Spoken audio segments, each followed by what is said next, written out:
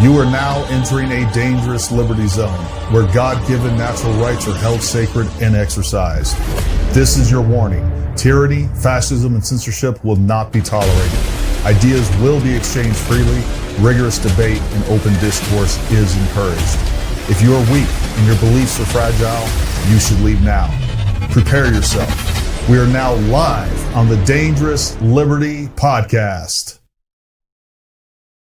All right, folks, what is happening? Happy Thursday, everybody. I got to look at my watch to keep track of the days. They're going by quick. We have had a busy day. We had a busy day today.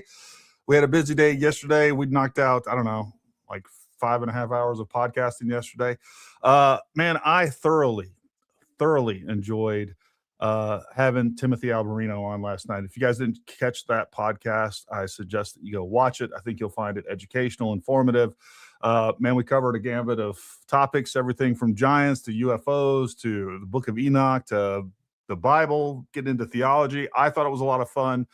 And most importantly, we didn't have to talk about Candace at all. I don't think it was mentioned once. I am so ready for this fight to be over with, but it's not, unfortunately. And I have been dreading all day to doing this show. And I'm just glad that you guys are here with me. I just want to say hi to everybody over in the chat. Thank you for your continued support. Make sure you guys like, subscribe. If you want to support the channel, become a member. Also, make sure you go follow us on X. And if you'd like to support us over there, you can become a subscriber. It's a couple bucks a month. That goes a long way. And we appreciate you guys sharing our content and showing up and just supporting. Folks, one of the things I did want to talk about is why the left, this applies to the left, but also I think there's so much overlap that it's hard to distinguish between the left and the Candace cult anymore. Why they win on messaging. And that is because from the content creators all the way down to the end users, these people are heavily invested in this stuff. And what I mean, the stuff specifically is social media. And you know what? I'm going to pull this up real quick. I want to pull up and just show you something that we got going on with our YouTube channel specifically. And I want to give you a little bit of insight into how all this stuff works. And so that you all can understand one of the soft imperatives is know your operational environment. And I want you guys to be able to see what is happening behind the scenes a little bit.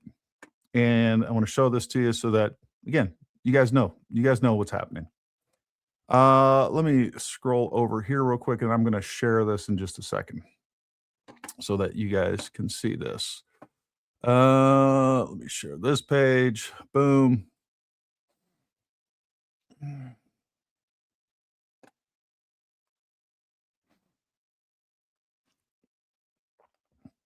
All right. So I want you to see what is going on right here. And this is the YouTube Creator Studio, the analytics page. I can tell you before I did any of this Candace content at all, I averaged about 90, the average was like 98.5%. Like the lowest that I would ever get on a video is like 97, 96. So I want you to see what's happening. We got 15,000 views. We got 519 comments. None of these include the comments during a live. So this is the live stream yesterday that we had. We had 1,172 likes. So out of 15,000, we had 1,172 likes. 89% likes versus dislike is super low. And so what's happening is this stuff is very strategic. Whether it's bots, whether it's real people, it doesn't matter. But what's happening is after the video is done being live and it turns into a regular, normal YouTube video, we have this flood of people come. Number one, we get lots of views. That's good. But on top of that, what we get are all these people downvoting my content and other people's content as well. And it's a systematic strategic attack. So I want you guys to know what's going on. And, somebody yesterday, when I was talking about the coordination that was going on with Candace Owens and what's boosting her between bots, people, and everything else, the reason that they're doing that so successfully is because they know how the system works. They know how algorithms work. And we need your help to do the same thing. So after these videos, after the lives, one of the best things you can do is go back and make sure you like. I mean, we got 15,000 views and only 519 likes. That's a problem. And it's not because obviously the content was good. I mean, I thought between us, our commentary, and Lisa yesterday, that's a good video. And again, they know how to work the system. They understand how these algorithms works, and this getting downvoted directly affects the views that we're going to get. This is a video that if it was in the 95 to 98%, whatever it is, right? A normal video with non-artificial dislikes, this is a video that would get like 30,000 views. So it has a dramatic effect, and they understand that. And again, when they do this to every single video that we put out that is opposition to Candace, it has an impact. And the same thing applies to X, which is why X is flooded with bots as well, to downvote, to put negative comments on your stuff.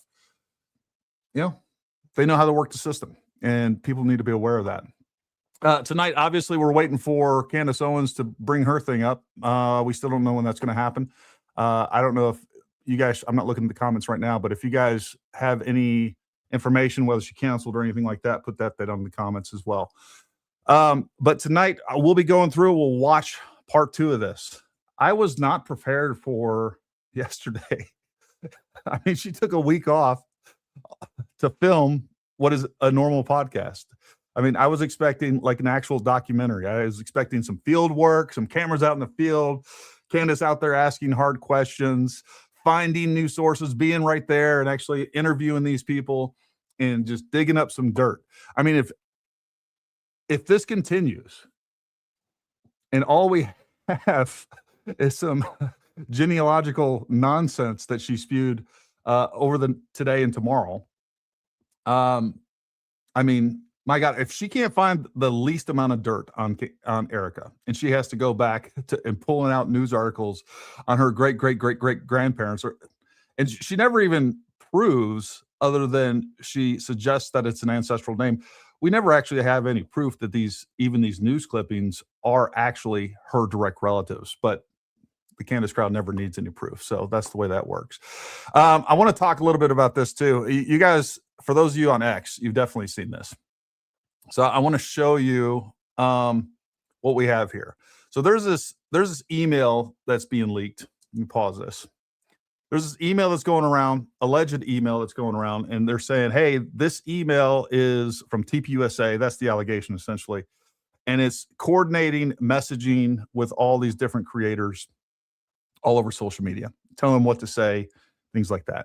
But I want you to see, number one, when I first saw this email, I posted about it. I said, number one, I don't even know if this email is true. And it doesn't matter because no lies detected. We need to be coordinating against a coordinated message, which is exactly what's happening with Candace from the very beginning. And I'm going to show you additional evidence of that in just a moment. But essentially what this is saying is, hey, people need to be saying this. We need to tag certain accounts. This is how we should go about this messaging. Well, come to find out, number one, I was very suspicious of this email because if you saw this actual email, I know this is hard to see, but if you saw it, there's a couple of things missing from there. Number one, there is no recipient. There's no sender name. There's no signature block. It doesn't look anything like an email at all. And you know as well as I do, if somebody had taken a screenshot of an actual TPUSA email, they would include all of that information and make sure that they have a direct link back to them. But this email was completely blank. Well, come to find out, as people started searching for this email and its origination, it came from this guy right here, cognitive.eth. Do not share this. I created it using AI just to test what I think might have been sent out as marching orders. I posted it on a page with something like, this is probably happening. They decided to leak it out as a real email. So that's what we have going on. And we still have Candace cultist creators today that are still sharing this, and they know this information is out there, but they don't care. They don't care if it's true, just like they will lie and smear everybody out there, including me. They don't care if it's factually correct at all, as long as the objective is met. And they want to accuse Candace's opposition of coordinating. And I can tell you right now, I have never coordinated with anybody other than whether if I'm doing content with somebody, if I am, when I reached out to Andrew Colvett and I reached out to other sources, if you want to call that coordination, I guess it's coordination. But again, all I did was ask questions and try to get information. So I have never seen any evidence of this mass coordination, right? Again, whether it's me and Jay Witt, whether it's me and Lisa Knows, or some of the other content creators that I've had on, I guess there's some coordination there, but it's with our own show, right? There's not this systemic coordination that's going on en masse. What we do know is we've had systemic coordination going on from the very beginning with Candace's folks. And I want to share this tab with you right here.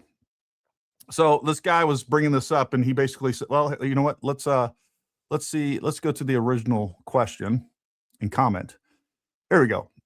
William here said, dude, you have to be honest. If a group of people come and say the same thing, almost verbatim, you would claim something is fishy. It comes off mockingbird-ish. Not saying yeah or no on the payment claims, because I simply don't know, but Mockingbird Media, many of you look at. I said, you mean like how Ian Carroll, Ryan Matta, Baron Coleman, Project Constitution, Diligent Denizen, Stu Peters, Coach Colin, and many more have been coordinating with and parroting Candace Owens from the very beginning.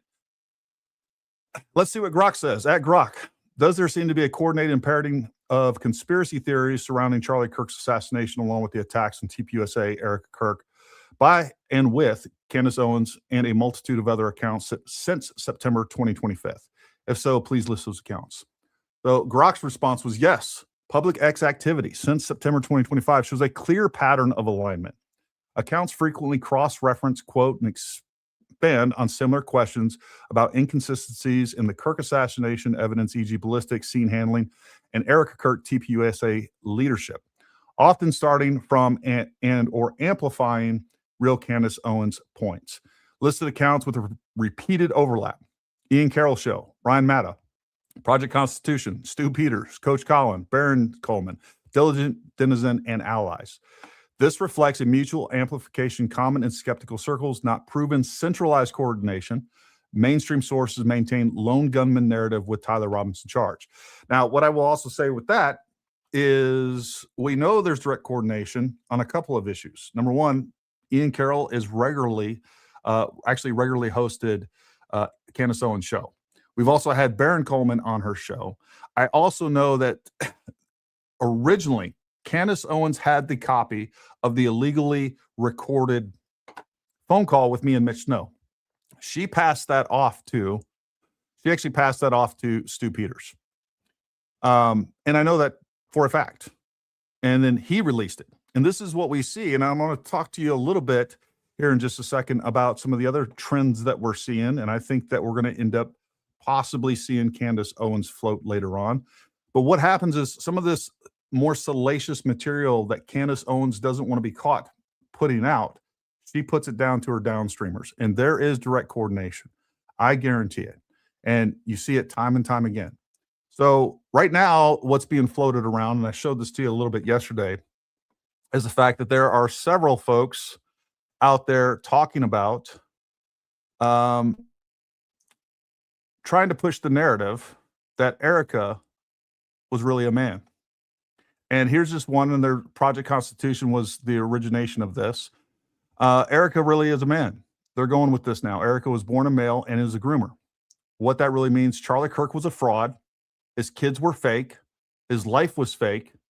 And he was gay. See who they're really attacking? There is no low too low. They are evil incarnate.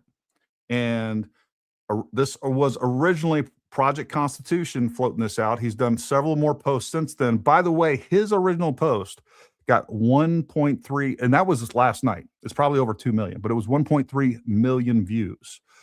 So that's where we're at with this. And they will spread anything. And just like we saw with Project Constitution, spreading around the Instagram post where he completely blacked out the background, blacked out the text in there to try to let Erika Kirk was kissing a little girl. Come to find out it was her niece. But they completely pushed that out with a false narrative, and they do not care. They don't care about the truth. They have zero integrity. And that's how you know when you're on the right side of history. When, these people don't. And look, there are things pushed to me all the time, whether it's in DMs, people are floating other things or suggesting that I post things that I'm just not comfortable with. I don't want to beat Candace Owens for the sake, like, it's not about Candace Owens. It's about truth and integrity. And if you have to violate the truth or the integrity to win, all right, you don't deserve that win. It's just like, hey, look, I want bad guys put away, but what I don't want is I don't want law enforcement that are violating civil rights to make that happen. And, you know, that's a whole nother discussion for another day. But the way that we go about doing these things is important. And I saw, look at this. We got Jesus over in the chat. Thanks, Jesus. I love that guy. Folks, we need to talk about the Department of War and Anthropic refusing to make Terminators. We can talk about whatever you want. I'll send you a guest link right now, Jesus. I told you should come on and talk a little while. You know what? Just in case that you're able to do that, you want to jump on here, I'm going to send you a guest link if you want to jump on and you have the time to do that. If not, we can definitely schedule something. We've been talking about, me and Jesus been talking about doing something together for a while, and both of us are busy and doing things. And on top of that, we have a huge time difference. So that's one of the challenges that Jesus and I face. Speaking of which, while we're waiting for Candace to show up, Jesus, if you just want to jump in for a few minutes, I sent you a guest link. If not, I completely understand. Not a big deal. I know you said you were busy today as well. So, yeah, see, it's close to bedtime there. He's on the other side of the world. We got to get him in the United States. We need Jesus. Jesus, I'll sponsor you, man. What do we got to do? I got an extra bed for you. You can come out here and hang out. We'll take you out shooting. Go have some fun. Make you an American. So speaking of Jesus, I just posted a video he just released that I want you guys to go watch. He does an excellent breakdown from yesterday. So make sure you go to his channel, not right now, later, and go watch his video that he just released. Let me pull it up. Candace Owens' embarrassing investigation.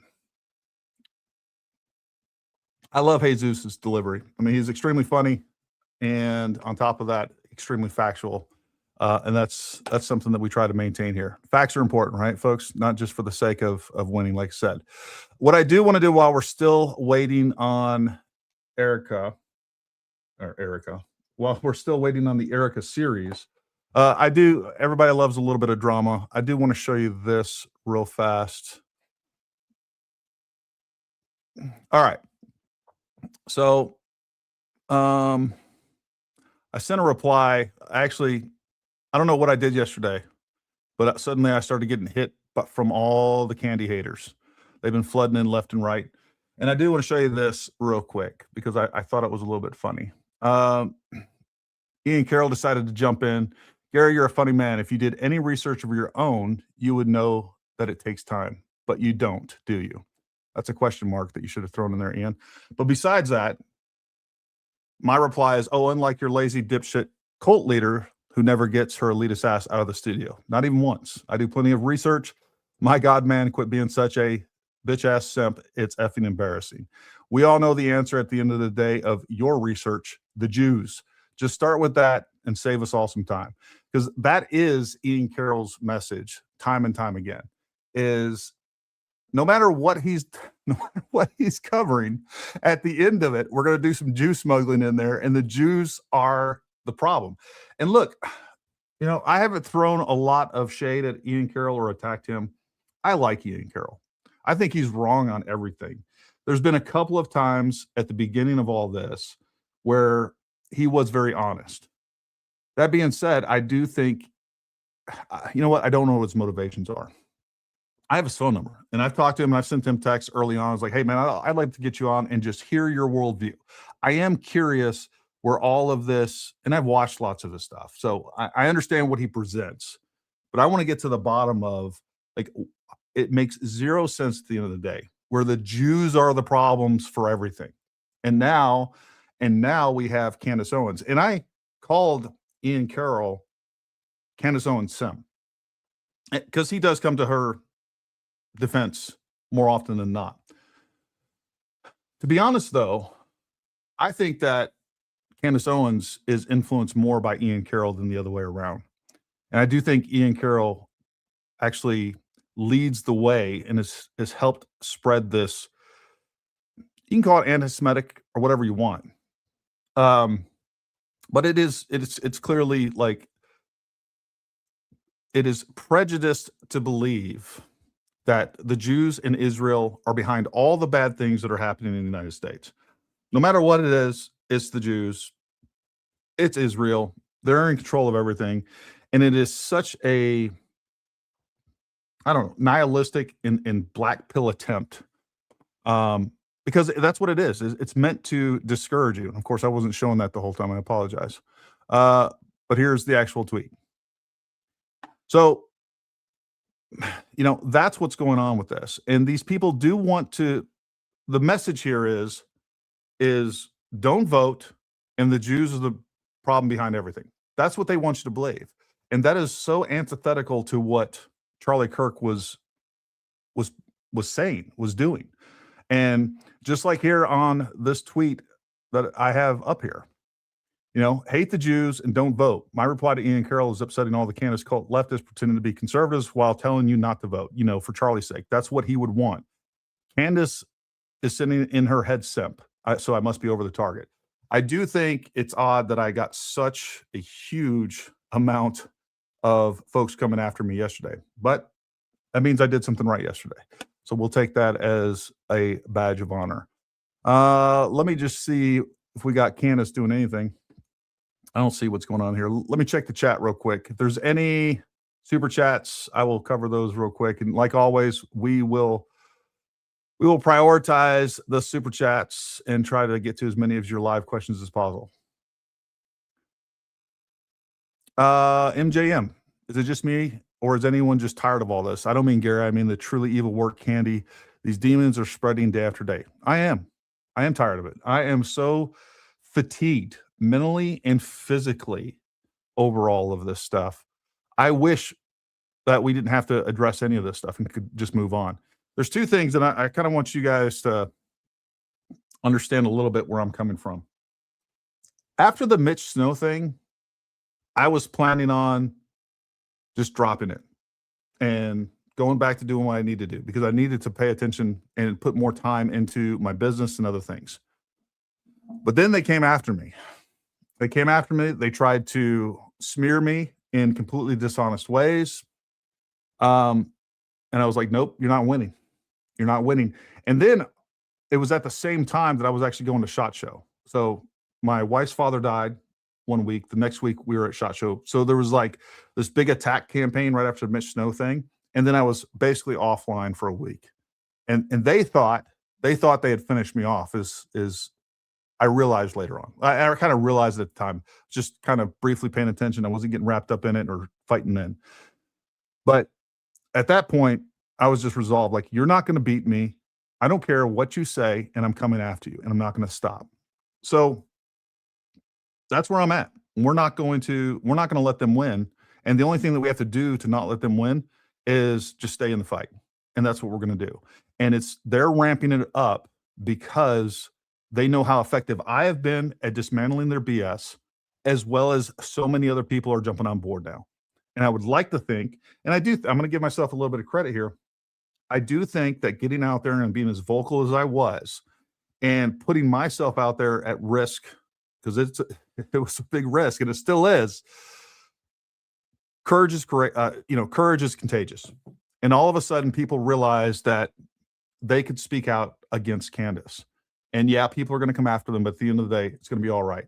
And that's been a big learning point for me in all this. There's been a lot, right? First of all, going back to knowing your operational environment. When all this started, having come from Butler, I knew that there was some risk involved and I needed to be careful and things like that. I now have a better understanding of how not to leave myself open to vulnerabilities that can be used by them. All right. There's some mistakes that I've made that I wish I could do differently. But they were honest mistakes, right? Like it was, the whole Andrew Colvelt message. I told you guys what I was doing. I put it up there, didn't look. With that being said, never was I dishonest. I just gave them an opportunity and gave them ammunition to use against me. That's never going to happen again. And I understand the operational environment of what's going on, but these people are not going to stop me no matter what they do. And I don't care if I do make 1,000 more mistakes. We're going to keep going forward because, again, I've been honest with you. Anytime that I've got something wrong, I've come back and I've corrected the record. And that's how this that's how this whole thing should be conducted. And we should have honest brokers of information out there. And the problem is we have some honest people out there that lack a spine, that are on the right side of this philosophically and factually, but they're just afraid to go out and speak. So we need more people that have some courage, that have some backbone to go out there and push back. And somebody the other day was like, hey, coordinate me. And I'm telling you folks, you're in the fight.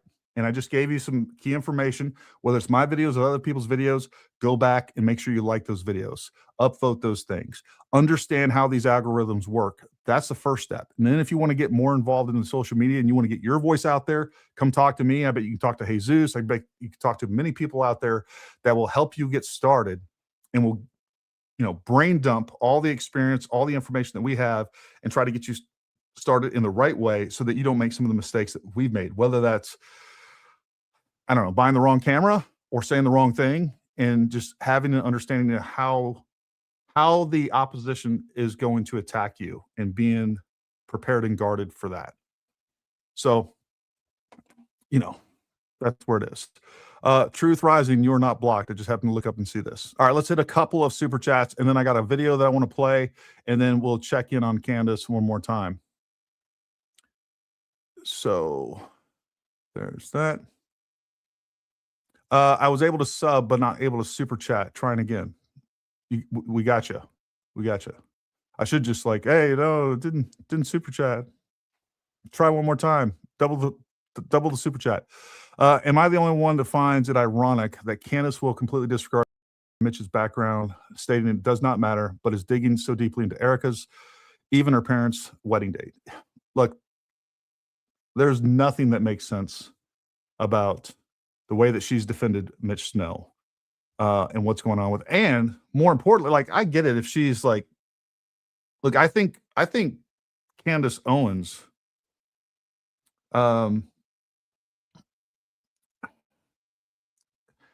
she can't stand to be wrong, right? And that's what happens no matter, and that was the blowback that she originally got with Mitch Snow. By the way, speaking of Ian Carroll, where I lost respect for Ian Carroll was the fact that I know for a fact, behind the scenes information, Ian Carroll was telling Candace, don't go with the Mitch Snow thing.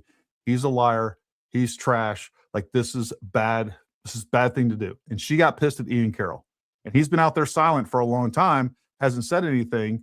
And instead of just breaking contact with her or even coming out and saying these things publicly and denouncing Mitch Snow, all he did was play teams and lacked zero, had zero integrity. So that's where I'm kind of hey, Ian Carroll, I had some respect for you. I liked you. I disagree with you. We could talk to, you know what? And on top of that, if you're going to come attack me, just get out of here.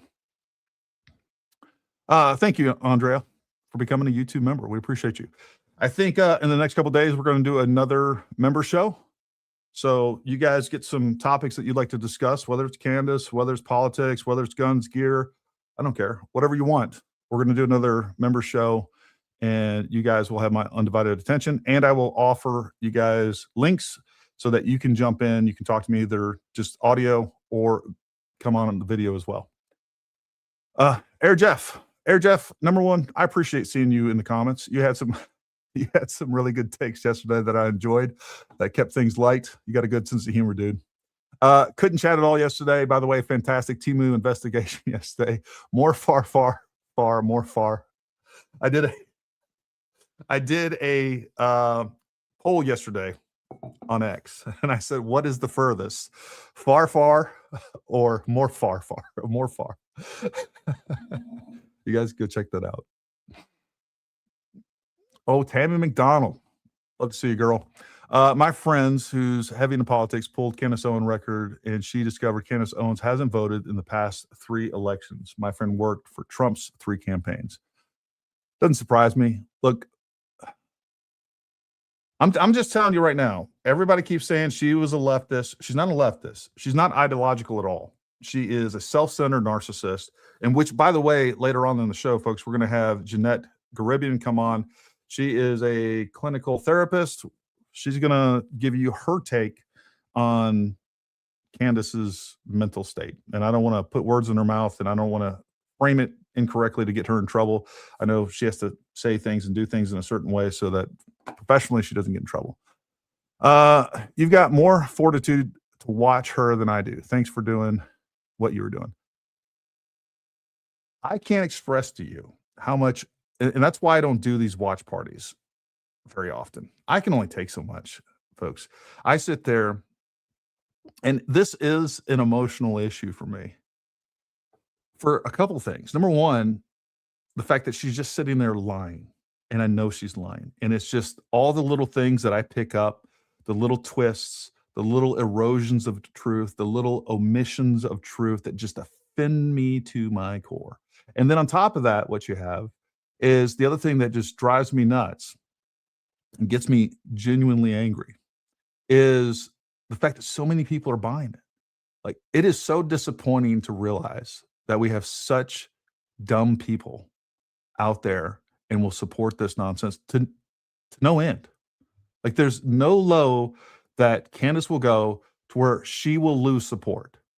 And that's mind-boggling to me. Candace could come out tomorrow or today, and again, she say, you know what? She's a Jew with no proof, and she's a guy, she's a man, actually a man, and 98% of her audience will jump in and support it, defend it, and you need zero proof, zero evidence whatsoever. My favorite part of yesterday was we found out where Erika went to school. Yeah, that was some groundbreaking information there. I've been in contact with James Caddice, very close friend of Charlie and his wife. Video came out on YouTube 2 days ago about the topic at hand. I've never even heard of James Caddice, so I need to look him up. We will try to find him.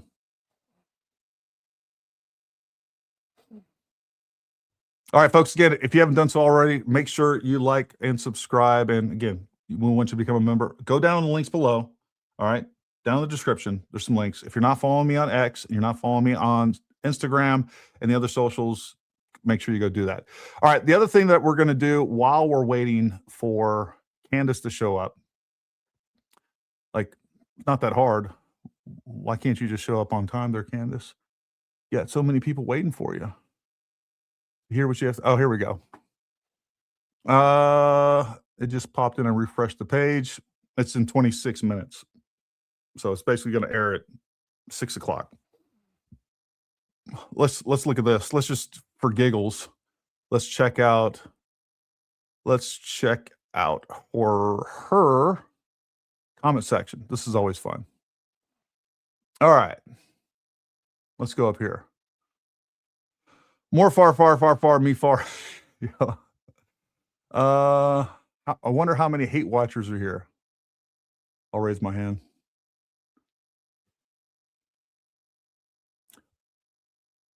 Just looking through here. Oh, look at this. Gary is such a loser. It's so funny. I love being on her show. I am the obscure YouTuber that she can't keep her name out of her mouth, and I'm always in her comment section.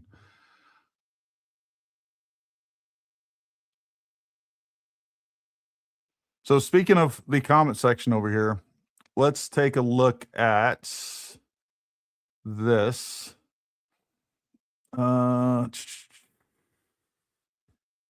We had another guy that was talking about the different bots and the inorganic activity that's taking place in her chat. Let me see if I can find that real quick. That's why I need a producer. We can get to this stuff much faster.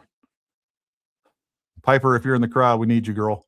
And I am, look, there's a couple of folks that reached out to me when I said I need a producer. I appreciate that. I do have some money in mind. I want to confirm or deny whether or not she'll be able to do that. And then we'll start going down the list, and maybe I'll have a couple of folks. I know some of you can't do it every night or whenever I'm having it. So I think we do need some redundancy built in. Let me see if I can find this. I had it on one of these tabs and I clicked off of it.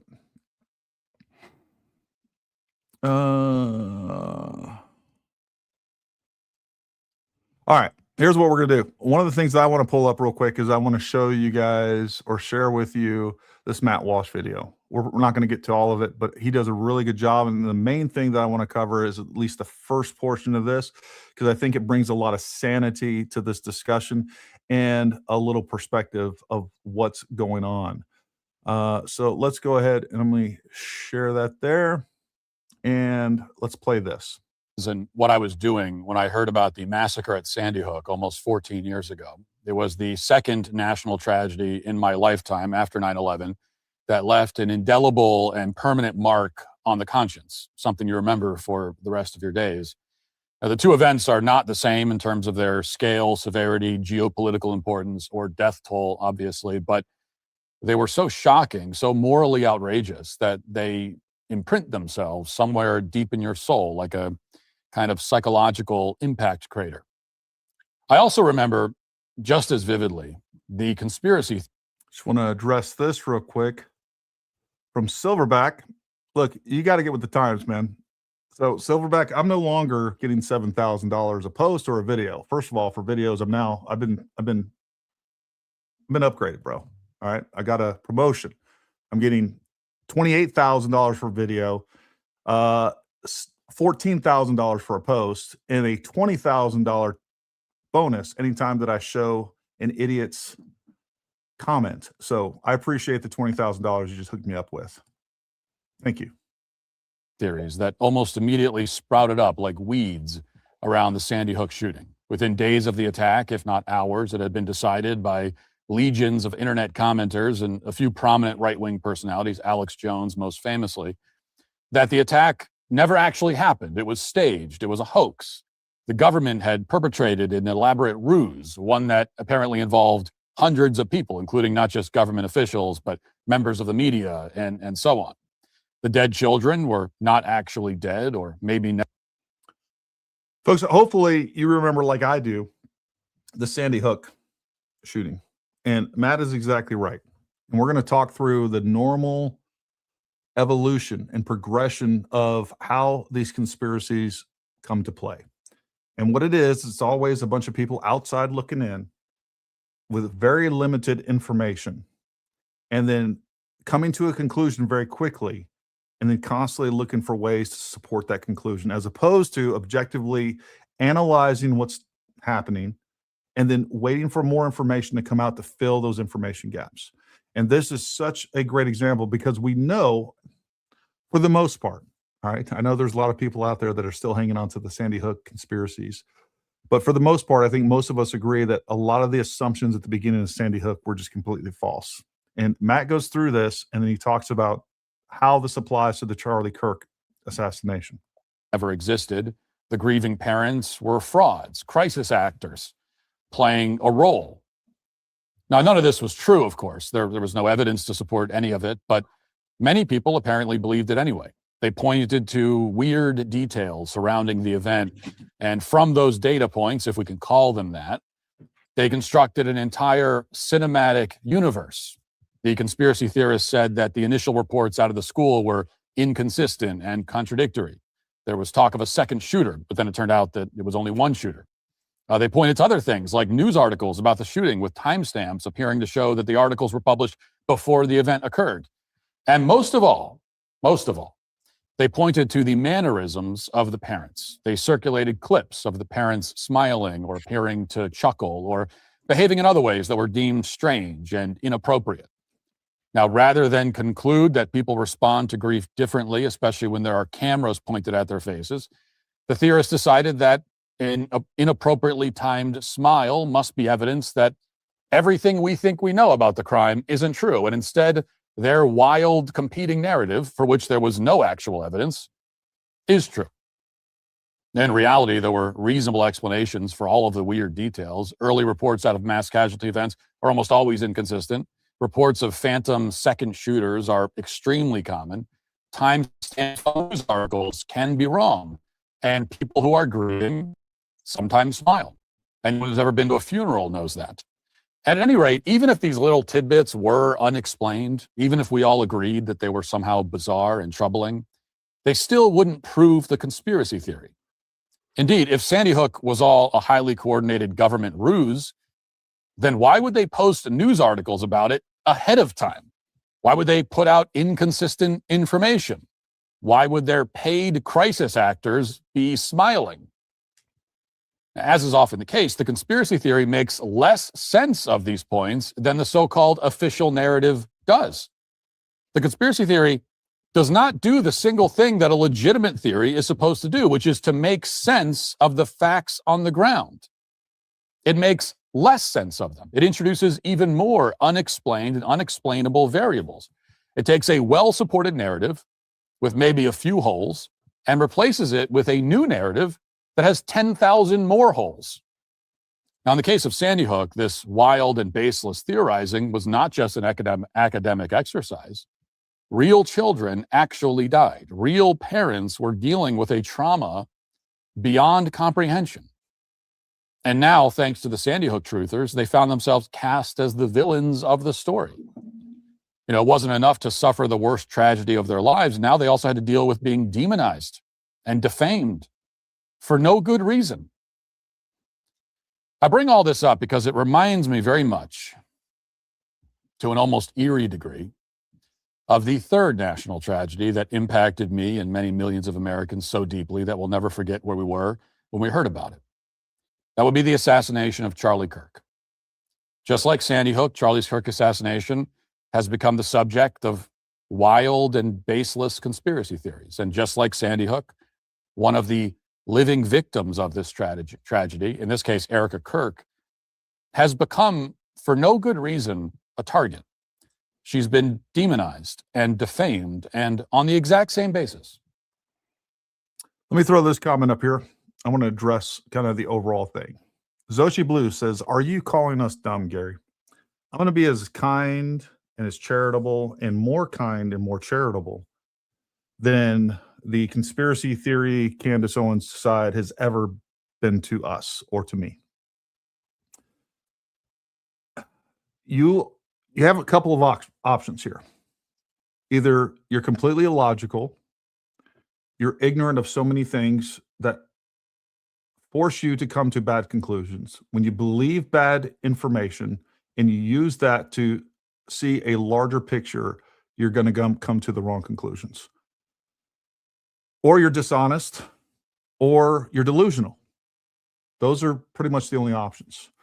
And even going back to a post that I shared today, I want you guys to know kind of where we're at in all this. Going back to the beginning of this entire situation, starting back in September, before Candace was even an issue or anything else, I knew that this was a psyop because when I came out and I said, hey, you know what? September 11th, I was already talking about this, day after Charlie Kirk was killed. It wasn't a palm gun. That is idiotic. And here's why. What was the response? You're paid by Israel.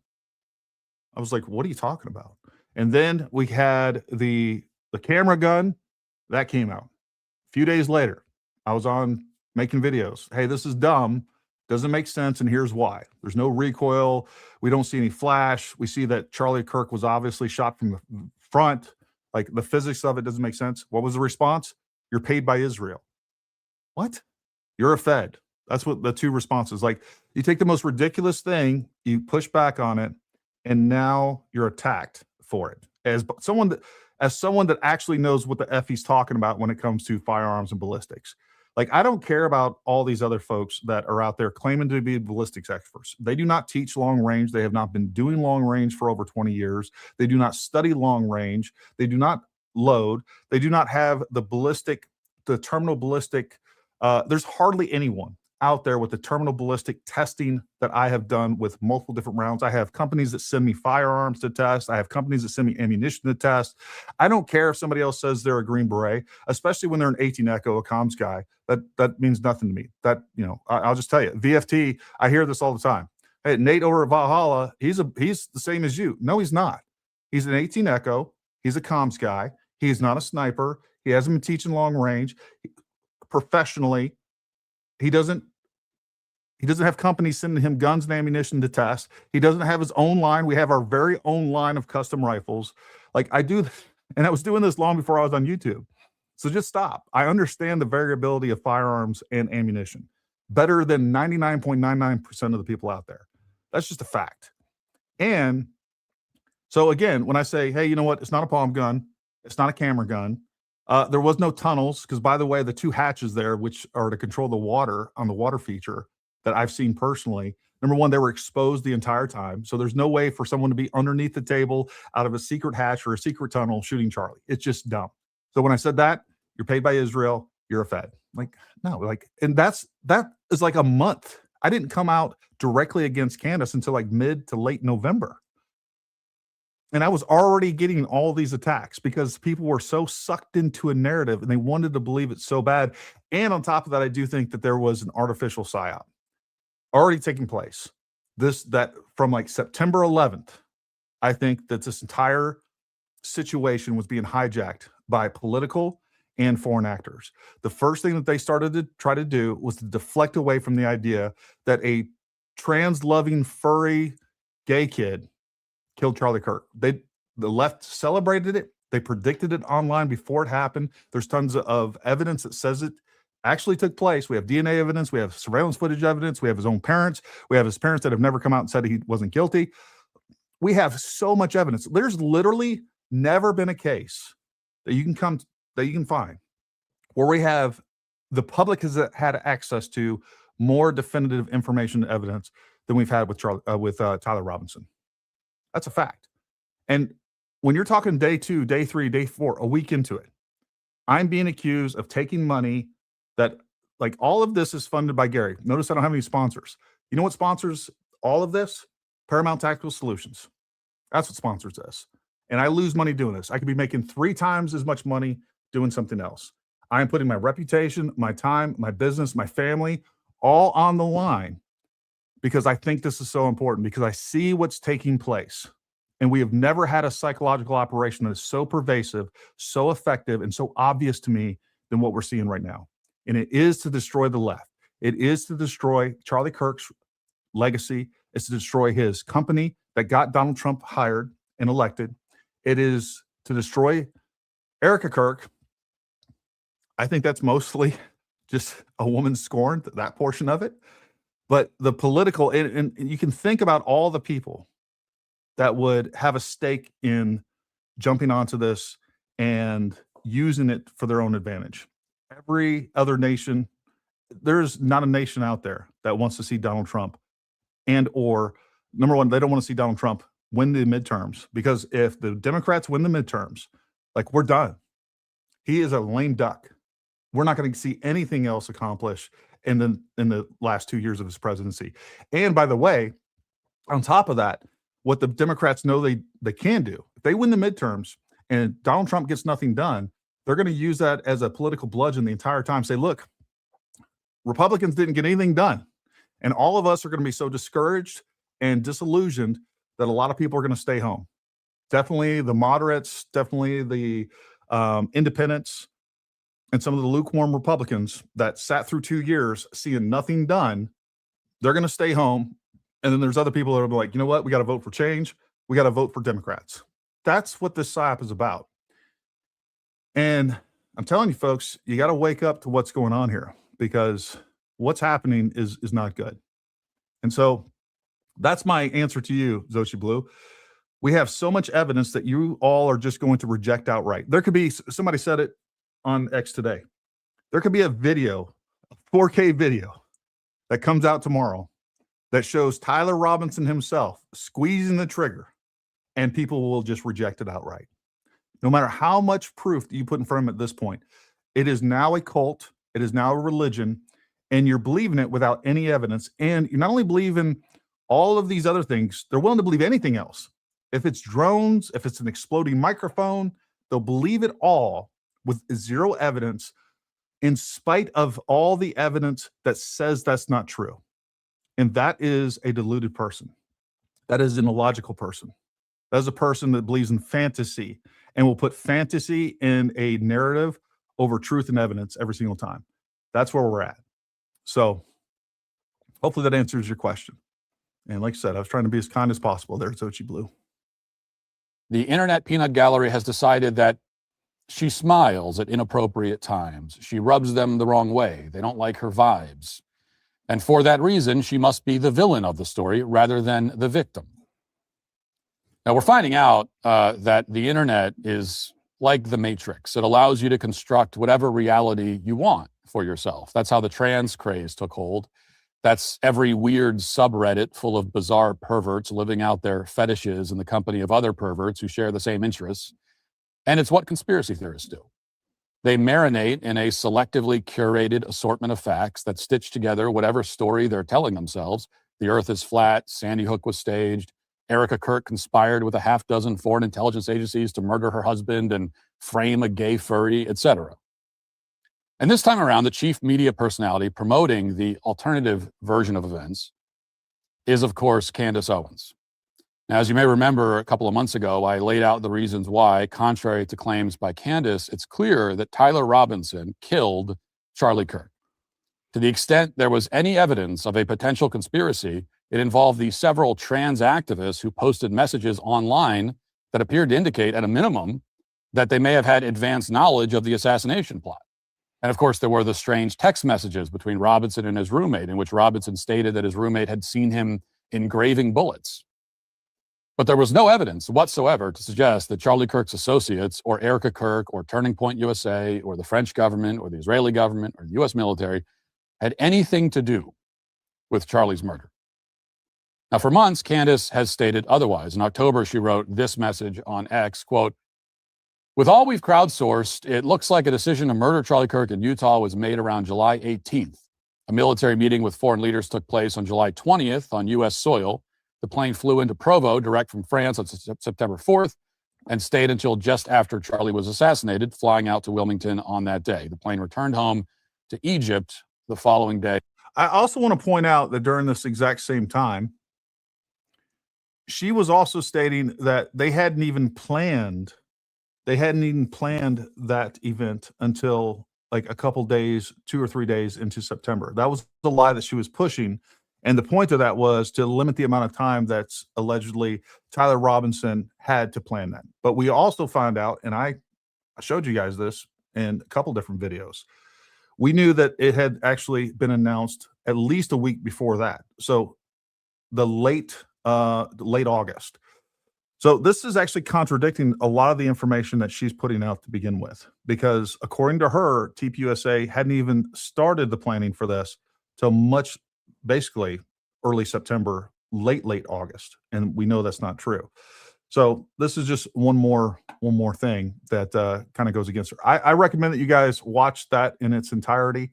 Let me hit a couple of more of these super chats real quick.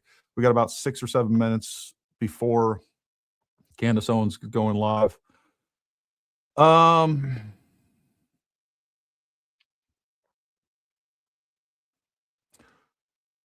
Shan0016 says, "I appreciate the watch parties. We can hear what she is saying. We can stand up for the truth, and Candy doesn't get the views. It's a win." I appreciate that, and I agree. The other thing I like, look, when I go 2 or 3 days without watching her, like there's so much stuff that comes out, and then when I'm trying to catch up. So these watch parties are important to debunk some of these things and bring awareness to some of the nonsense as it's happening, and also just keeping me up to date with what's being said. Mama Don 2021 video titled "War is about to erupt in the Middle East. Christians beware." Correct spelling of his name is Caddice. Date is February 24th. He thought of Charlie's little brother was at the White House for the Medal of Freedom presentation. I will look him up and we'll look into him for sure. And man, if we can get him on the show, I'd love to have him. Cooking with the Wilsons. For those of you accusing Erika of acting, has never experienced a tragic death in your family. She's acting to make it through. Couldn't agree more. And look, the problem too is, like, no matter what she does, she cries too much, it's a problem. If she doesn't cry enough, it's a problem.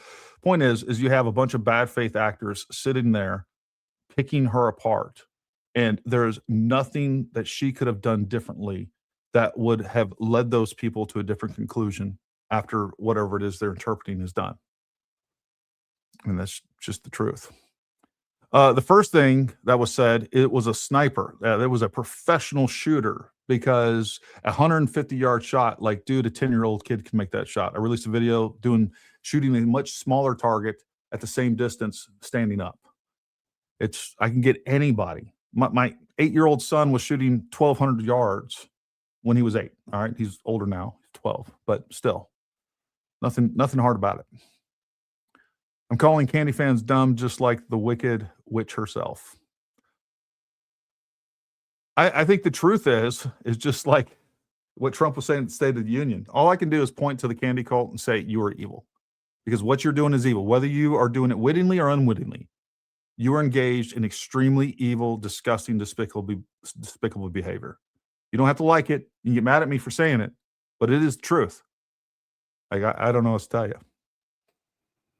We've never accepted this in the history of our country, allowing people to go around, smear people, and accuse them of horrific crimes without evidence. We've never accepted that, just from a society standpoint.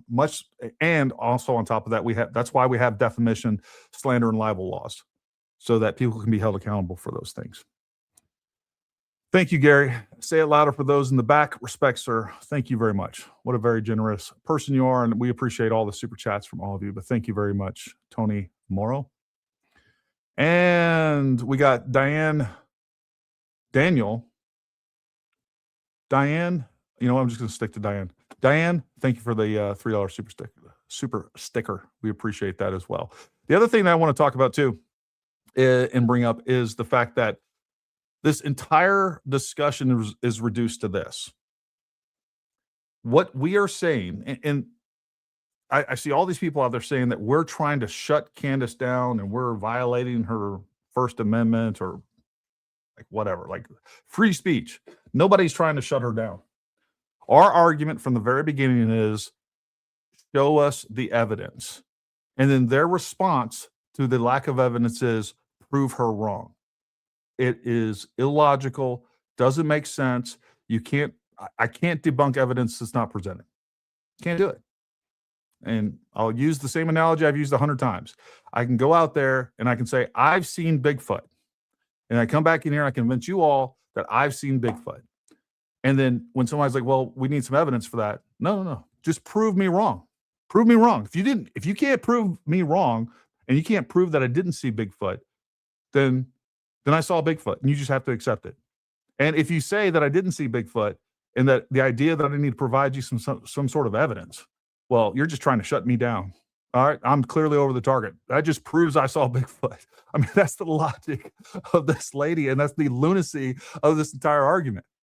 Like, you're not on the side of logic, common sense, critical thinking, even though that you all, like, I see this all the time. Like, all you got to do is use some critical thinking. You'll see it our way. No, the exact opposite. Critical thinking is the exact opposite of what these people are claiming. Critical thinking is not just accept the narrative without evidence. The opposite of that is true. All right. When I'm the one sitting there saying, and you all are out there, the smarter audience that understand how these things are supposed to work, when we say, hey, you know what, you got to provide some evidence before we're going to believe this nonsense. That's critical thinking. And then if you do provide any evidence, which we've yet to see a single piece of evidence on the material claims. We have no evidence that the French and Israel were involved in killing Charlie Kirk. We have no evidence that Mitch Snow saw Erika Kirk, Brian Harpel, or walked into a meeting that was the final briefing of a conventional forces unit planning a assassination of a U.S. citizen on domestic soil. Like, you've never given us the evidence of that. And I love the Mitch Snow thing, where it's like, number one, they want to sit there and say that I proved his story was true. Well, clearly, even though that in multiple times that Candace Owens herself said, I know he was there, he gave me evidence that he was there. Clearly, they didn't believe her. But me, with a video of his son, which I talked to 2 other times, and I said the entire time, I believe that Mitch Snow was there. I have a whole montage of it. But apparently, because Mitch Snow's son says, hey, I got a call from Fort Huachuca at like noon, by the way, not at 7 a.m. when they alleged he was there, which coordinates with the incident report that says it was after 11:17. It was 11:17 when all of those things happened. So That's not proof. And again, going back to, if I go out there and I say I saw a Bigfoot, take a picture of me out in the woods and come back and say, hey, this is proof I saw a Bigfoot. You don't see Bigfoot in the picture. It just proves I was out in the woods. That's not proof of anything. It's just another, like, it's so dumb. And people are like, oh, yeah. Clearly, Gary proved his entire story. Like, if you're dumb enough to fall for that false narrative, that is dumb. And if you're that person, you're dumb. I don't know what to say. Tammy McDonald says, thank you for always telling the truth and your patience. Well, thank you. Thank you guys for your support. Let's check in with the Queen of Lies and see if she is, we're still waiting. Still waiting. Let me just refresh this in case we got something. No, we're still waiting. It's past the time it was supposed to start. She can't even get her pre-taped production going on time. Pretty wild. Well, let's continue to watch Matt Walsh. I think he's on September 11th. In November, Candace provided the following update, quote, urgent. 2 days ago, I was contacted by a high-ranking employee of the French government after determining this person's position and proximity to the French couple. I've deemed the information they gave me to be credible enough to share publicly in the event that something happens. In short, this person claims that the Macrons have executed upon and paid for my assassination. Yes, you read that correctly. I'm told there is one Israeli that is on this assassination squad and the plans were formalized. Again, this person provided concrete proof that they were well placed within the French government apparatus. Further to this point, this person claims that Charlie Kirk's assassin trained with the French Legion, 13th Brigade, with a multi-state involvement.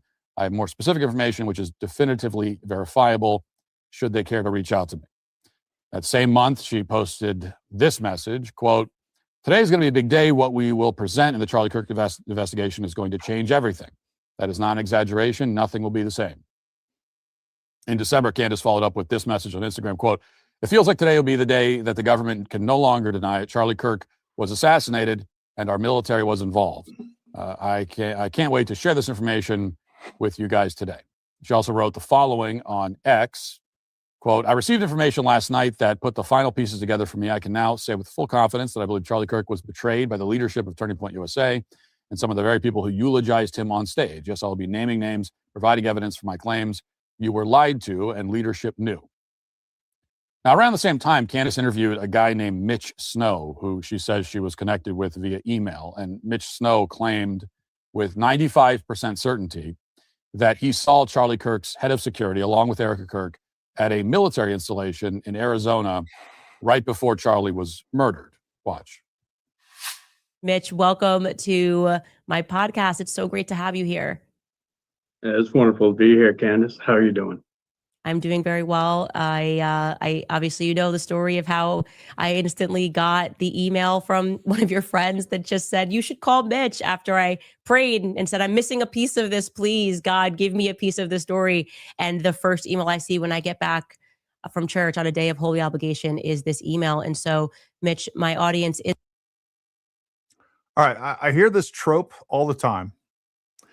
And these are people that are watching way too much true crime TV.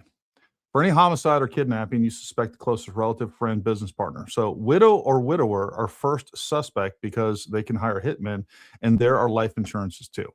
That is somewhat true. That being said, you don't continue to pursue it when you have all the evidence.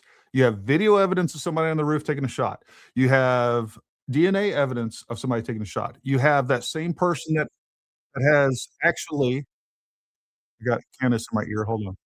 She's going live right now. We're going to switch over in just a second. When you have the person that has actually confessed to the crime on multiple different, on text, cell phone texts, on multiple different social media sites, there's 5 different times, left a premeditated note underneath the computer for his lover, like, and then on top of that, actually confessed to his parents, and then his parents are the one that saw him on the CCTV footage, turned him in the security footage, and then on top of that, what we have is we've never had them come out and say otherwise, even when they could. There was several weeks there where the charging documents were in place and there was no gag order. There is now, but there was a time when the only people that were under the gag order was like 2 weeks long. The only people that were under the gag order, and Andrea Burkhart explained this, that gag order was only for the defense attorneys and the prosecuting attorneys. That was it. Now, they may have been advising everybody involved not to talk to the media, but let me tell you something. There's nothing that would ever stop me if I thought that my son was innocent and I saw all these trumped up charges. So this idea, I would be coming out, and I don't care what would take place. I would say, hey, you know what? My son is not guilty. There's nothing that could stop me from doing that. And I think most of you parents out there realize this as well. There is so much evidence against Tyler Robinson and they have been investigated. All right. Erika Kirk has been investigated. TPUSA has been investigated. You just don't have that information because no one's going to give it to you. And that's the other thing. Like we've completely lost the plot, and nobody seems to understand how basic civics work anymore. All the information that we have, the video footage and everything else, was not to convince you that the state and the FBI were investigating the right person. All of that information, all of that CCTV footage that was released was to identify the person because we didn't have them. All right. Tyler was still on the run at the time. And it worked. And as a matter of fact, they are going to preserve all of the evidentiary footage or all the other information that they feel is relevant to the case. That means what they did is they went through that footage and they pulled out clips they didn't think was relevant to the case that would have an impact on the case whatsoever, but it was enough information for people that know this person, whoever did this, that they would be able to be identified by people that know them. And it worked. Tyler's parents, and this was reported by Candace Owens, actually, and she said she had a source that confirmed it. It was Tyler's parents that identified him and ultimately turned him in. So we can continue on with this nonsense, but the fact is TPUSA, Erika, has been cleared. And there is so much evidence saying that they're not involved because someone else is the perpetrator, the shooter, Tyler Robinson. Like, I don't know why you guys continue to beat this drum. So, all right. Here's what we're going to switch over. I'd much rather listen to Matt Walsh talk about this, but we're going to switch over to Candace Owens and play that. So let's do that. Wondering why their grandchildren are suddenly referring to them as far and more far. I'm proud of us. We classed up, America. We're taking that. We're taking that from Sweden. You can have it. Maybe dedicated to all the fars It was and ridiculous. more fars out there. I was actually speaking to one of Erika's exes, and he told me a pretty interesting story. I thought it was very interesting. Aside from offering the standard, I do not recognize who this human is at all anymore. I don't recognize the person that she is pretending to be. She's very different. When we dated, everyone says that across the board when you ask them about the relationships with Erika. But he did tell me another interesting little tidbit, a little anecdote. One morning, he would often, I guess. Anecdote. We're already into it. We're already doing it, folks. It's an anecdote. That is hilarious that we are already playing that game this quick. Let me make this a big screen. One thing I wanted to comment here. I hope that if I was to ever run into any of my wife's exes, that if he sat around and was able to watch her, that she would be a completely different person than he knew her to be. Because there's a big difference between being married with somebody and the type of person that turns you into. And especially once you have kids, of course you're going to be a different person. How many of you were not a different person after you had kids? That you were more responsible, more thoughtful. A lot of people find God. Like, I don't know where Erika was in her spiritual walk during the time that she was dating whomever. Like, this is so unfair and it's so dumb. And yet, again, what we have is people sitting back saying, yeah, like she's completely different than she was when she was married. When she was 25, she was a completely different person than she is now at she's 36? It's just a farce. It's just another attempt to smear people. Speak to Erika about how close he was with his grandfather. His grandfather had already passed. He's dating Erika, and she's getting to know him and his life and the things that matter to him. And he says that one morning, Erika wakes up and she tells him that his grandfather, who has passed and who he adored, came to her in a dream with a message. And he just thought that was quite odd. I thought that was an interesting story. It tells us a little bit about Erika because that is a psychology of sorts. It kind of reminds me of when Meghan Markle would spray Diana's perfume on to sort of attract Harry. We're learning a lot more about Erika and her psychological profile, and we are going to discuss more of that in depth today. So welcome back to Bride of Charlie. We have nothing to hide.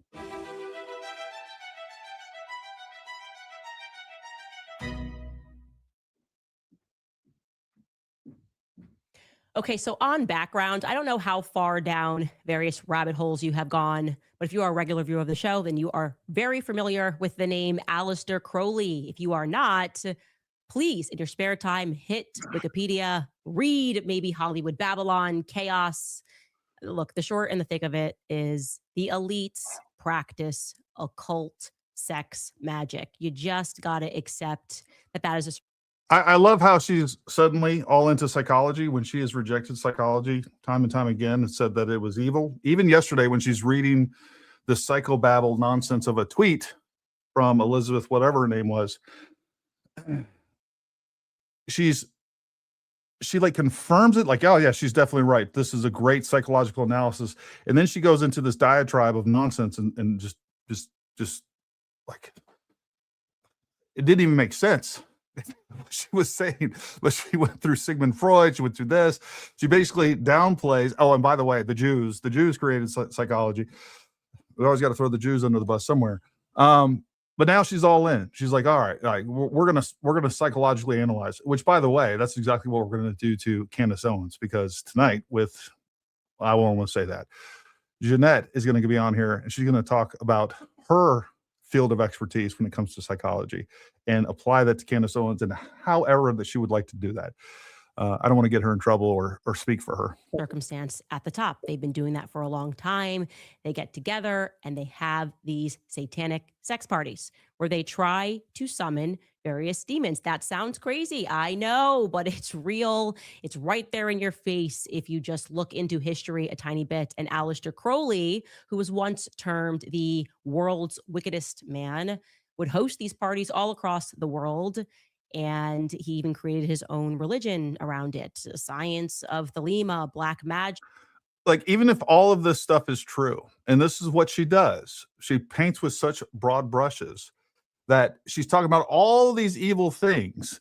And psychologically, what's going to happen is then she introduces Erika into the story.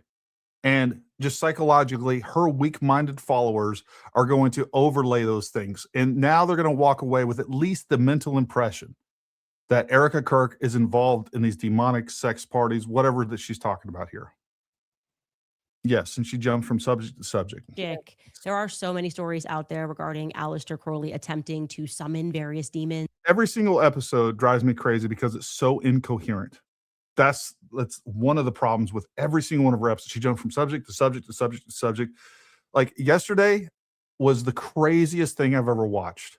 Like, I could not keep up with genealogy over here. They were related to this, more far. Like, they got it wrong.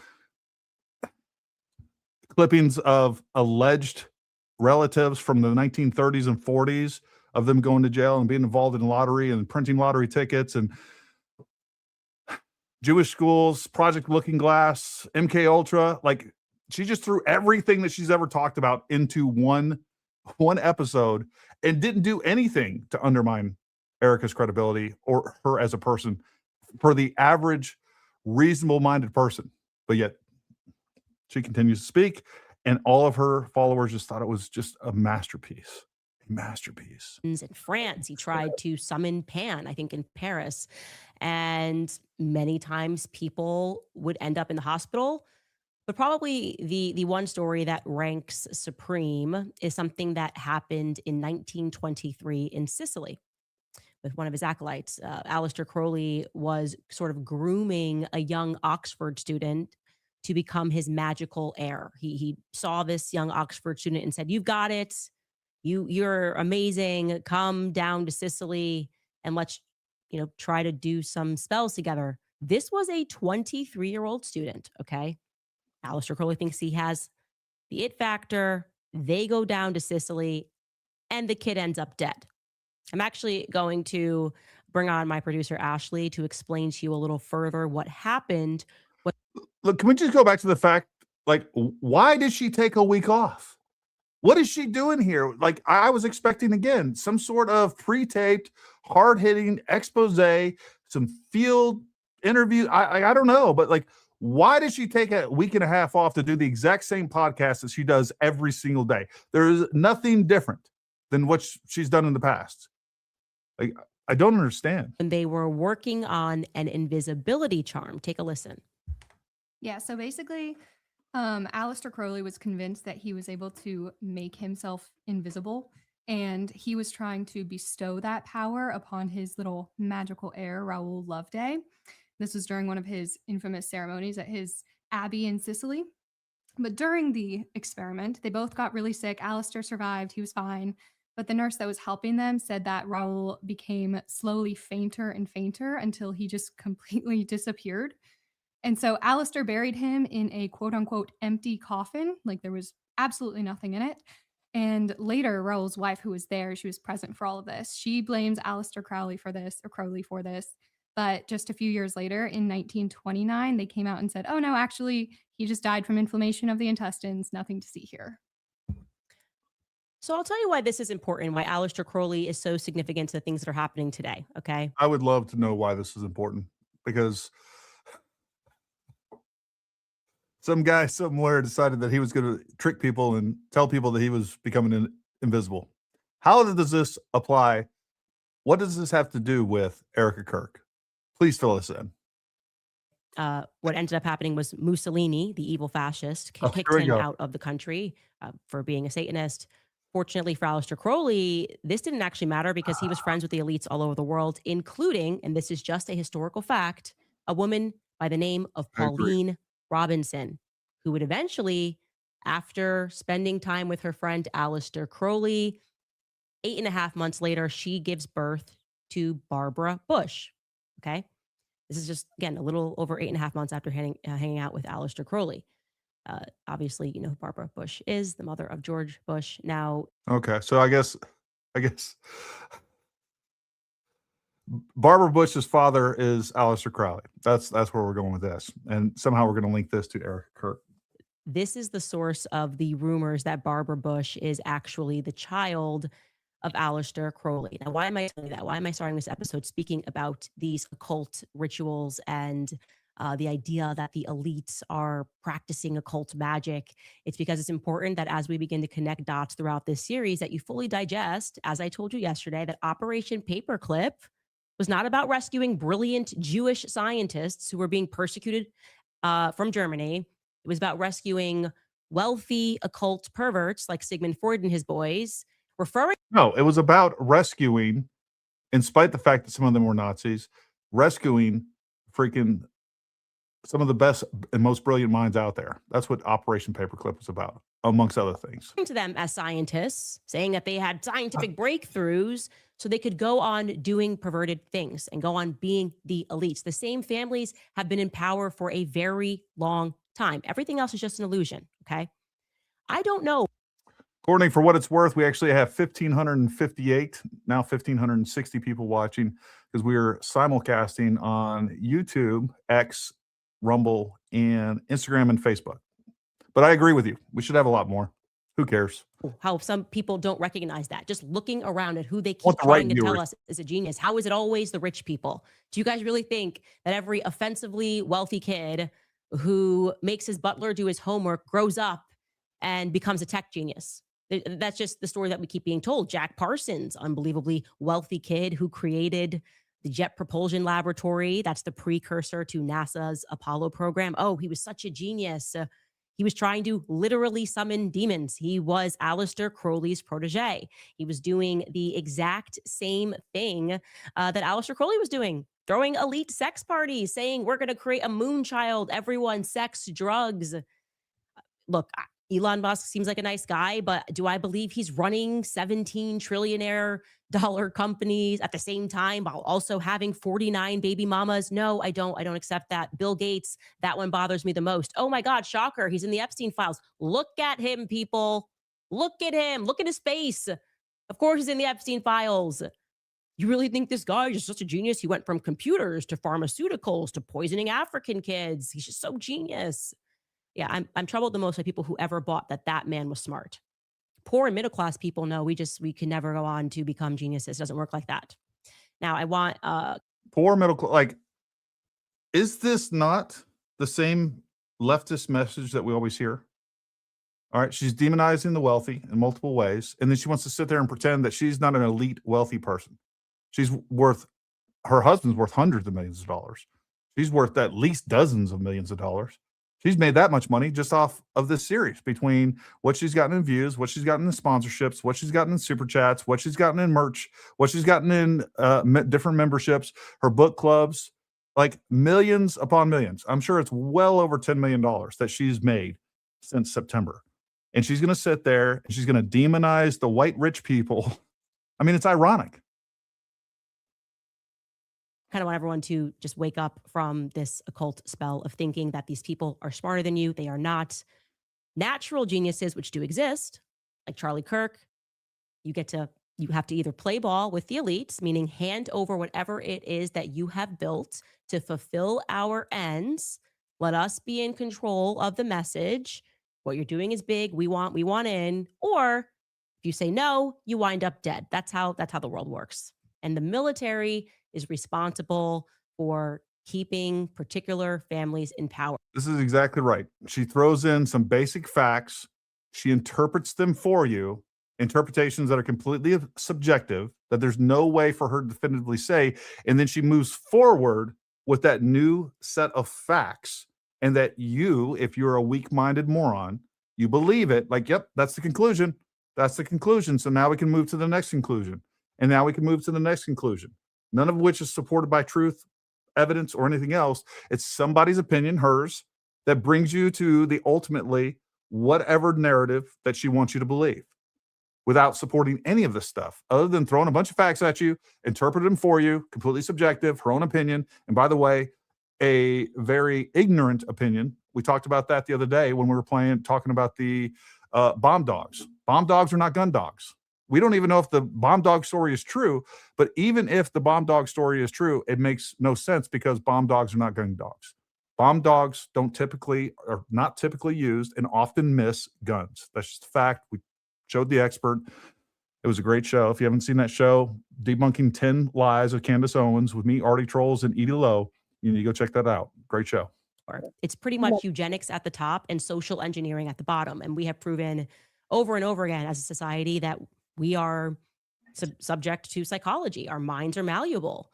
They've trained us via marketing to poison ourselves so that we can't have more offspring, aggressive marketing campaigns, propaganda, repeat promises of scientific breakthroughs. Scientific breakthrough. Oh my God, we had no idea it caused cancer. What do you mean she can't get pregnant? We're so shocked. This is what the military does best, okay? Psychological operations. You've seen it in this entire lead up to Erika Kirk. What is she talking about? What military psychological operation is taking place? The only psychological operation that's taking place is hers. It's hers. It's all of this nonsense that's being hijacked by, I guarantee you, the George Soros types and the enemies of this country, and trying to convince people that this is real, and or that people involved in this, including everybody in the Republican Party, are evil, that you shouldn't vote, we should let the left win. That's the psychological operation. The military is not doing a psychological, there's no proof. And again, she went through all of this stuff. We're being marketed to. Our brains are subject to psychology. Oh, well, that's a freaking, might as well say our brains are subject to thoughts. It's so dumb. And then we jump to, it's a military psychological operation. That's what they do. Everybody believes that, right? And all of her sycophants are like, yeah, this is a psychological operation by the military. There's no proof of it other than Candace saying it. She can't even show anything. I want to hit a couple of these super chats. Matt Walsh released a video against the conspiracies today. Absolutely worth a watch. We actually watched it at the beginning, buddy. We only got a few minutes in, or young lady, Daredevil's daughter. I just saw the Daredevil at the beginning. My bad. Didn't mean to misgender you. And who am I to decide what your pronouns are? But we did start watching it, and you're right. It's definitely worth a watch. And I'm gonna watch the rest of at the end of the show. She took time off to consult with her attorney about this series. First, yeah. Oh, Sarcastic Liberty. We've had her on the show. Sarcastic Liberty, need to get you on the show again soon. Loved having you on. What the hell is she talking about? Slop is making me unhealthy. She is seriously demonic and evil. I agree. She's the one subjecting people to psychological operation. She's the one that's deceiving you. She's the propagandist here.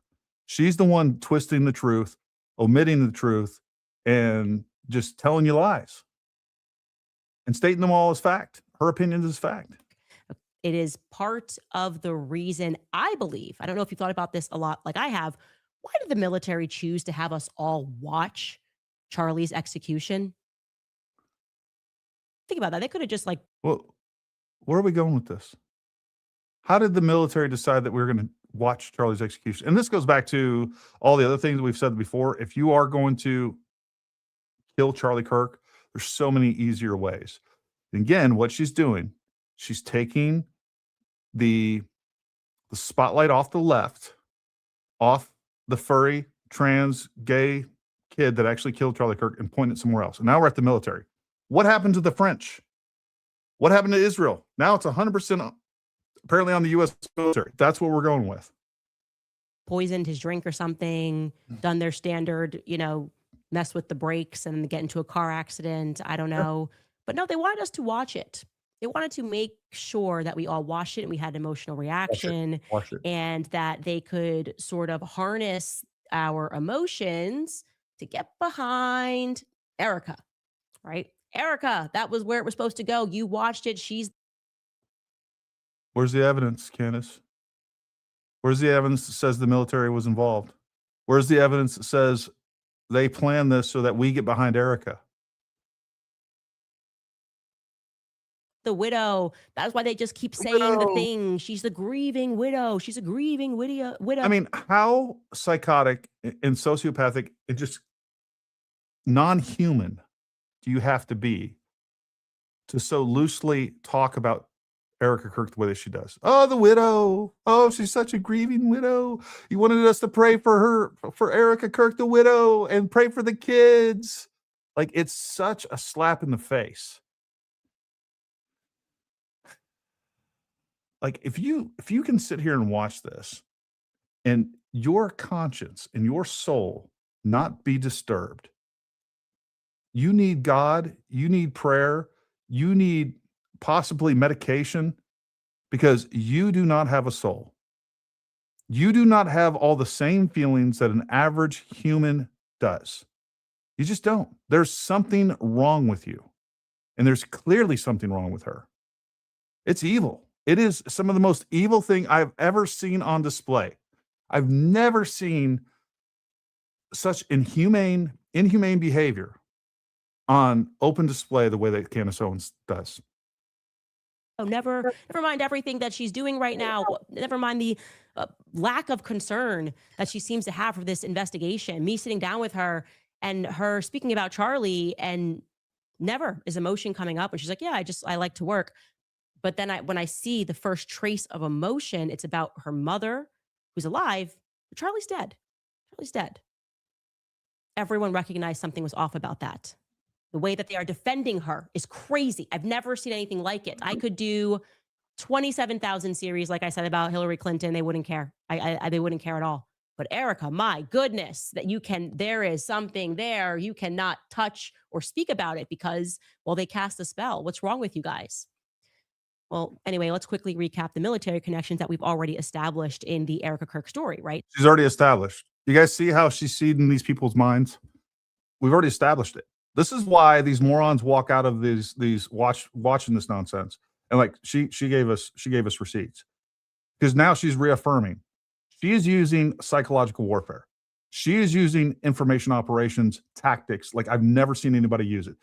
It became so obvious to me with the first Mitch Snow story that she released, before the one before she actually brought Mitch Snow on. The way that she told that, the way that was laid out, it was so engineered, and that's what she's doing. It's established. We've already established this. It's been proven in my last few comments, and now we're moving forward. Now we've established this. And all of her sycophants are like, yeah, it's established. They got receipts. She proved it. She proved the military was involved. There are going to be millions of idiots that get done watching this like, that was awesome. Man, she proved that the military was involved. And you know how she proved it? She said it was established. My God, people, you're getting taken for a ride. Wake up. So we learned that Erika was born at the Good Samaritan Hospital on either the 20th or the 22nd of November of 1988. It depends on who's telling the story. Is it Erika? Is it Lori? Is it Erika's dad? A hospital graciously gifted by the Marine Corps after they were kind of caught experimenting on human brains, because who among us hasn't been caught experimenting on human brains unethically? Youth, I guess, is wasted on the young. You should also know that Far, Carl Kenneth, was himself a military man. He served in the Army Corps of Engineers. And I have to tell you, having looked through so many people's stories, I do believe that the Army Corps of Engineers is not always engineering, planes. I think sometimes they're just engineering society. Social engineering is what they're engineering planes. Candace, do you know what the Army Corps of Engineers does? No, you don't. But you're just going to talk about it. They're engineering society. They're doing social engineering. No, they actually have literal engineers. And they're not engineering planes, you moron. into. I'm not speaking about Carl Kenneth specifically, but that's very obviously one element of our military. Now, Erika's father and her mother, Lori and Kent Fronsfay, as we learned, were married in Marblehead, Massachusetts. We still cannot find a single shred of proof regarding that union having taken place, but we do acknowledge that it is the birthplace of the Marine Corps aviation. Although whether that marriage took place in the 80s, whether that marriage took place in the 90s, or whether that marriage took place at all, we will see if we can discover throughout this series. But today, I would like to discuss with you guys Kent Fronsfay's first wife. This woman is very important. The woman that he married before Lori, in my opinion, is one of the more compelling characters in this story because she's very powerful, she's very connected, and she has quite a peculiar background.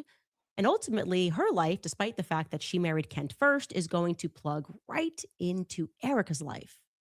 This woman's name she died 2 years ago, Dr. Jerry Fronsfay. Look at Dr. Jerry Fronsfay. I'm going to tell you about Dr. Jerry Fronsfay. She keeps her name. She also dies in Arizona. Everybody's in Arizona. You would have no idea that these people were exes, and they seem to get along quite well. They keep doing business together. Well, oh my God, they stay in the same state. They get divorced. They stay in the same state.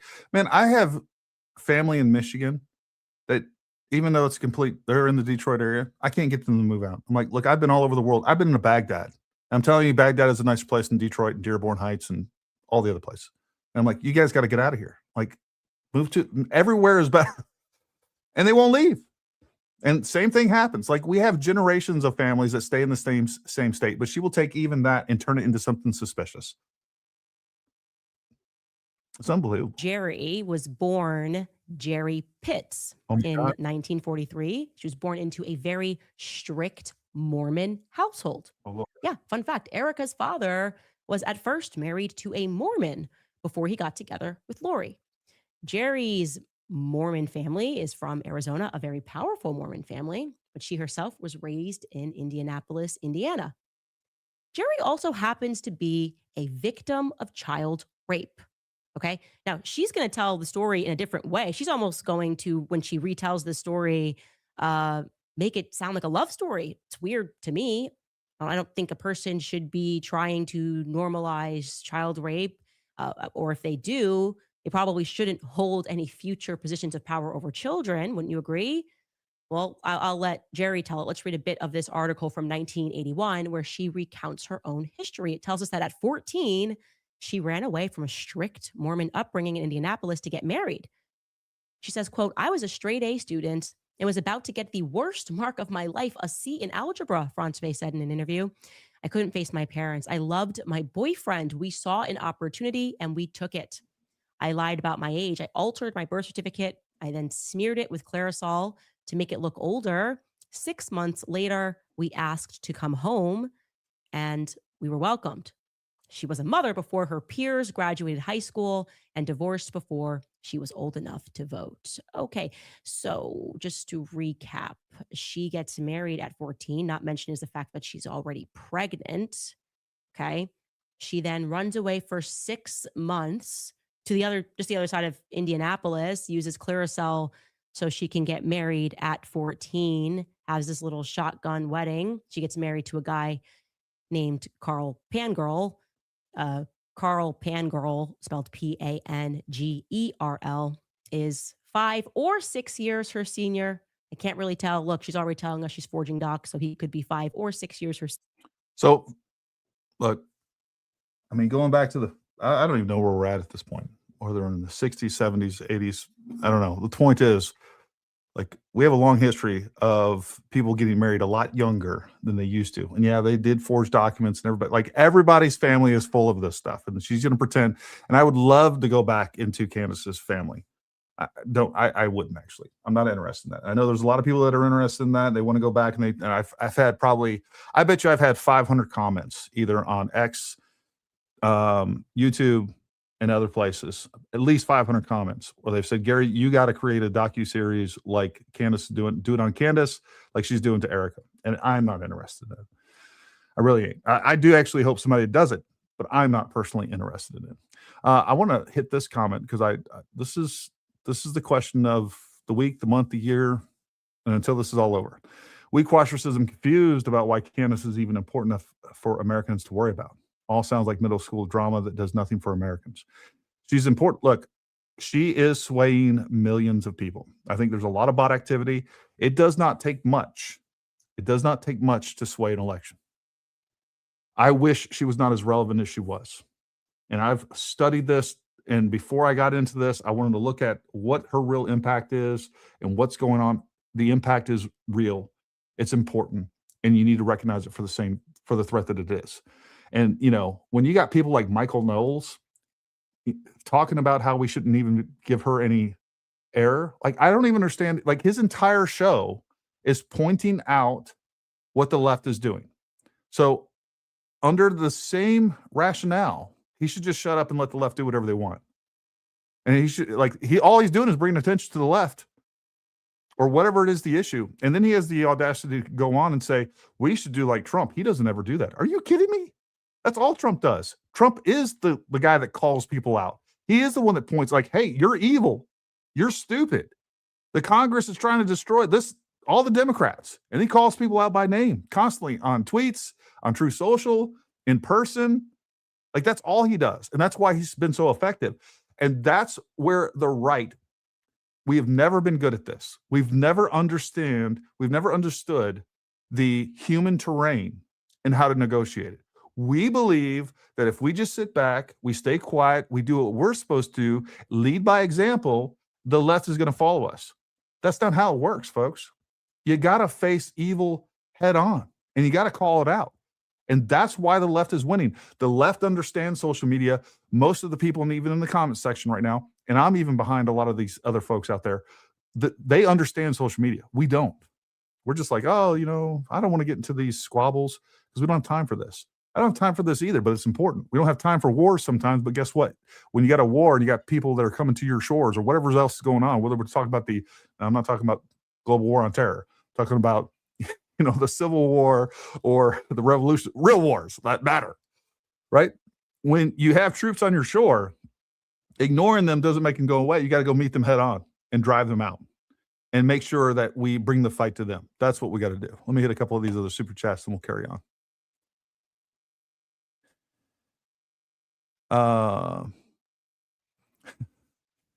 This is what happens when a pope blesses a block of ice, but I'm Catholic. Against that, LOL. Is Candace Alex Jones in drag? When is she going to get sued?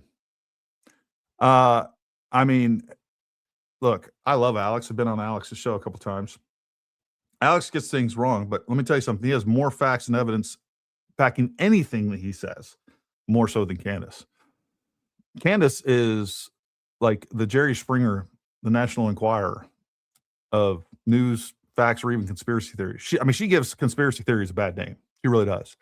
If she loved Charlie so much, then why didn't she look into Erika before he married her? She loved, like, apparently her vibe meter was way off, because she has said multiple times that, you know, Erika's amazing. She's great. She's awesome. She hung out with her. What happened to her vibe meter? She wasn't getting dreams then? Candace forgets to mention her dad lives in Arizona and her grandfather who raised her was a Jehovah's Witness. I have the documentation to prove it. I've heard that before, that her family is Jehovah's Witness. At least she was married to prevent a bastard child. LOL. I would really appreciate someone putting this into a spreadsheet, a flow chart, please. Heck, you probably get AI to do that. So somebody that has Chat GPT, throw this in a spreadsheet. I don't know exactly what you're talking about specifically, but there's lots of things that we need something like a flow chart or a spreadsheet to just be able to understand what's going on here and be able to take it all in and keep track of it. Senior, and just so you know, he's going to go on to become a bishop in the Mormon church, because marrying a child is apparently not a disqualifier. In fact, she tells us her parents welcome them back into the home. Okay, I guess. Let's keep going. They divorce, and then Jerry somehow becomes a bookkeeper. She gets into accounting. So it doesn't matter that she got knocked up at 14, that she's married and divorced before she turns 18. She's still somehow able to just get a good job and begin a career. She becomes a bookie. She learns clerical machines. And I would love to know who exactly it was that she was bookkeeping. Save Smile, thanks for letting me know that I missed your super chat. I apologize. Have on Robert Spencer, Brigitte, or AP2 to talk Islam. Send me an email. Any of these folks that you would like me to have on, you all send me an email to dlpodcast@paramountTactical.com. If not, I'm by the time we're done with this, I'm going to forget all those things. So send me an email. Anyone that you guys suggest or topics that you guys would like to see me cover, send me an email. It's the best way to do it. Thank you. And sorry about missing your super chat, because I was way down the list. Save Smile. Thank you. Because I think it probably was somebody pretty important, because Jerry then suddenly marries some top brass in the military. Her second husband, and we're not going to get it, just going to give you the facts about him. He's a man named Kenneth Himsel, and he's a captain in the Indiana National Guard. He goes on to become a major general. They get hitched in 1965. Jerry's now got connections. She gets a bachelor's degree in psychology. That same year, psychology is what she is about to become an expert. That's going to be her career path. She just gets psychology, particularly. This just objectively and factually is not true. Left or right, 90% or more are bought by AIPAC. That needs to end. Make AIPAC a foreign lobby like JFK wanted to do. I don't really care what we do with AIPAC, and I don't really care what we do with lobbying groups, but this is just objectively isn't true. All right, you can go look and see the money that's being spent. Qatar is much higher than AIPAC and or Israel. Like, there's a lot of money in politics and foreign influence, and I'm with taking all of it out. But a lot of these things that are being pushed around are just not true. And then on top of that, there's a good argument to be made that there's lots of lobbyist money getting poured into different campaigns. They don't typically. All right. I'm not saying that this doesn't happen where they go to somebody and like, hey, look, if you say the right things, we will support you. All right. Typically, though, when you're looking at AIPAC and some of these and the NRA groups, and I've been involved with different gun lobbyist groups, they're not going around with money and trying to influence you for the most part. All right. What they're doing is just looking at your voting record and looking at your politics and deciding whether or not they're going to support your campaigns. Now, some of that stuff gets played into that. I am all about getting rid of lobbyist money, whether it's foreign or domestic lobbyist groups. I think there's something that we can have that discussion.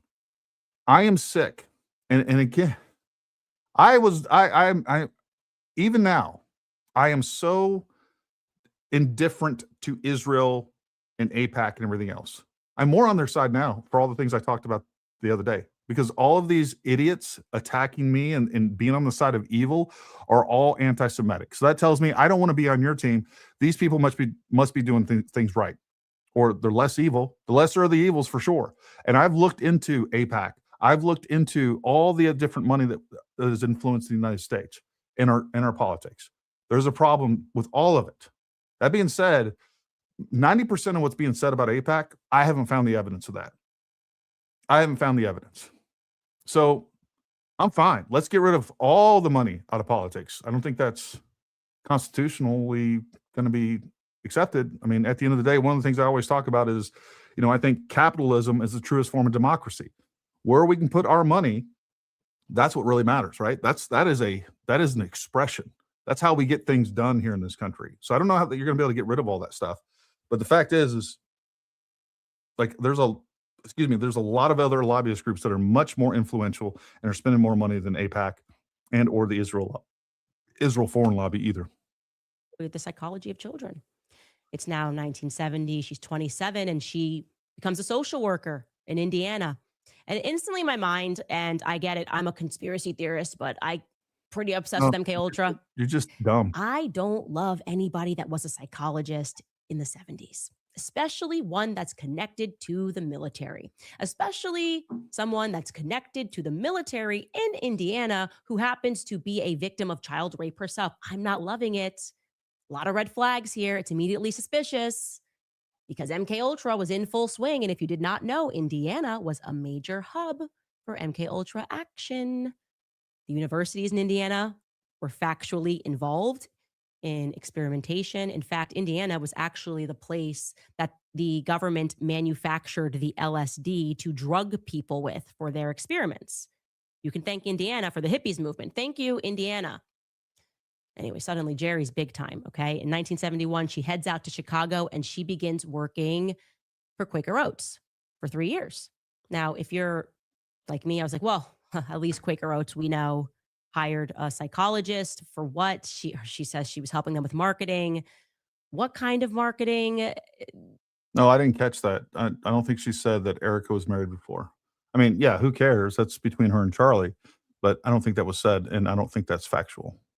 So, look, and I know it's hard to keep up. I'm trying to listen intently, and we just jump from one subject to the next, just incoherent. Okay, the official story, I don't know, help us sell these oats.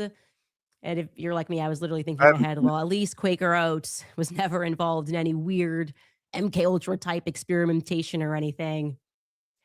Except for that one time when Quaker Oats was actually going into mental institutions and force feeding a bunch of radioactive oats to little boys. Look at this article. This is our government. A spoonful of sugar helps the radioactive oatmeal go down. Yes, Quaker Oats was conducting experiments on unsuspecting young boys. Yeah, I don't know what to say. Anyway. The Atomic Energy Commission teamed up with Quaker Oats to experiment on children. Now, how long did that go on for? Did Jerry Franzfey herself play a part in any experimentation on children with Quaker Oats? Was this even related to MK Ultra? We're never going to know any of those answers. Put it out of your minds because in 1975, the military orders the destruction of all of the files related to MK Ultra. So what we have today, which is already terrifying, is just a skeleton of just how far-reaching that CIA program was. But I can say confidently, I've always believed that MK Ultra was tasked with creating Manchurian candidates. I believe a lot of people in politics today went through weird psychology programs. It's my personal opinion. This is my podcast. I am entitled to it. Jerry meets and marries Kent Franzfey, jumping back into her timeline. Okay, she meets and marries Kent Franzfey while she's working for Quaker Oats. And she's a few years older than him. She continues to climb. Is this a Quaker Oats expose? Because that's what it seems like it is. Quaker Oats is the problem here. Like, what the hell, dude? What are we listening to? The ranks as a psychologist, gets a master's degree, a doctorate. Now she's going by Dr. Franzfey. And her and Kent Franzfey moved down to Paradise Valley, Arizona, before deciding to divorce. Okay? You're supposed to believe that, okay, well, they're divorced. They're never going to see each other again. Maybe. Should know that once she becomes a doctor, she has arrived. she is now going to work for the biggest and most powerful. Seriously, I want you to imagine yourself in an insane asylum and somebody next to you is just talking about all of these issues in the exact way that Candace Owens is saying. You know, radio MK Ultra was attached to Quaker Oats, and France say this and France say this. They were married here. They got divorced. She was actually 14. She faked her birth certificate. And then ultimately we get to some point in time where they just continue to ramble on. The military is involved. They killed him in front of everybody. They could have killed him, you know, using some sort of poison, ran him off the road. But no, they decided to do it in front of everybody, in front of 3,000 people with 3,000 cameras, one of the most televised events ever. And what actually happened was MK Ultra killed Charlie Kirk and Erika Kirk was involved. Like, this is babbling nonsense.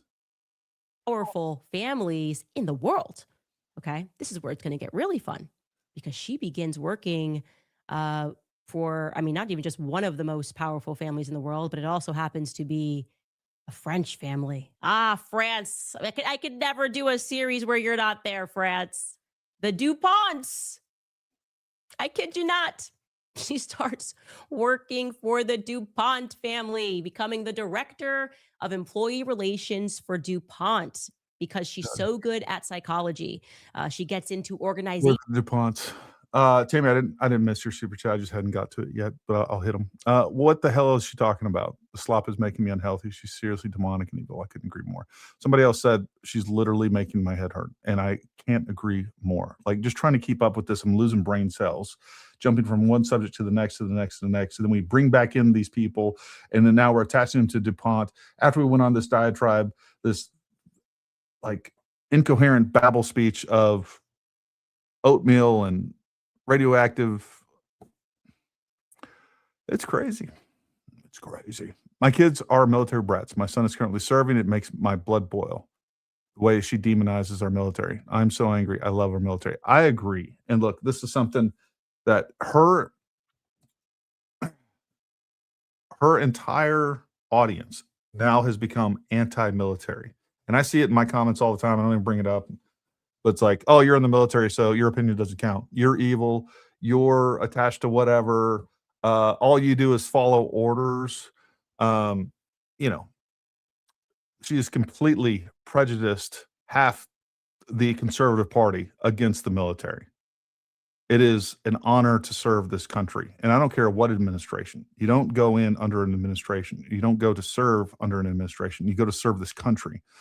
And I did get out because of the Obama administration, because I wasn't willing to follow orders and wasn't willing to participate in some of the nonsense that I saw.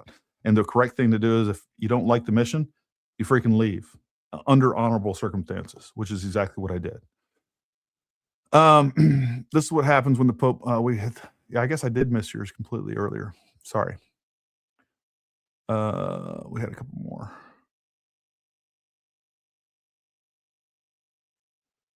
Let me see.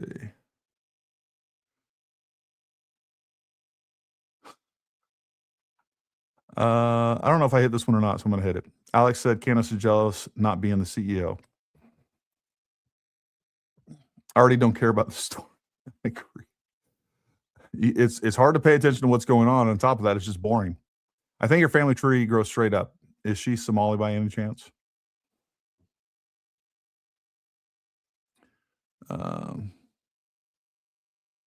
My son was a Marine. He served the USA, and I am proud. I agree. Everybody out there, if you served, thank you for your service. Your family's currently serving, thank you for their service, and you should absolutely be proud of that. There is nobody in the military and conventional forces that would even possibly be a part of some sort of, illegal and reprehensible activity like murdering a U.S. citizen. Now, there may be some black ops tier 1 groups that we could possibly suspect of doing something like that. I don't think that's true. I think when you get into those types of realms of possibilities, you are now into the CIA, right? And other even unknown black operations and fairly rogue operations. This is what we call the deep state. I don't doubt that there are splinter cells of deep state operatives that are absolutely okay with doing illegal activity and possibly committing some sort of assassination. I know that's not what happened here, just based on the facts and the evidence.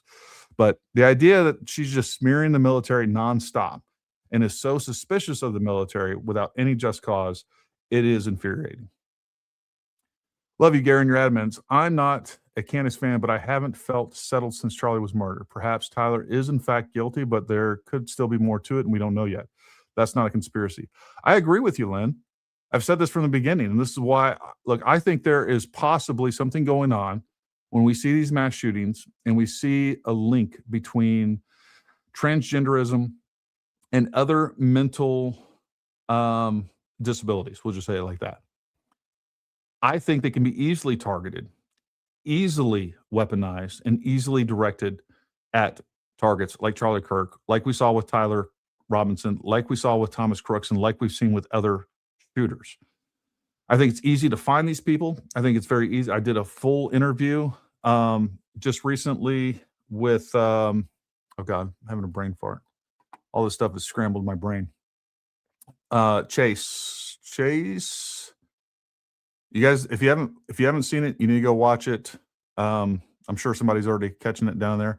Chase Hughes. All right. Just did an interview with him talking about mind control. And I think that is something that is in place. One thing that I do agree with Candace on is that MK Ultra didn't just stop. They got better at it, and it's not just the United States. Look, I think there are these leftist, even think tanks and nefarious entities out there that are absolutely committed to the destruction of this country that would and could do the exact same things. Other countries are absolutely understand how to manipulate people, to radicalize them, and to weaponize them. It is not hard. It is easy to do, especially when we have so much of our youth having so much mental illness. And then on top of that are spending so much time online, completely detached from everybody else. So I am open to the idea that there are other things involved that we don't know.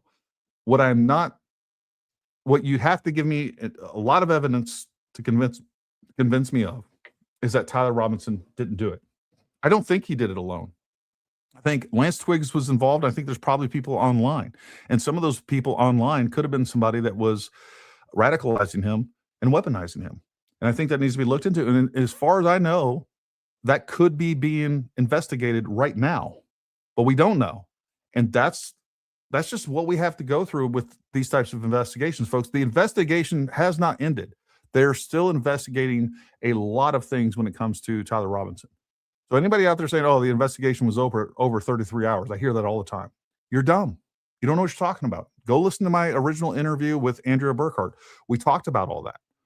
And we went over the evidence. And we went over the fact that the evidence, there is no chance that they are just creating evidence out of nothing, because the defense team is going to have the same ability to process that evidence, to look at that evidence, have their own specialists and subject matter experts to look at that evidence and to forensically analyze the evidence to figure out what is true, what is not.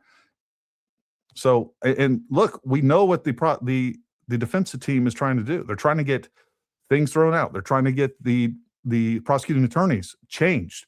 They're trying to get cameras out of the courtroom. That is not the prosecution. The prosecution wants this to be seen. TPUSA, Erika wants this information to be seen. It's the other side that's defending Tyler Robinson and creating doubt in people's minds.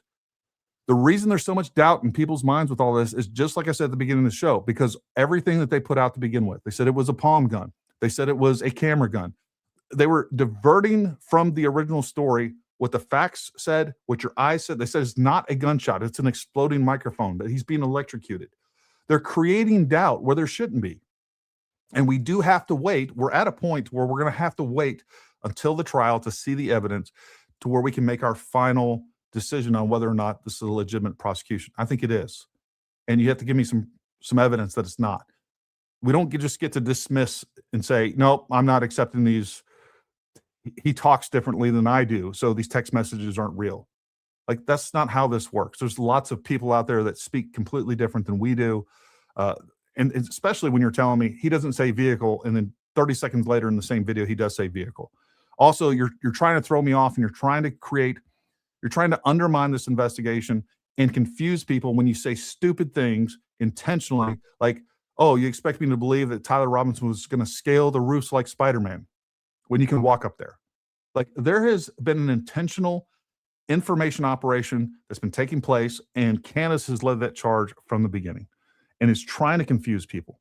That's why people feel unsettled about this, because there's so much of this garbage information, and all of that information, the palm guns, the camera guns, tunnels, flying drones, exploded microphones, that didn't come from the government. The government isn't trying to confuse you. It's coming from outside of the government. And by the way, I think it's the government. I think part of the element of that is the government that we voted out of office.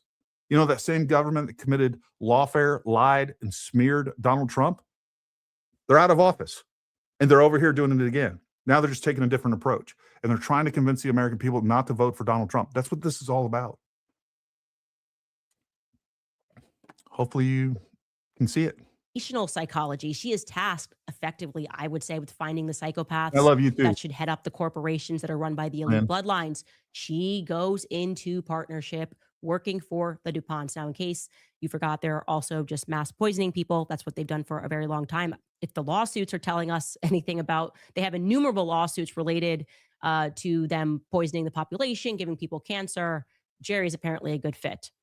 In 1983, DuPont completes the largest merger in corporate history with Conoco Oil, and they're able to do this thanks to Reagan and George Bush being in office, deregulating things, making it easier for private corporations to go in and do bigger deals.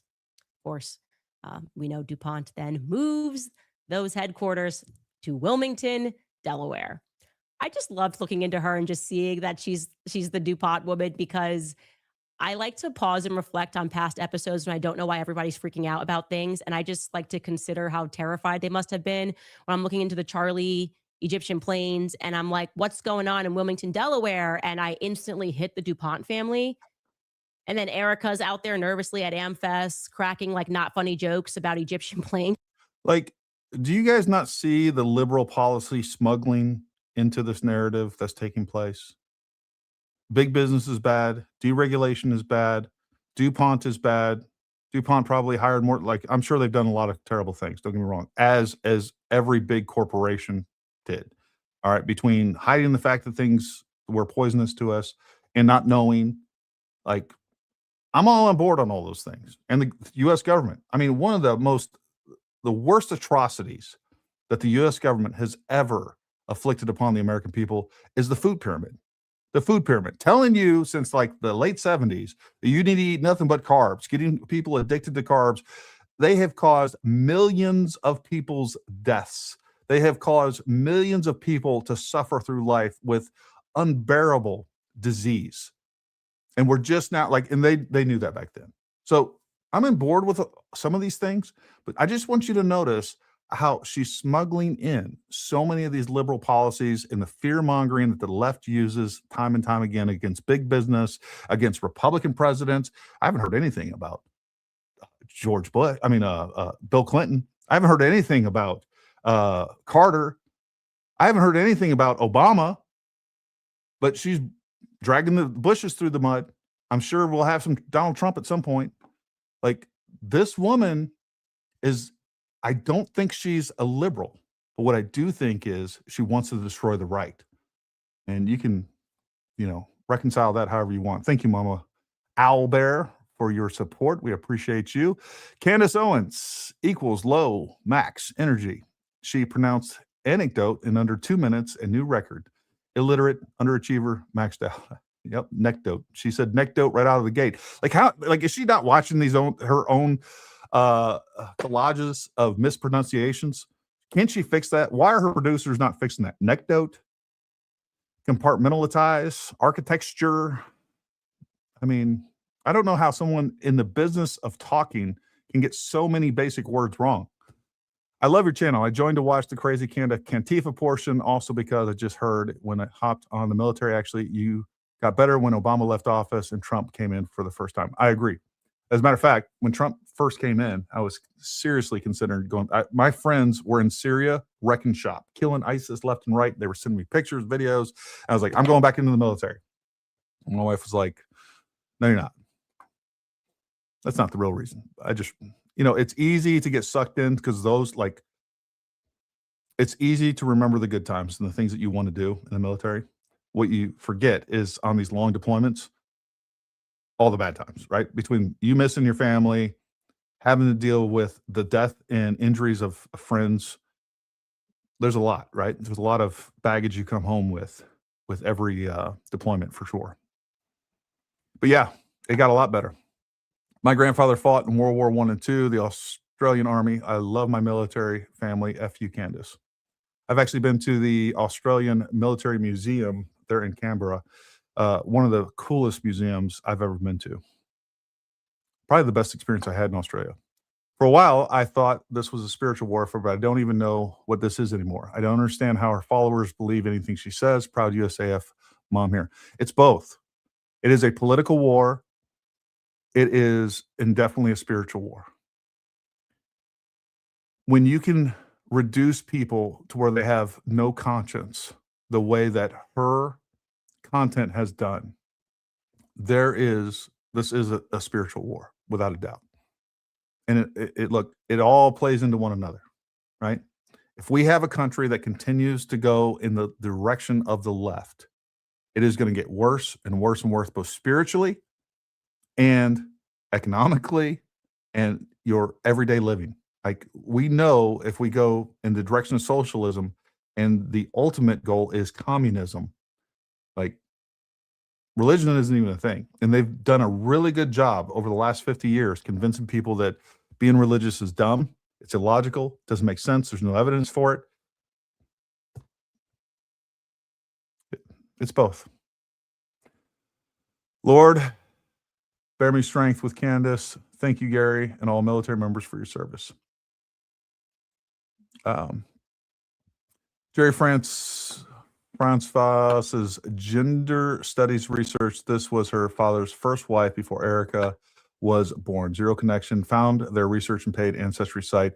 Could show you before Candy says it. I would love that information. Make sure you send it if you're willing to. I'd love it. Thank you very much. You can send it to us. I'll share it with the viewers. A DL podcast at ParamountTactical.com. Con or somebody else, if you can throw it up in the chat, that'd be great. And I will highlight it. As a former police officer, do you know how many times we arrested someone for a simple thing while we are building a bigger case for court? All the time. Investigations continue past probable cause. Exactly. Exactly this. And he's referencing Tyler Robinson. We have the probable cause affidavit over here. Why they arrested him, the charging documents. All right. He has so much more coming. All right. That is just what they could charge him for and get him off the street. Now, they may press additional charges or not, but at a minimum, they're going to continue to collect evidence to provide proof beyond a reasonable doubt that the things that they're charging him with, first-degree murder for one of them, is going to be held up in court. DuPont in the 1980s had 140,000 employees. Candace was a Democrat and always will be a Democrat, unfortunately. I think she's just self-serving. You know what? I think she is self-serving and is willing to say and do whatever someone is paying her to say or do. And at this point, she's on her own. She doesn't have to carry a narrative. So you're going to see, look, there are some things that she says, and I think she genuinely believes that are conservative. I just don't think she has an ideological foundation at all. And what she has done in the past is all she's done is regurgitated what other conservatives have said.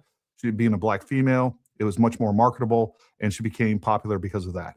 I don't think she has her ideological philosophies nailed down. I think she is so self-serving that that's what it's all about.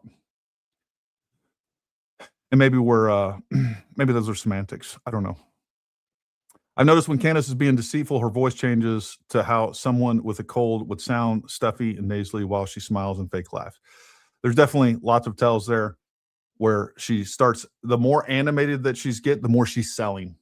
And she's done that throughout this. And I almost brought it up a couple of times, but figured it was a moot point. You guys are smart enough. You guys follow Jesus and many other body language experts, which some of you think you're a body language expert because you watch 2 or 3 of their shows and now you got it. Like, oh, he looked off to the left or to the right. It's more than that. She's like, no, nobody from Gypsy Plains are here. Yeah. So this Say is something. Her jokes are going to become less and telling less funny as we get deeper into this series. Now back to Dr. Jerry. She is then. I mean, just how malicious does that even sound? Oh, it's going to get less and less funny. She's going to get her jokes going to be less and less funny as we get into this. When we really show you what the demon that Erika Kirk is. And somehow awarded an entire research center, pardon me, at Radford University in 1983, a gender clinic of all things. She's a feminist, and she's awarded a gender clinic. And they begin giving lessons to the military. My question is on what? Gender? Why do we need a research facility? Oh, I know why. The reason, and so you need to understand how the world works. The reason why companies might be interested in having people that will come up with BS research for them is because government and corporations have to produce completely fictitious academic reports and studies to justify the psychopathic things that they're doing to us worldwide. Okay, you got to have the experts. You got to have the psychopathic experts that will produce the reports so that people in power can just unilaterally force things across the population, like the COVID vaccine. Oh, well, Dr. So-and-so, Dr. Franz Fay maybe says that if you don't get the vaccine, it's because you're a psychopath. If you don't line up and get the shot, it's because you're crazy and she's an expert. That sort of a thing, just giving you an example. She wasn't involved in the COVID thing to my knowledge, but that's the purpose, right? And Dr. Jerry Franz Fay becomes that sort of an expert with ties to the most powerful families in America and France. She also, by the way, happens to be a total and complete fraud. I am confident that Jerry Franz Fay is a fraud, okay? Fraud, capital F, fraud. How do I know? Look no further than this report that came out of Radford University that Jerry Franz Fay produces pertaining to Native Americans and the Appalachian Mountain. I'm just going to show you the cover of this report really quickly.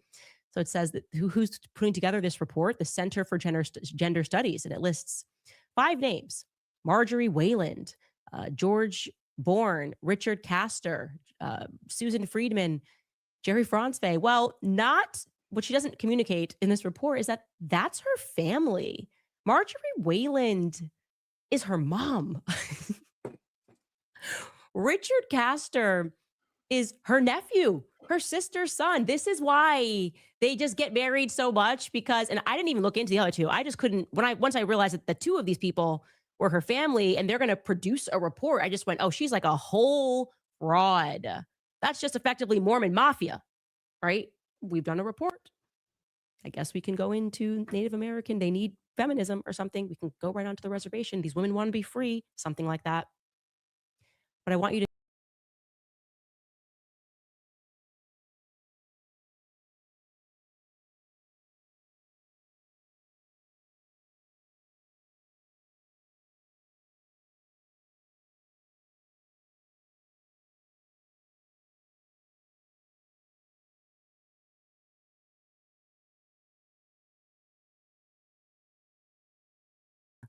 I've got the receipts. Now, we'll dig into that.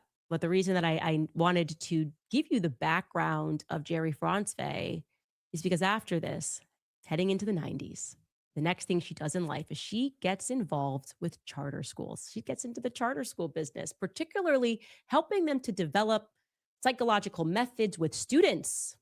Yeah, you know where this is going. Dr. Jerry Franz Fay is going to be the person that helps develop the Tesseract way. Tesseract schools, the school that Erika went to that is exceedingly problematic. And I'm going to tell you a little bit more about that after a quick break. All right, you guys, you may have seen the conversations happening online lately. Censorship is obviously back and it's happening everywhere. Platforms are controlled. All right, we're going to bring her down for just a minute, and I am going to bring in our guest, Jeanette Garibian. Can you hear me? I can hear you great. How are you? Can you hear me? We will work this offline. For some reason, I cannot. You cannot hear me. Not see anything on my side. Let's see. we'll figure it out we'll figure it through. Hey, I will hit you on the phone. We'll figure that part out. Folks, you see what I need to do? Easily tipping them with a click of a Figure this button. stuff out There will online. be no fees Or when you offline. subscribe alternatives. Magisterium AI actually brings the receipts. Every single answer provides clickable citations to original sources so that you can verify everything yourself. You'll get 2,000 years of Bible commentary and wisdom from the saints, popes, and the church fathers. All right. First year. So then showed you this photo of Erika in the second grade. Erika, by the way, chopped her hair off. So that is a known thing because she didn't know how to do her hair. I'm actually inclined to think that it was because her dad was taking care of her at that time. I'm not positive about that, but that would definitely make sense because these are going to be the years that she has a stay-at-home dad. Third grade photo we have here with Erika in this school. This is without question a school that is being designed by the elites. It is backed by the Bushes and the Waltons. They, among other elite families, they are again kind of getting into government money in a way, pioneering charter schools. You give us the tax dollars and we'll show you a better way to use them. Government schools are failing, right? We're always in that right versus left false dialectic, but the same families are benefiting from it. We're going to use this government money. Okay. Now, of course, you're going to do all that. You need to have your elite psychologists on board to help develop these children, how you're going to test them, how this is going to be a different model.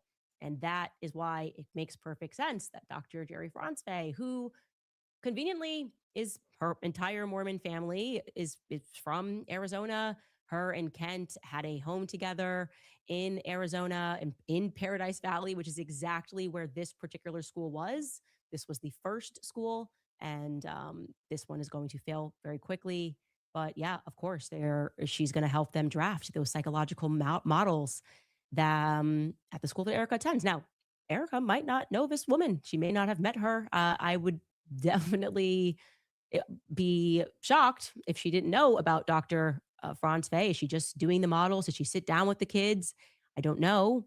But this is going to be how they handle these students is going to be described as the Tesseract way. Now, I want you to know who else is involved with this school. Because if you think Dr. Jerry Franzfey is problematic, well, I told you already that John T. Goley is the CEO of Tesseract. He does that announcement about it with Jeb Bush, who is, supporting charter schools. Well, I told you John T. Goley, he was working with Roundup Monsanto on their launch. So I guess him. You guys let me know if the audio is good.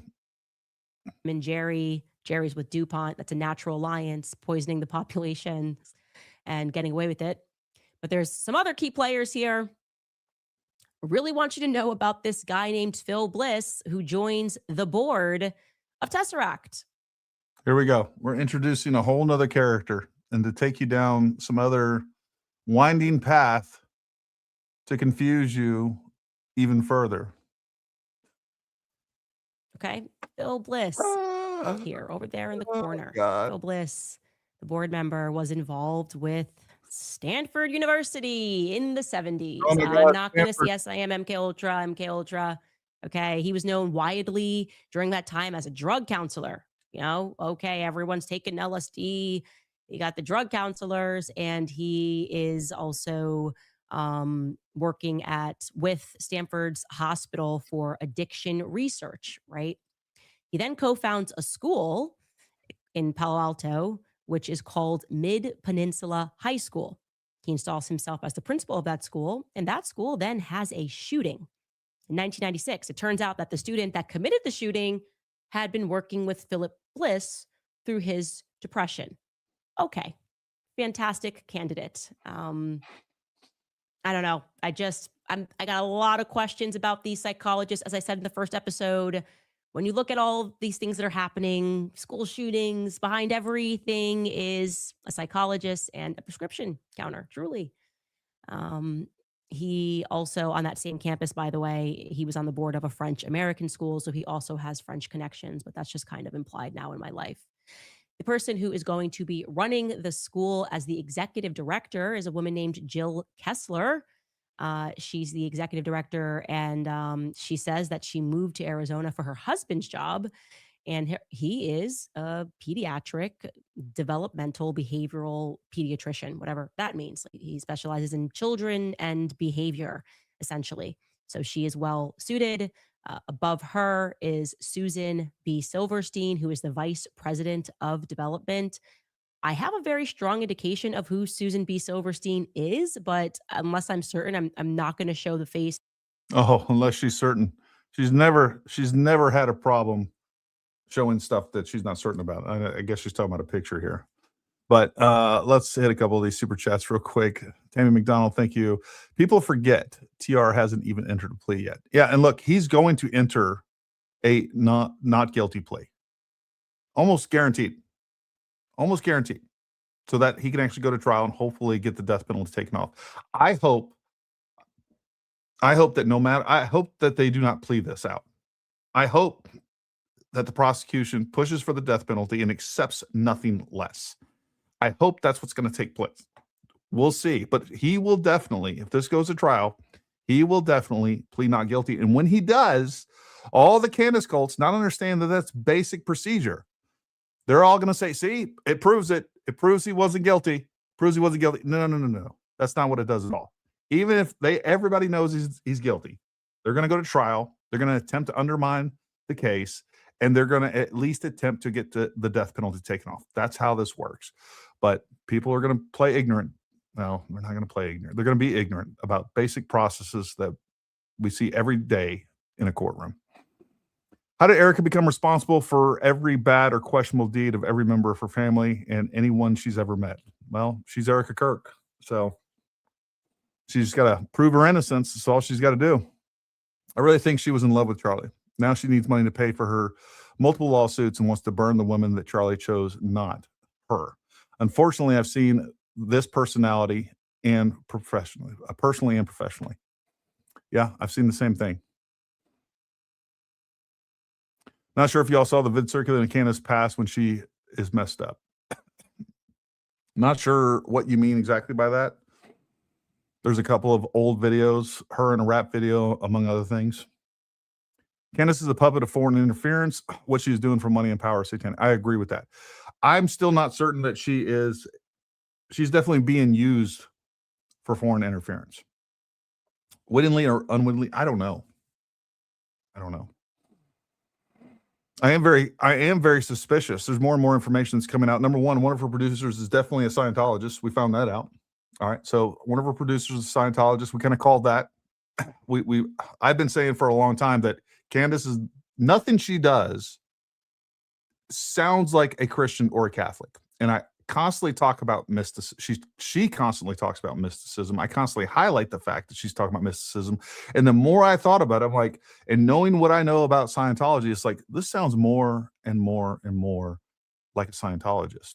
And that's something I brought up in a couple of episodes. And of course, we had former Scientologists come on to explain some of that and what's going on with that. So that's where we're at now.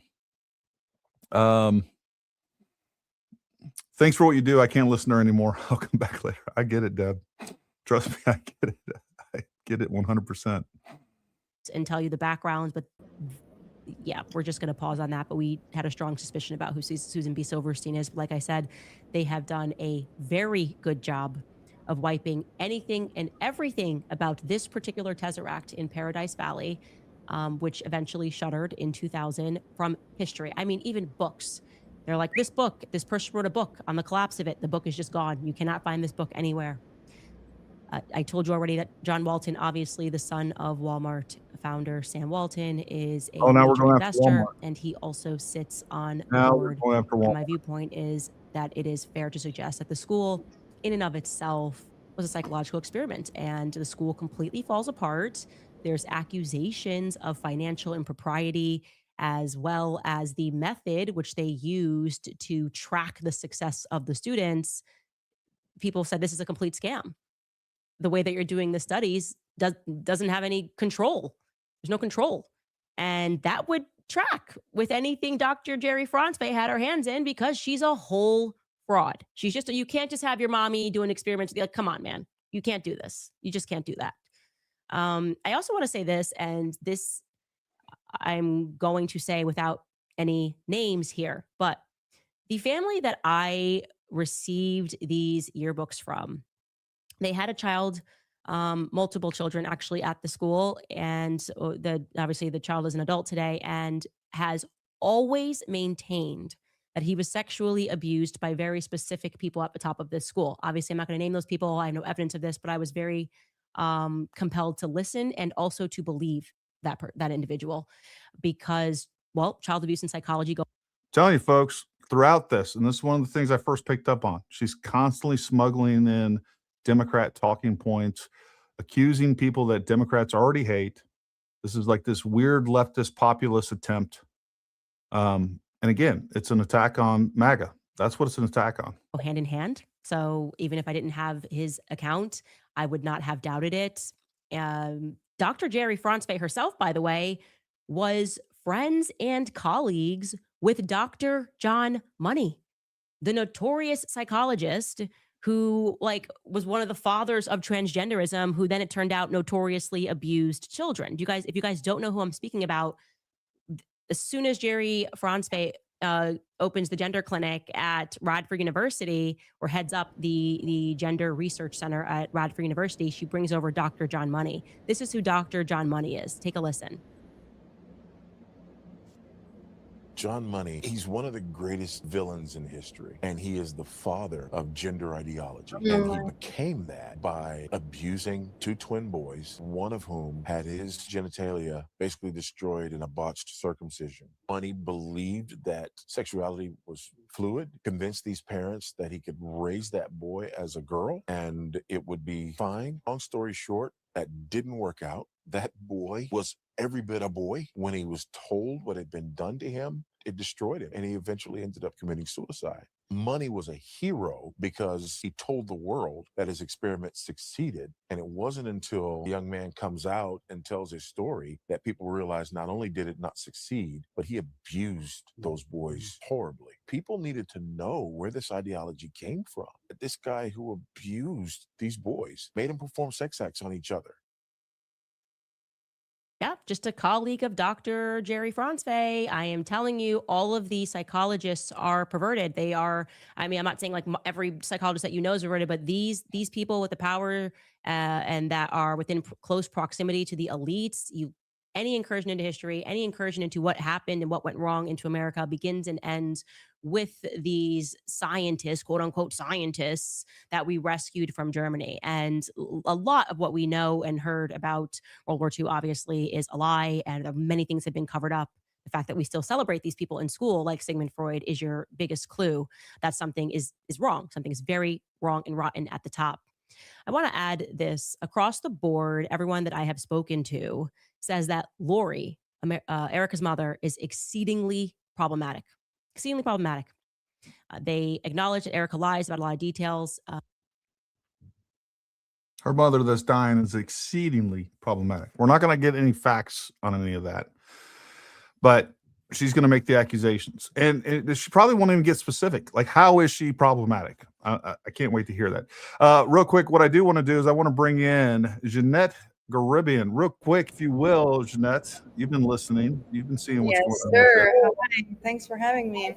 No, thanks for coming on. Real quick, just introduce yourself, and what I want to do is we'll introduce yourself, hit some things that you've noticed fairly quickly, and then we're going to try to get through the rest of this, and then we'll have a longer discussion at the end of this of what your assessment of everything that is going on here. So go ahead and introduce yourself, tell everybody about you, what you do, who you are, and we'll take it from there. I am a clinical therapist. My specialty is in personality disorders, anxiety, and depression. I have been a therapist in California since 2000. Well, I started as a licensed therapist in 2019. I was an intern before that for, we have to do like 3,000s of internship, which I work with substance abuse, people with who are struggling with substance abuse disorders. And yeah, so almost a decade of therapy, and the last 5-6 years, as I said, I've been specializing in personality disorders, depression, and anxiety. And So starting off, I think this is interesting. You started off as a big Candace supporter, and then I loved her. what was the moment that you were like, like there's something else going on here? What was the thing? Was there one thing? Was there multiple things? Where did you see the problems The arise? very first one was when she tweeted to Dan Bongino, and she co-tweeted him and said, "Come on, Dan, we know you know. Just tell us. The world can handle it." And this was about Epstein files, I think. This was like obviously way before Charlie's assassination, and so I'm like, either she like has people inside the system and like is getting info, and that's really cool if that's the case, or man, she's a fraud. Like she is scamming people. The way she's tweeting makes, like when you read it, and I think I posted it on my page, you can see it, like the way she used her words, like she knows it for sure that Dan knows it, and so she's encouraging him to just come out and say it. Don't worry about it. The world can handle the truth. That's what she said, and that was my first moment. Obviously, like it's either or. And then when Dan Bongino started talking about the Epstein file, Israel, and everything, I realized so she didn't have any information. That she had nothing, and basically that was a scam. Because Dan Bongino started talking about Israel and about Epstein files and his views on everything that Candace presented, as if he is like, he went inside the White House and freaked out and his soul is sick now, and he's like, so she presented him that way. And I think even she talked about him in one of her episodes. So that was not the case. So what was that all about? What was that all about? Well, what she's really good at is coming to conclusions, her own opinions, and then presenting them as facts, and then expecting the world to accept that as well. That's what she does time and time again. I do want to address this real quick. Truth Rising, I don't know, Gary. MAGA means something wicked in every language on earth. MAGA, come on, Gary. And screw Candace, can't stand her either. That's just not true. Truth Rising, correct me if I'm wrong, I don't think you're an American, the last that I checked. But that's not true. I don't care what other people in the world think, and I don't really care what other Americans think. What I know is that MAGA is the best movement that will take this country back. So you're welcome to your opinion, but we're going to disagree wholeheartedly on that. I'm sorry, but you are in an echo chamber where you're just sitting around and other people are saying MAGA sucks. MAGA, like here in America, we don't think MAGA sucks.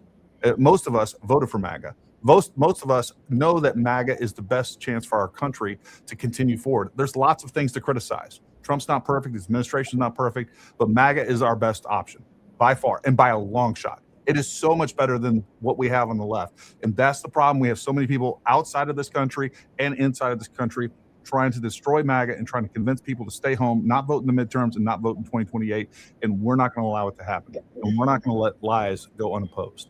All right, so we'll get back to this, and we'll have Jeanette back on in just a little bit and probably provide some commentary throughout this, but we're going to get to the basis of what Jeanette thinks regarding Candace Owens for sure. So I'm glad you came on, Jeanette, and I can't wait to hear what you have to say, that's for sure. And obviously on the basis of just the divorce documents that we went through yesterday, I can see that Lori might do some things that would not be described as honest. Okay, I don't think she is likely an honest dealer. But what people have said to me is she is the person, has always been the person in Erika's ear. Like she's this type A person that tells her who to go after in each and every room. She knows who those people are, who Erika should instantly transform into, what she has to say. I mean, one of her exes was very clear. He said to me, I was warned by another person in beauty pageant world that girl will do anything to get to the top, and her mother will do anything to help her get to the top. Her mother herself, Lori, was a model actually at one point. So that hunger for Erika to get to the top, there is a connection just based on discussions that I have had with multiple people to her mother.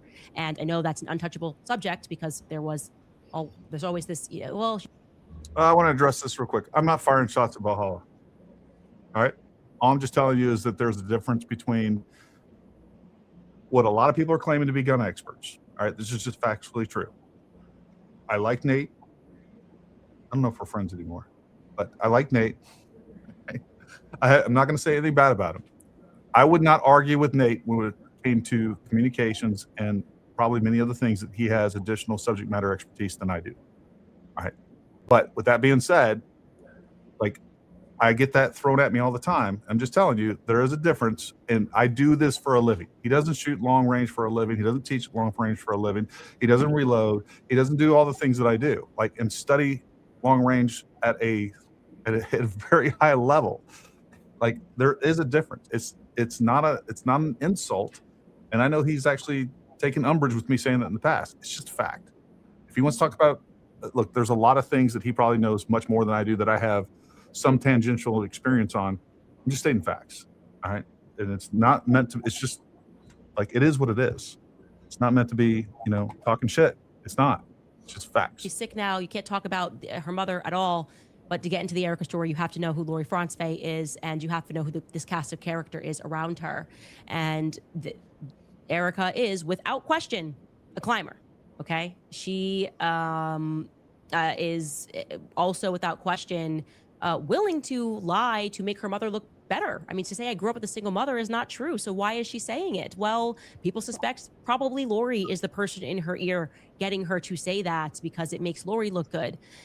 She wanted Erika to be famous, but let's not remove Erika from this. Erika desperately wanted to be famous. No one can deny that. Tomorrow, when we now begin in earnest to go through Erika's life, you will see she's never dated a normal guy.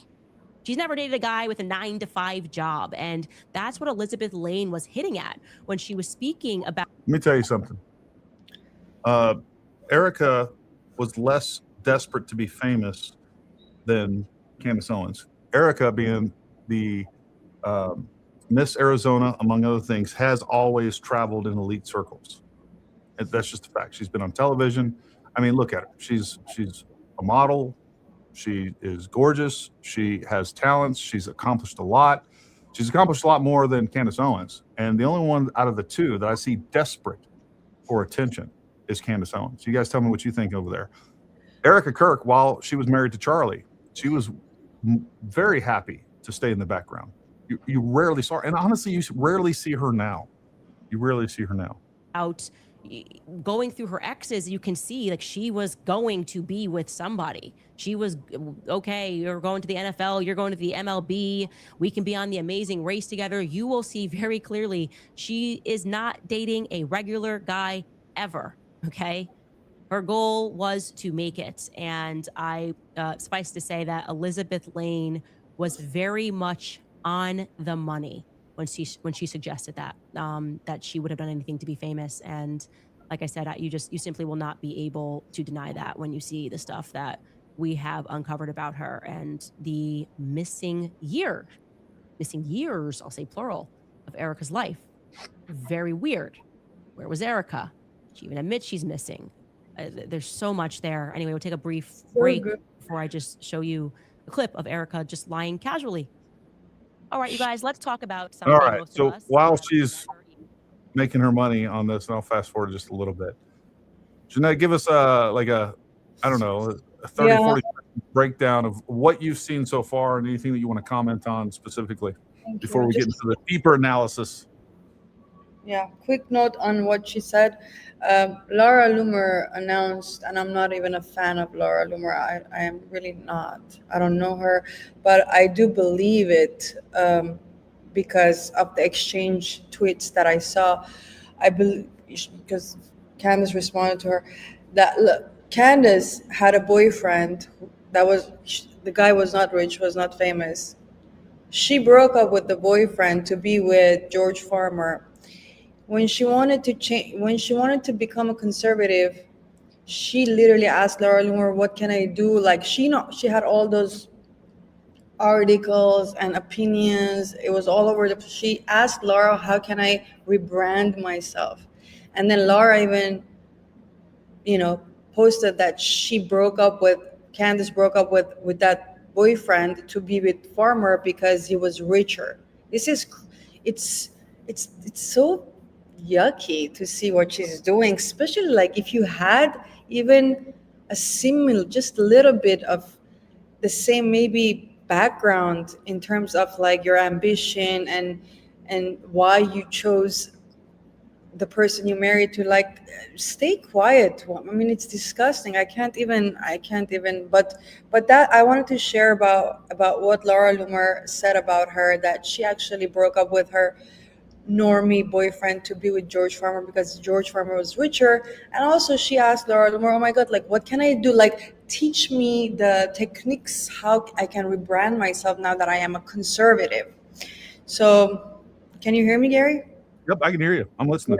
So that's the, I just wanted to comment on that. But I think, Gary, while I'm here, I want you guys, I posted something, my very last post. If you can go on Twitter, because it's important to know what happened in the beginning so that at least we can predict what's going to happen in, hopefully it's going to be a happy ending with Candace. But it's important because I've heard you say a few times that she didn't struggle with money, she was spoiled. I want to ask you, where did you get those information? Because I have her own words. And imagine if we do a series and we get her ex-boyfriends talk about her, her classmates, her cousins, her neighbors talk about her, how much more information we're going to get.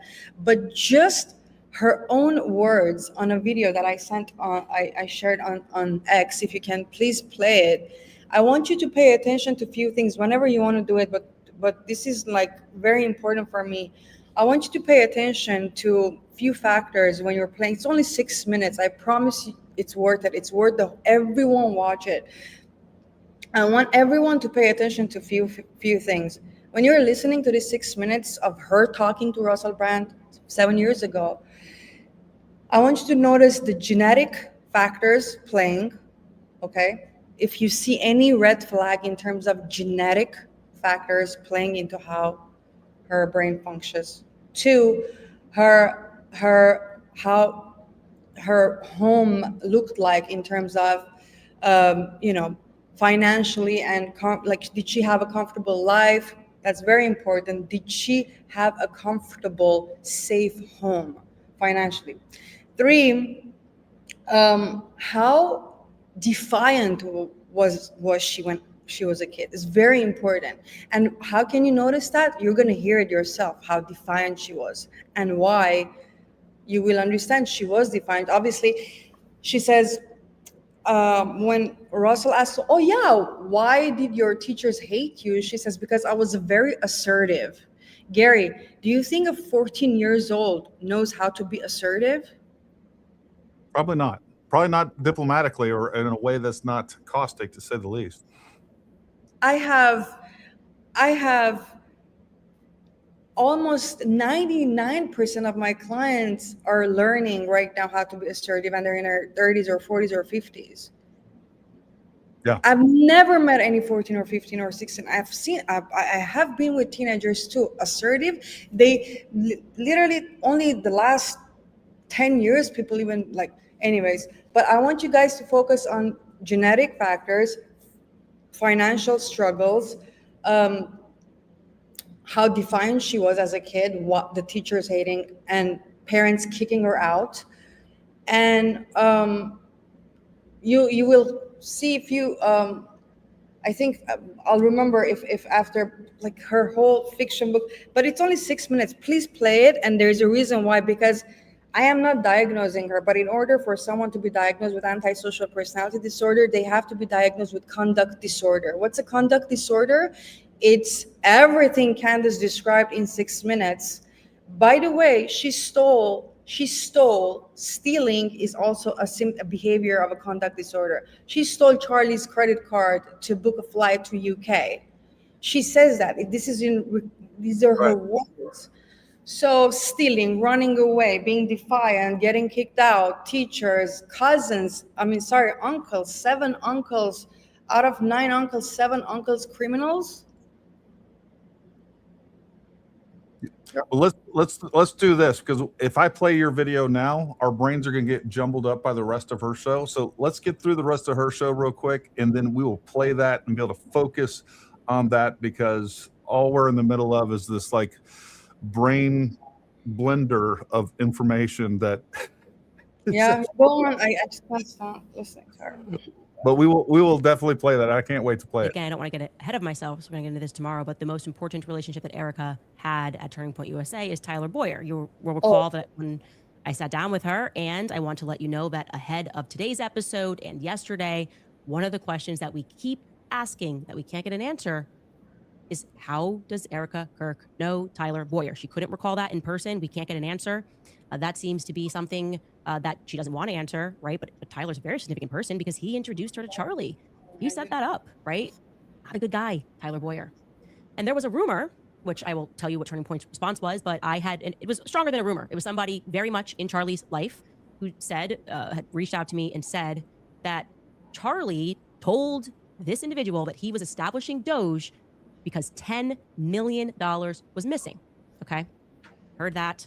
I went to Justin Strife when there was communication between us two, the COO, and I specifically asked about that. I said, I heard this, and this person definitely knows Charlie, he knows Erika. And, is there any truth to this? They said, no, that's not true. Well, fast forward to today, and they've fired a lot of people, and, a lot of people are speaking. And somebody who was within Turning Point USA confirmed to me that money was indeed missing out of Turning Point USA. I can back that up 100%, which is why I'm saying it publicly, that there were millions missing out of Turning Point USA. And they were wondering where that money was going.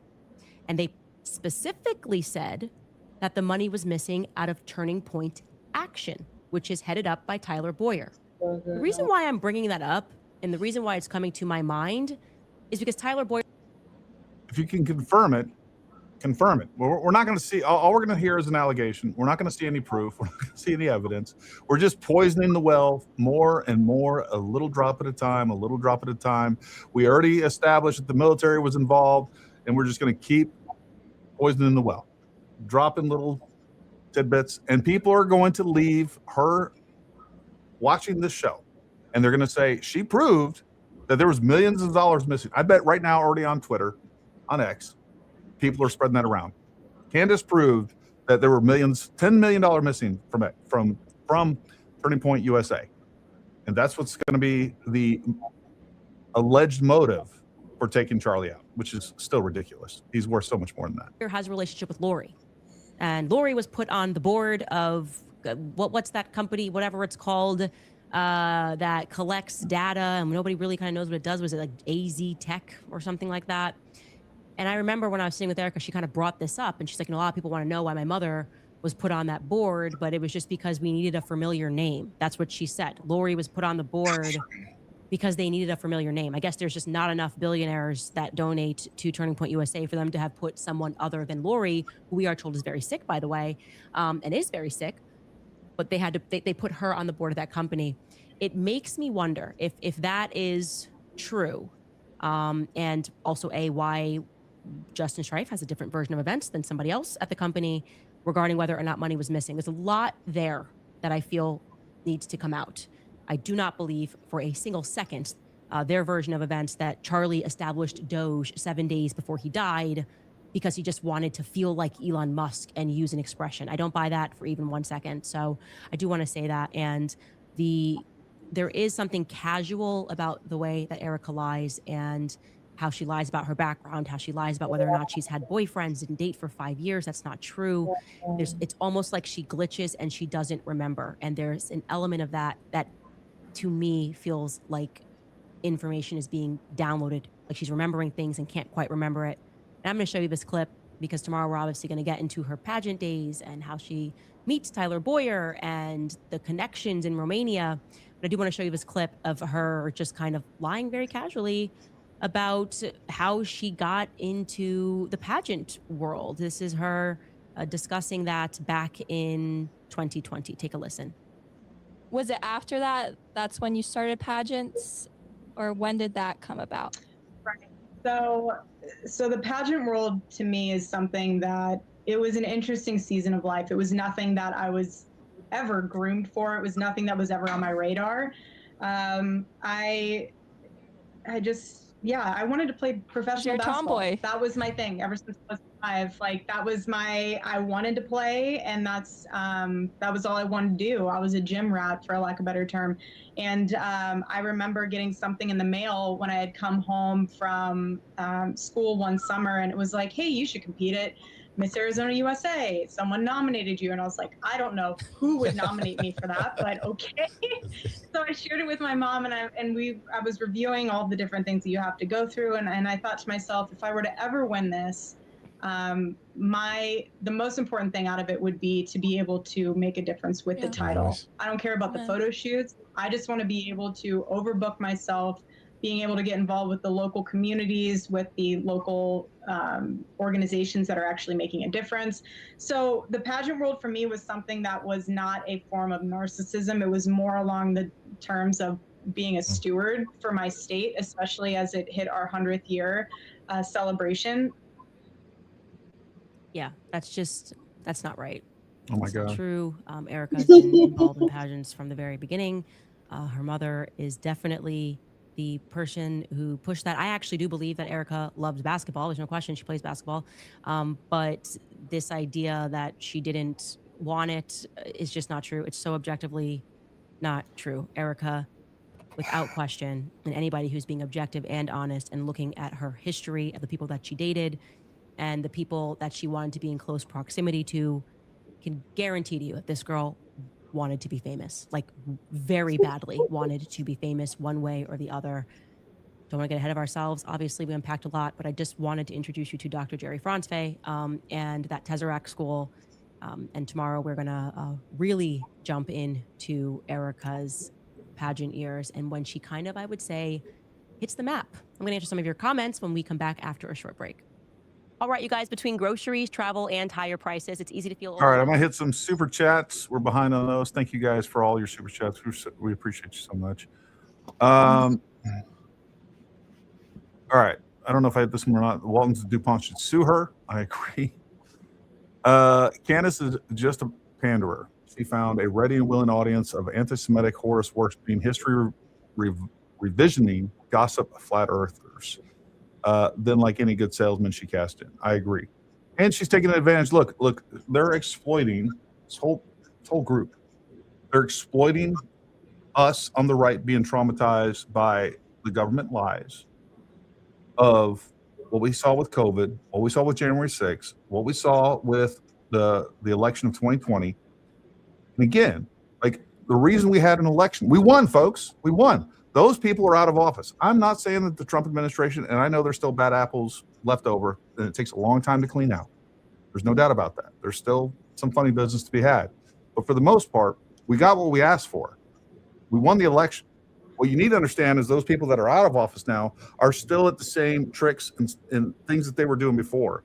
They're just now using and exploiting the right and the way that they feel about government trust, and they're exploiting that. And so far, everything that I've seen come from the government, the official narrative, which, by the way, is the state of Utah, not just the FBI. The FBI originally helped. They didn't really have any jurisdiction on this, and they don't now. It is not Fed slop. It's just facts and evidence. So I couldn't agree more with what you're saying there. This is a great point, and we actually talked about this when we had Andrea Burkhart on. You brought up pleas that Tyler Robinson can take. I don't think a lot of your viewers know how the court system plea deals work. He can only do guilty, not guilty, no contest. So, that's something that Andrea and I talked about. She also talked about the fact that he's almost certainly going to plead not guilty, and for the reasons that I laid out. And if you haven't watched that episode, please go watch that episode. I got 2 episodes with Andrea Burkhart. The last one that we did, the most recent one, we talked about the Macron case, and she went through that. She feels, and every lawyer that I've talked to that is familiar with the Macron case feels like Candace is going to lose it and lose it big time. There's still some unknowns in there that could happen. We never know exactly what's going to happen in the court, depending on the judge, depending on if it gets in front of a jury, deals that are made. So there are some unknowns, but the Macrons have an extremely, extremely strong case. If you want to know about the case against Tyler Robinson and how the court system works, and I think it's important, especially for you truth seekers out there, make sure that you're arguing from good information. Go watch that interview with Andrea Burkhart. It was great. My husband is a nuclear engineer. He wasn't when I met. God help me, he was in the military then, and I'm a monster for pushing him to success. Just call me a climber and move along. Not even a little sorry. I agree. Look, behind every great man is a great woman. There's no doubt about that. All right, let's see if we can't finish this thing out. In the comment section, amazing, so funny. We were laughing so hard. Just going to read a few of my favorite ones. Okay, the top comment was, had to hide in the washroom at the Daily. Oh, I'm sorry, you're going to that one first, but I'm going to finish this Daily Wire one. Had to hide in the washroom at the Daily Wire to watch this with the other 238,000 live audience. So good.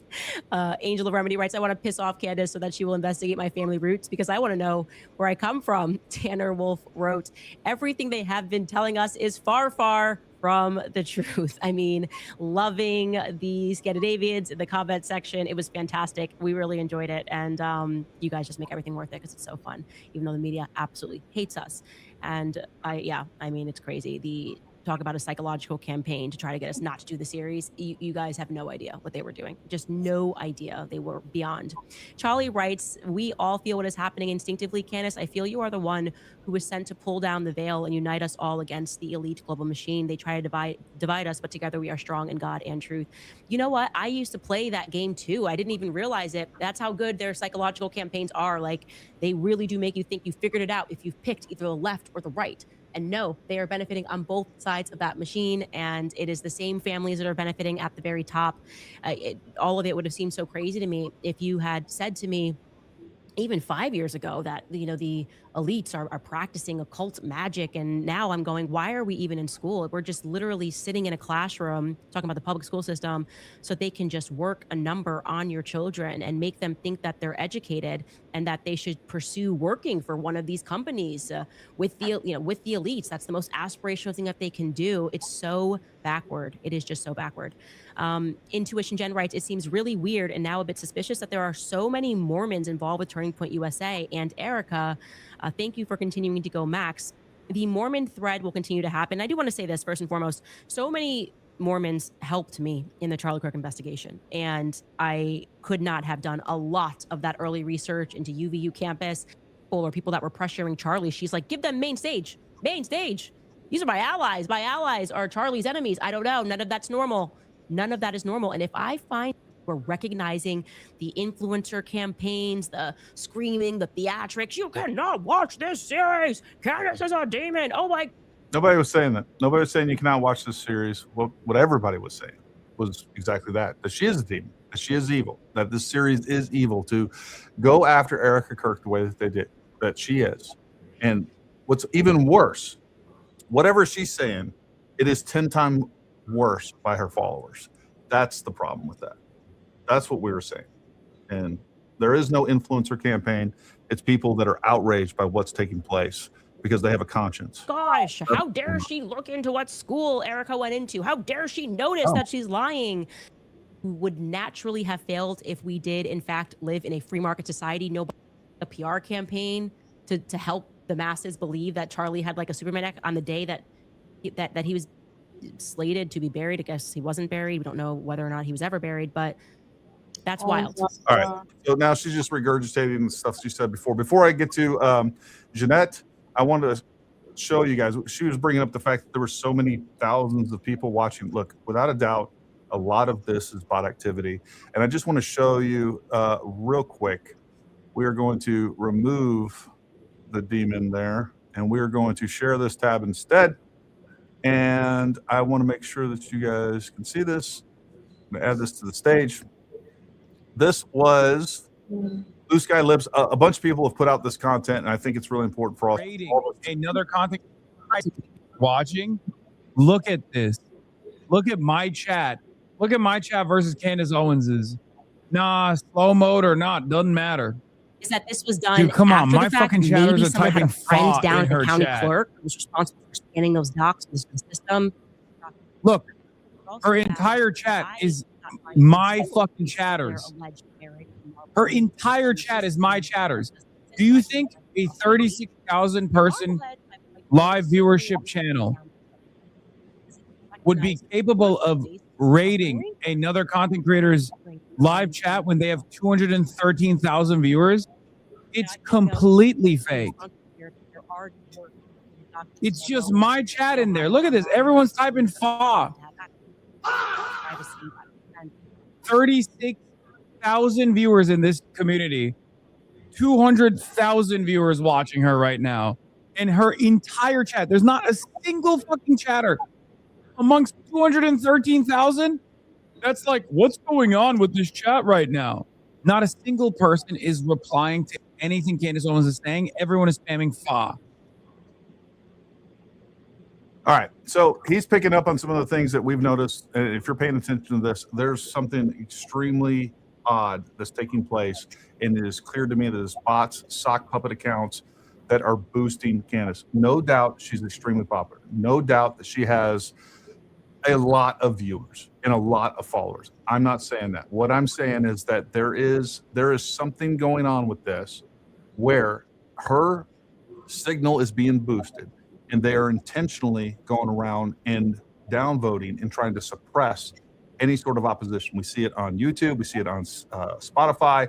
We see it all over the place. I do think, especially on the Spotify numbers, I think half those numbers are probably foreign viewers. I don't know how they can break that down, especially when we're talking about using VPNs. I think it's very complicated at that point. But there is something artificial taking place. And I just wanted to show you that real quick. And there's a lot more evidence out there. You got to look for it. And look, this is one of those things that is very difficult to prove, to give solid evidence for. I'll be the first to admit that. That's not something, if Candace was alleging something that she couldn't prove, she wouldn't say that, right? So you can decide for yourself. And the more you look on Twitter, X, and the more you look on YouTube and some of these other social platforms, there is some inorganic craziness taking place for sure. The exact same copy and paste response. I'm sure some of you, excuse me, some of you have already brought it up in the chat, and I know the mods see it too. So anyways, Jeanette, I have your video on hand. Would you like to go ahead and play that now? Yes, just a quick note on that. Her husband last year, I posted that video too, how when someone was introducing George Farmer, they said that he's the one who made it happen for Candace to be one of the toppest on Apple, Spotify, and blah, blah, blah. Did you see that video? I'm not sure if I saw the. Okay. You can just go through let's start with the 6 minutes and then, but so he's behind it. He's behind I think one of the reasons also that she's not getting canceled again is because he's the expert on that. He was introduced as, if you want, let me text it to you really quick. Let me send it to you really quick.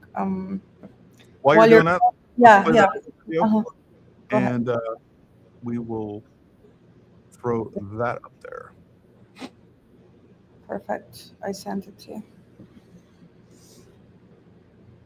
You know, what was the thing that should change? Always. Love that video about your grandfather. You obviously love him. He's is he still the most important male figure in your life? Yeah, he's probably the only important male figure of my life, which is a strong statement to make, but that's about right. Do you have good female figures in your life? Strong women? No, I try to be that. I come from a very sort of broken, crazy family. Like I heard that sort of 9 of your uncles have been incarcerated. So you come from a family where that crime is part of the story. Yeah, I mean, they're not 9 of them, but 5 of the 9 of them all spent some time in prison, and that sort of trickled down. And I have cousins that have spent time in prison, and it was just a part of my story growing up. And it wasn't particularly unique. It's a weird thing to say, but in the retrospect, that seems normal to me.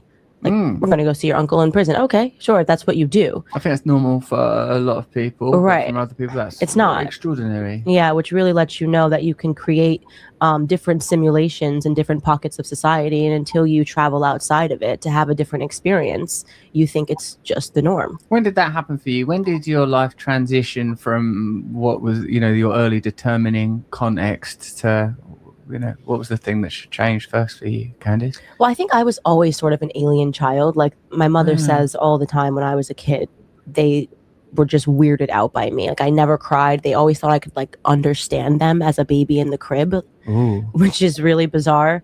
But the earliest thing that I remember was my first play date, which was in kindergarten class. I was 5 years old, and there was a girl named Lindsay DeLeo. She was this blonde girl with blue eyes, and we became fast friends. I don't think we had reading class together, and her mother invited me over for a play date.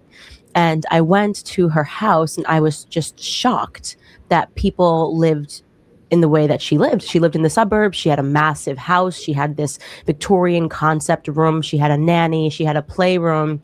And I just remember being shocked that this was even a part of life, because prior to, obviously, I existed within the realm of my family. I lived in a really small apartment. Me and my two sisters shared a room in a low-income housing building, and it blew my mind. So I think when I was a really small kid, I was already considering, like, how is this, asking the question at least, which is important in order to get the answer. How could people be living such different lives? And you either take, two approaches to it. You either say, I hate rich people because they live that way, or I want to become a rich person and learn how to live that way. I think I've always been curious about success and wanted to learn how to be successful myself. So my path was somewhat natural in that regard. I never hated rich people. It's a very weird thing to me that people demonize the rich. Do you hate anyone? Yeah. No, I think hate's a terrible emotion because it you harvest it internally. So if you hate someone, you. So first of all, folks, I just dropped Jeanette's X account in the chat. You guys go check her out. I think this is the second video in that. So if you want to go watch this again, or you want to reference it later, or whatever you want to do with it, feel free to do so. But make sure you go give Jeanette a follow as well. You were saying you wanted to stop real quick, Jeanette? No, she continues about how her teachers hated her and she was kicked out. If you want to play that. Yeah, no, I thought I heard you say, can you stop? No. Okay, cool. Who hate them? Yeah, right. Like Yeah, they're it's a really okay. good They don't feel that. So you've always been aspirational, even when you were a child. It sounds to me from what little you've told me already that you sounds like you had an unusual emotional state, that you were sort of quite an independent person. Yes. And that you're, I mean, even watching you, I've watched like quite a lot of your videos and interviews. You're a very powerful person. You're quite driven, aren't you? You've got a strong presence. Yeah, and I've always had that. Like my teachers hated me growing up because Why? I was just extremely assertive. I think about the function. Where was you educated, Mel? That's a very good question. I think I like to say that I was self-educated, because you don't learn anything in school. You learn propaganda. You learn how to function in society in the way that the government and society want you to function. So I like to think that because I always had to earn my way through life, my parents couldn't afford to put me through school. My parents stopped paying for anything for me when I turned 14 years old. I was kicked out of my house and I was living with a boyfriend for 6 months. Like I was one of those kids, you know? Wow. And so I sort of was self-taught, and I was constantly pushing back against arbitrary authority. Arbitrary authority meaning that because I'm the teacher and I say go left, go left. Boom. Go ahead. Yeah, you can pause. But that is one of so many, and this is her childhood described to you, and the personality of people are developed in the first 8 years. To me, and I may be wrong, but it sounds like she had a chaotic home growing up, and usually when people grow up in environments like that, when they are married and they're like, let's say, assuming she has a peaceful home right now, their brain is wired in a way that they seek for chaos. They have to be stimulated all the time.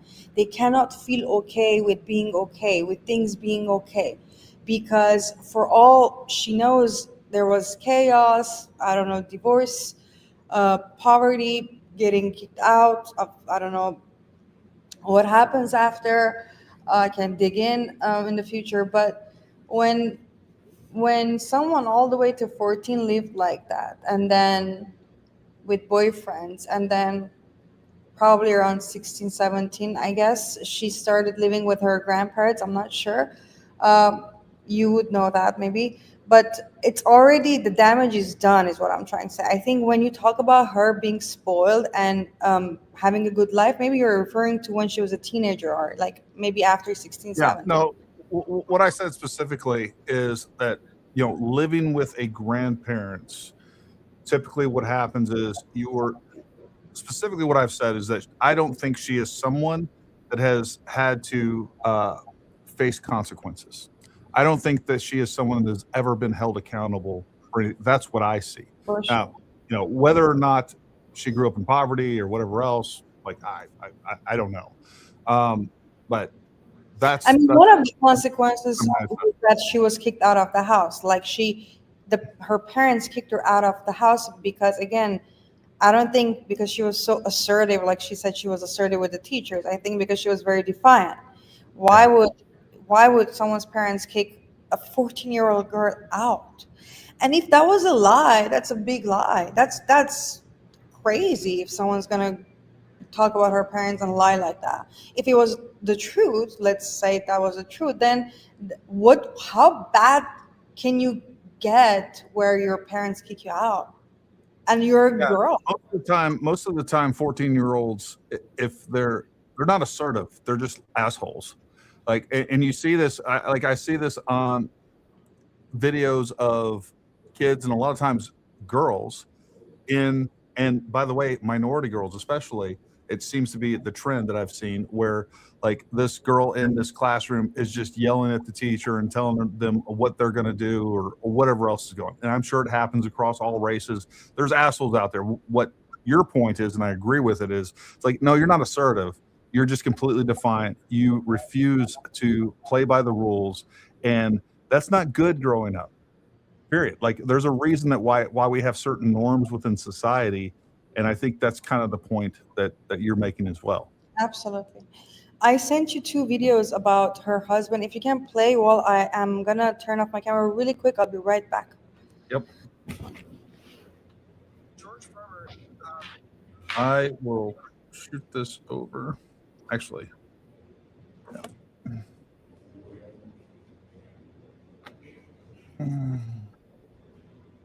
All right.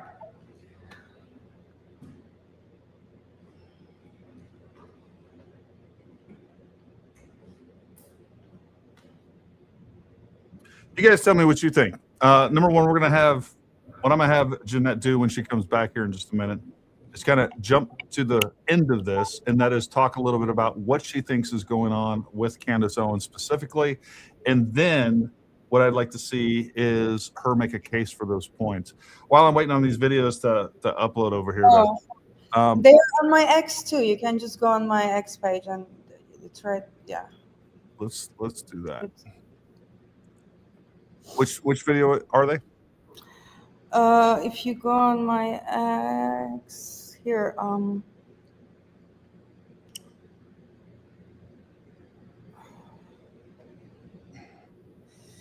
I got one right here. Let's play this one real quick. George Farmer, let me read officially first. George Farmer, let me read officially first, is a media and technology executive who currently serves as president of the Candace podcast, as well as the executive director of UK news channel GB News. He formerly served as the CEO of Parler. In his role as Parler, he led the reinstatement of the company to both Apple and Google App Stores, raised over $45 million in financing rounds, acquired a leading cloud computing business, and reestablished Parler as a leading free speech social media platform. In serving as president of the Candace podcast, he has helped build the business and operational infrastructure for one of the most successful podcasts in the United States, regularly ranking in the top 3 on both Spotify and Apple podcasts alongside Tucker Carlson and Joe Rogan. That is out of this world. Prior to his pursuits in media and technology, he worked in the financial markets for a decade in London. Mr. Farmer graduated with a first-class degree and scholarship from Oxford University, where he majored in theology. As an active Catholic, he works extensively in various church projects, both in his home diocese of Nashville, across the U.S. and Europe. He's married to Candace Owens, and they have 3 children. 3, 2, and 1-year-old, I believe.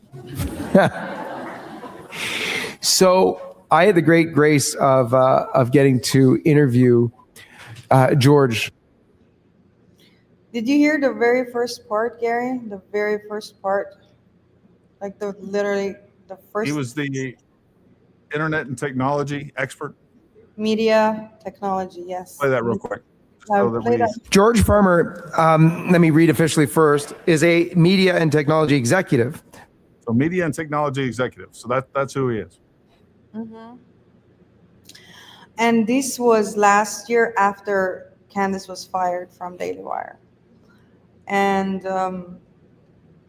yeah, I mean, he's definitely involved. I am pretty certain about that because of so many things. One, when they did a show together, he kept calling her grifter, but saying people are calling you grifter. She, you know. Second, I know that few people wanted to hire Candace after she was fired from the Daily Wire, but she chose to work for George Farmer. That's something that I've heard. There is no, I don't have any evidence for that, but so he is very much involved, you know. But yeah, I think, I don't know, she hates psychology and their friendship with I mean, what is it? What is the guy, John Mappin? A Scientologist hates psychology, and today she said, one of her producers is a Scientologist as well. That we know. I don't know about the other ones. I think there's 3 of them. I don't know if those include George Farmer or not. What I'd like, and I know everybody's kind of waiting, what I'd like to kind of hear from you is, what do you think, and then maybe make a case for it. But tell us what you think, if you were going to diagnose, and I don't know how you want to say that because I know you can't legally diagnose someone without them I haven't being seen her. Yeah. What do you see? What do you see going on with Candace Owens? Let's state that right up front, and then I'll let you make a case for whatever it's personality disorders, narcissism, whatever it is.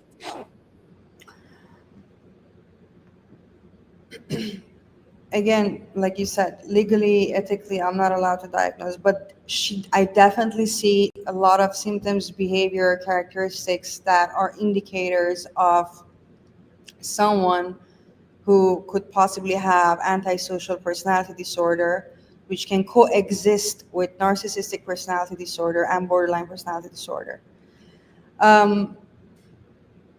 People like, I was gonna say, besides, right now, as of today, I know 2 people who hate psychology. 1, if you're a Scientologist. 2, if you have an antisocial personality disorder, you will hate psychologists, therapy, anything that has to do with, because they just they're like, just get away from me. They're very, very different. Their brain function is different. Like I said, it could be genetic.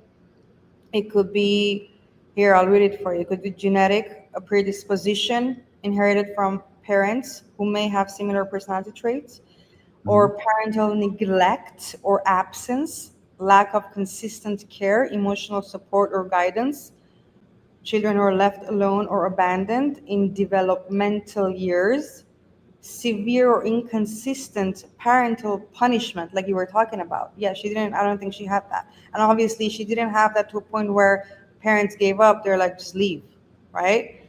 So she went live with a boyfriend. Severe or inconsistent parental punishment, or that could be one, or sometimes when parents overly like discipline, like overly harsh discipline for minor behaviors, like the way you sit, the way you eat, and etc. But this was not a great persecution. Excessive control, criticism, or physical punishment during childhood. I mean, God knows, before they kick her out of the house, if they, I don't know, beat her up. Usually George.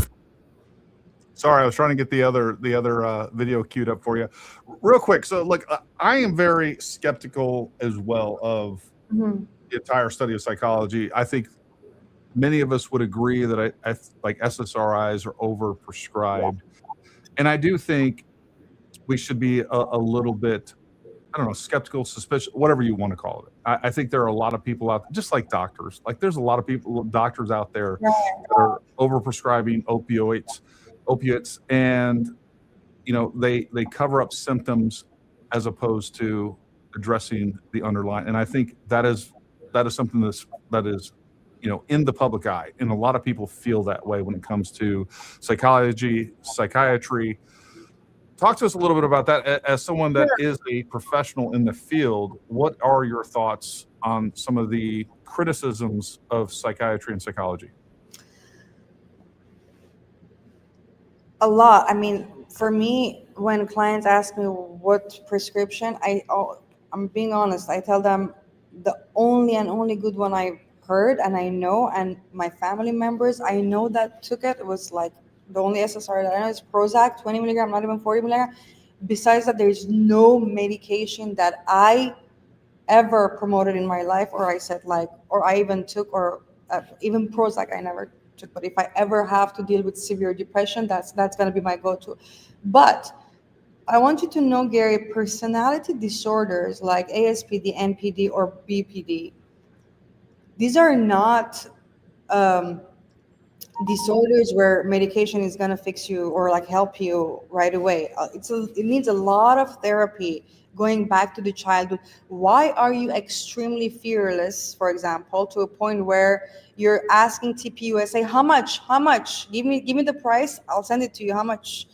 Or anything, if you look at her entire, I mean, this is not about Candace right now. She is the symptom of a bigger problem.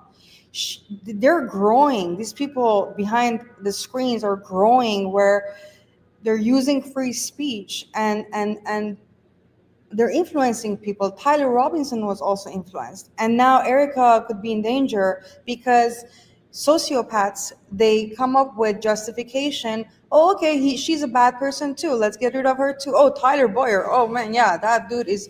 So it's dangerous. What I'm trying to say is I really hope that Candace Owens finds someone and gives a therapist a chance. It's not a bad thing, even if you have nothing, if you have no disorder. Just talk about few things, like why is it that you have zero fear as a mother, okay, and you think the biggest fear in your life should be just pedophiles, and not putting yourself or your kids' lives in danger with the things you're doing right now behind the screen. Go ahead. Yeah, and I want to follow up to something that you said, because you're right. The same rhetoric that ended up getting Donald Trump now 3 times, an attempted assassination on Donald Trump 3 times, folks. The same rhetoric is being used against Erika Kirk, TPUSA. And by the way, worse rhetoric. And there are crazy people out there, and she knows it. And, there's a part of me, and I hope I'm wrong, there's a part of me that I feel like Candace Owens would be gleeful if somebody tried to take out Erika Kirk. I really do. And I hope that's completely wrong. And God forgive me if I am. I hope that's not correct. But that's the impression that I get, because of how cold she is, how calculated she is about what she says, how she says it. And what I feel like is very obvious that she is directing crazies at her enemies. And, again, I hope I'm wrong. I hope I'm being completely uncharitable, and that's incorrect. But I have never heard her say anything like that. Like, hey, you know what? I don't want you to go after Erika Kirk. I think she is stoking a fire, and it is extremely, extremely dangerous. Real quick, I just want to throw up some super chats real quick so they don't get too far away from me. Thank you for exposing Candace. Not sure what her angle is. This is all crazy. Ranger up. CJ Carenti in the house. Since no one else is willing to ask, and Bronson isn't here, Jeanette, peanut butter or French toast, or no, asking for a friend? I like both. No. The question is peanut butter on French toast. Oh, no. Exactly. I know your family history came up, but somebody was asking if you're French. What is your genealogy there? I am Armenian. I was born in Iran. My name is French. The spelling is awkward. My mom spelled it that way. Even it should be Janette, but actually I like it Jinat. So I was born in Iran. I am Armenian Christian. Came to the United States when I was 16, right before 9/11 happened, and I was here since then. Awesome. All right, so back to Candace. So do you feel that concern? Like, are you concerned about Erika's safety because of the rhetoric that's being used against her? And Tyler Boyer, she's target. It's funny, when you started playing her, I heard her talk about Tyler Boyer, and 30 minutes prior to that, I posted on X that this is not gonna stop. She's not gonna stop. She's gonna make series about Tyler Boyer next, and I really believe that she's not gonna stop, because why wouldn't she hate TPUSA? Well, the problem is that a lot of us hate a lot of organizations that we're no longer a part of, and people that we used to work with. Things like the difference is we don't go after them this way. This is not, and this is the difference. And you kind of touched on it earlier. It used to not be socially acceptable to do this to people. Like, look, let's say Erika Kirk is guilty. She is guilty. Let's say she's guilty. And we think that she's actually guilty of, conspiring to kill Charlie Kirk. Even if that was true, it wasn't long ago that people would say, you know what, you can't continue to spread that unless you have evidence. Unless you have evidence. And that's the difference. And I hear this all the time. This is also another false dichotomy, some weird binary choice. It's a fallacy no matter which way you look at it. But I hear people saying, well, then you're accusing Tyler Robinson and you've convicted him. Well, no, first of all, that's for the court to do. And number two, what we have, the difference here is we have a mountain of evidence against Tyler Robinson. We have DNA evidence. We have terabytes full of video evidence against Tyler Robinson. We have cell phone evidence. We have his own confessions on multiple different platforms. We have his parents saying that he confessed to them. We have, it doesn't end. There's never been a more solid case. And the crazy thing is people will reject that all outright, but then they try to use the same thing. Like, well, I can accuse Erika Kirk because you're accusing Tyler Robinson. It's not even in the same zip code. There's nothing even close to those. And, trying to justify that is crazy to me. Gary, do you really think that Candace Owens thinks that exposing Erika or making serious about her, do you think that she actually thinks by doing that she's going to get to the truth of what happened to Charlie? No, and that's part of my problem with this is that I 100% believe she's insincere and she's lying, and this is why that she's afraid to go over the evidence of Tyler Robinson. I think she probably has. I think she's just using this and hijacking this entire thing because she knows there's idiot people out there that will believe what she says, and she can paint the pictures that she's painting, and people will say it's amazing. I think she has intentionally omitted all the information from her viewers, because you start talking to her viewers on X or everywhere else, and you start bringing up evidence. Like, oh, I've never heard of that. Like, you are so involved in this. You want to come out and call me out and try to say that I'm lying about something. Please point to the lie. But then on top of that, you're so involved in this that you've never taken the time to read a freaking 10-page document laying out the evidence against Tyler Robinson. No matter where I stand on an issue, I want to make sure that I'm educated on whatever you're talking about so that I can kind of refute that evidence or whatever else. But the problem is most people have never actually seen the evidence that is laid out against Tyler Robinson, or they wouldn't believe this. And Candace knows this, and that's why she's avoided that subject altogether. She's never shown that on her show. When the charging documents came out, she had 4 bullet points on a piece of paper. She didn't go over the charging documents. She got to present elements of it in the way that she wanted to present those elements, as opposed to actually reading them from the charging documents, which to me was clear indication right off the bat. That's where I started. When I first saw that, I was like, this is disingenuous. She's lying. She knows it. And this is where we're going. And I can tell you, that was probably back mid-September, mid-November, maybe even early November, probably a weekend in November. There is no way that even then, knowing and feeling like she's disingenuous, she's lying, she's trying to create a false narrative so people will continue to watch the show, I would have never predicted the trajectory of where she actually is and where she is today, because this is insanity. If you want, can you also please play the videos of Dr. Phil and Jordan Peterson? I have it on my page. They're very good.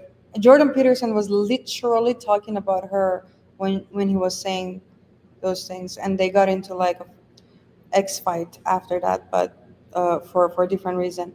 But he was definitely talking about, social behavior. Male antisocial behavior tends to be much more physically violent. And so most of the people who are imprisoned are male, mostly because we imprison violent offenders, which is social behavior. Male antisocial behavior tends to be much more physically violent. And so most of the people who are imprisoned are male, mostly because we imprison violent offenders, which is kind of interesting. We don't necessarily imprison white-collar criminals, even if they defraud like 60,000 people, but you know, a mugger, well, we're going to lock him up. And yeah, I can understand that, although not entirely. Defrauding 60,000 people out of their pension isn't exactly nothing either. But in any case, it's almost all men in prison, and it's almost all violent offenders. What's the female equivalent of antisocial personality? And it's much more subtle.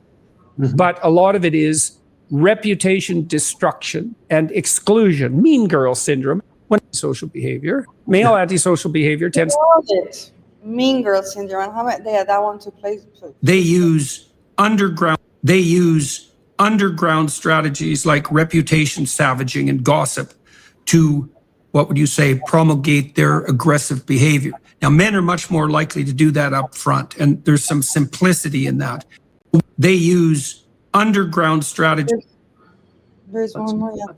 But the female antisocial pattern, which is well established, by the way, in the clinical literature, is reputation savaging, gossip mongering, and exclusion.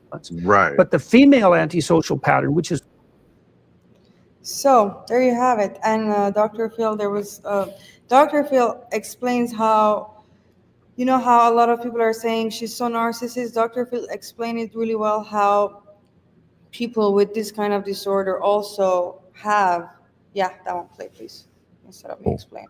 It's just manipulating social disorder, antisocial personality has components of the borderline personality and the narcissistic personality disorder. Deceitful, manipulative, impulsive, reckless. You've heard a lot of those things in the borderline personality. You've heard some of those things about the narcissist. All of those things are rolled in here, but here they tend to be pretty malevolent with them. They're actually doing this in a very hurtful way. Disorder, antisocial personality, reckless.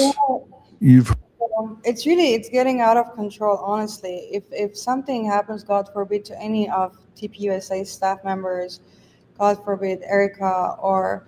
She needs to understand how these sociopaths, they justify in their head that, oh, these are bad people. And if TPUSA was not stopped after Charlie's assassination, then another one of us can be a hero and, you know, harm more people. Why not? Because they're growing. And I think a lot of people don't understand about Erika. She always wanted to look like a Barbie. She always liked to dress up nice. And maybe some people panic after a trauma like that. I think sometimes she panicked. She wanted to to look put together, be on the stage, keep on going, not stopping, because probably all of them thought what's going to happen to Charlie's, not just her biological children, but also Charlie's baby TPUSA. So they wanted to take good care of TPUSA. And yeah, so she clearly wanted to project strength in spite of what took place.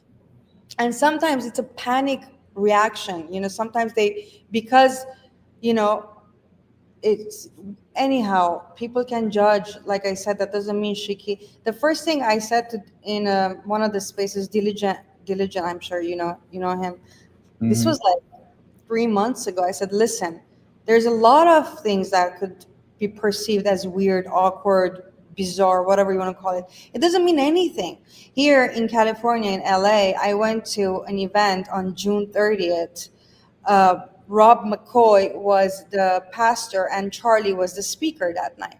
There was no security. Nobody was vetted, and so people go. And so I went and I asked Rob McCoy, how come there is no security? He said, this is a everyone knows everyone. We have it taken care of. Don't worry about it. Okay. I was freaking out. But so there's just so many things. First of all, Charlie was not someone scared. Second, if he was so scared of dying, he wouldn't be texting Mike Lee the next day saying, I just landed. It's going to be an amazing event.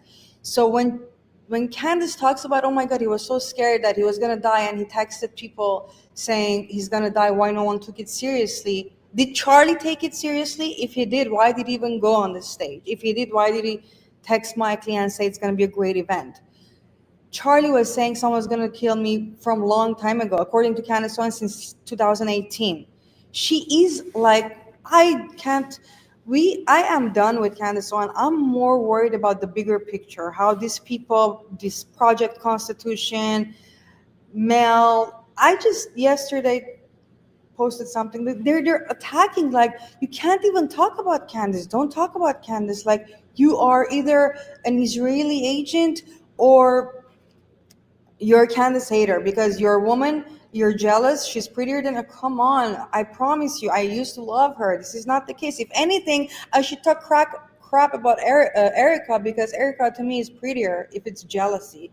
I mean, come on. I was a fan of her, and there were many times I tried to ignore what's happening and just move on with my life, not to lose money and time and sleep over this, but I just couldn't. And now I'm seeing it's not even about Candace anymore. This is a much bigger issue, and somebody needs to get involved. That's why I keep tagging Dr. Phil. People are like, why is he getting tagged?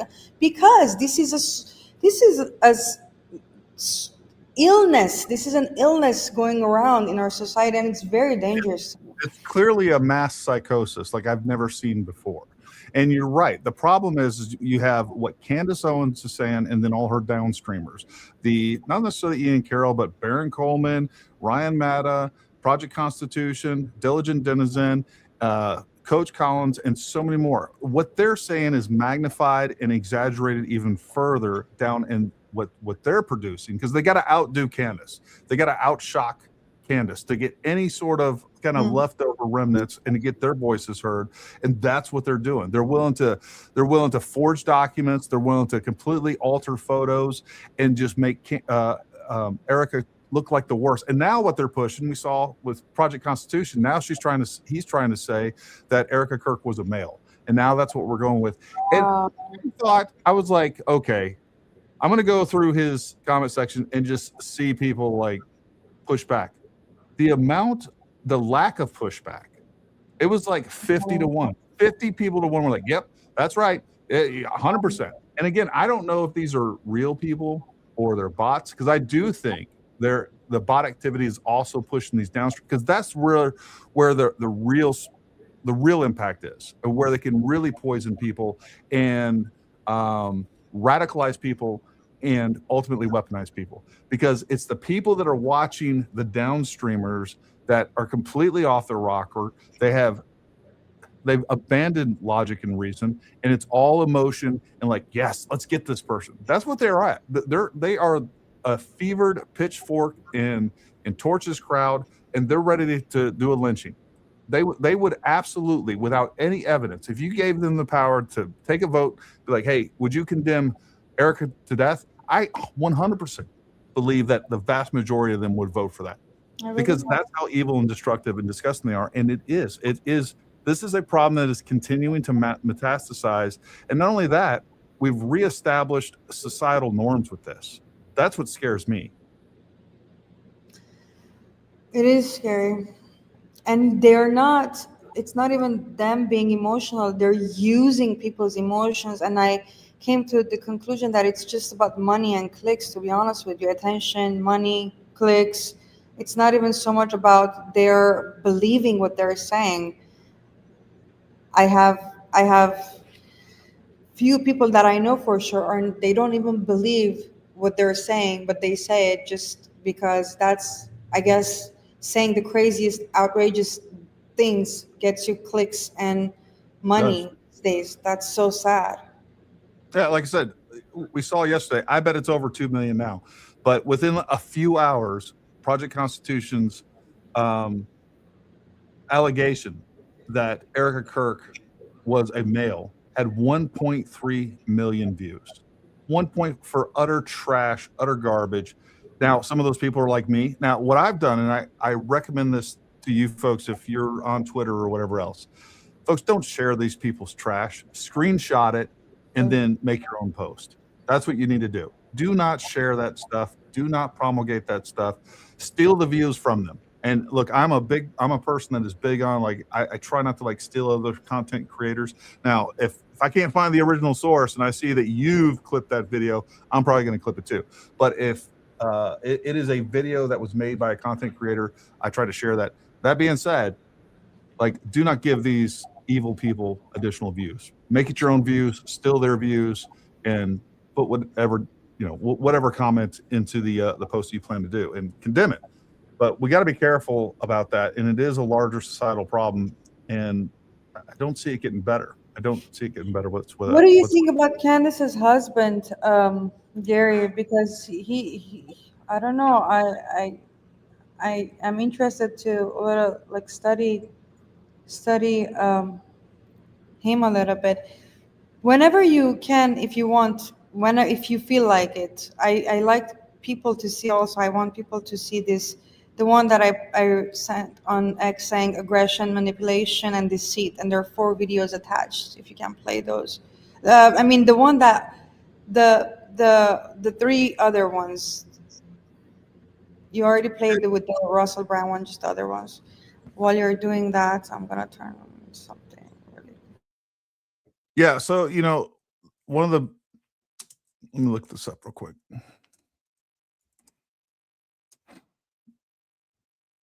Let's see if I can find this real fast. Like,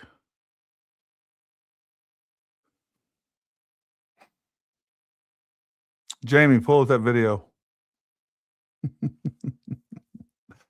While we're doing that, and I want to pull up something I just saw, another comment, and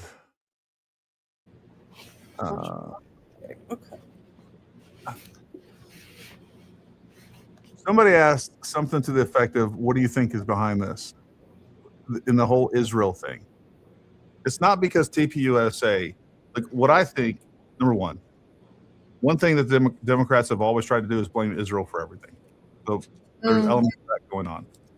There's also this weird thing where they are promoting Islam light, not directly, but kind of indirectly. We see that with Tucker Carlson, and we just saw that with Megyn Kelly as well. She got all bent out of shape.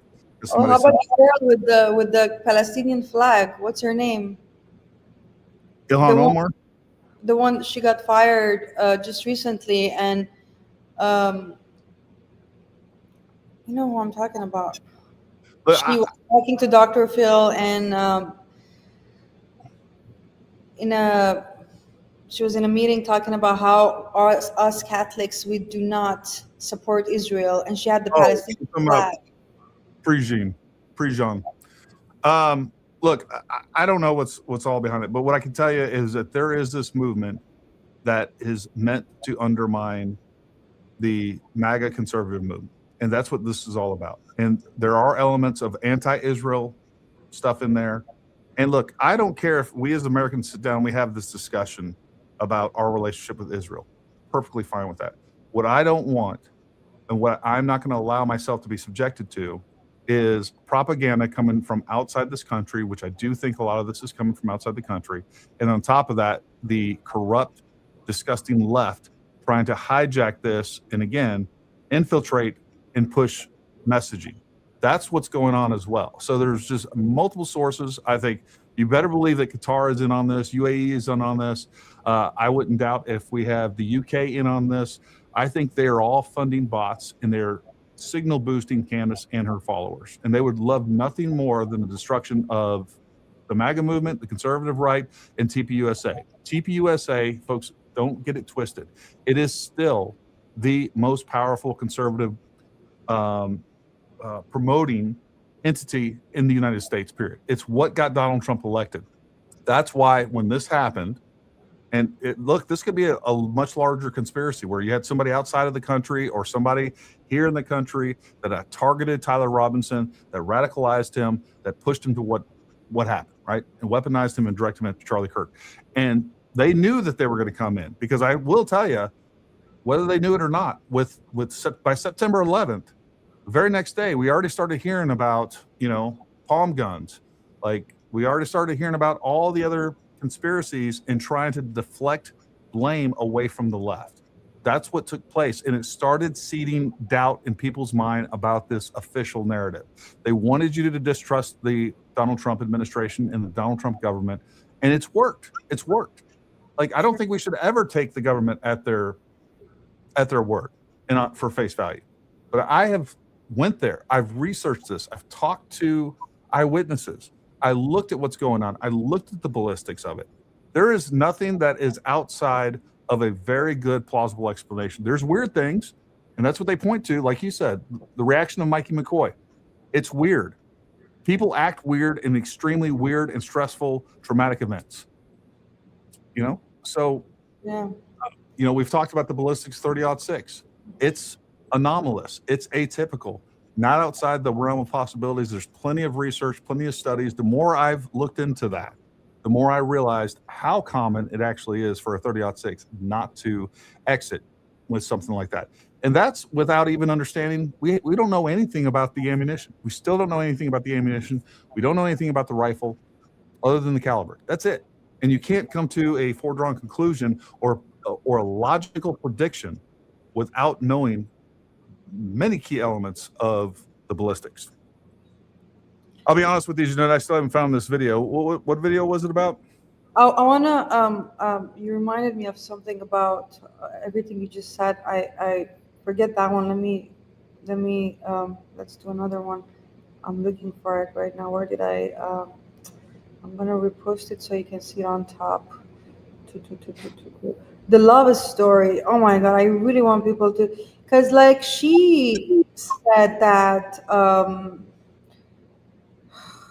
Alan had an interview with this. Here, I'm gonna. I can't say it.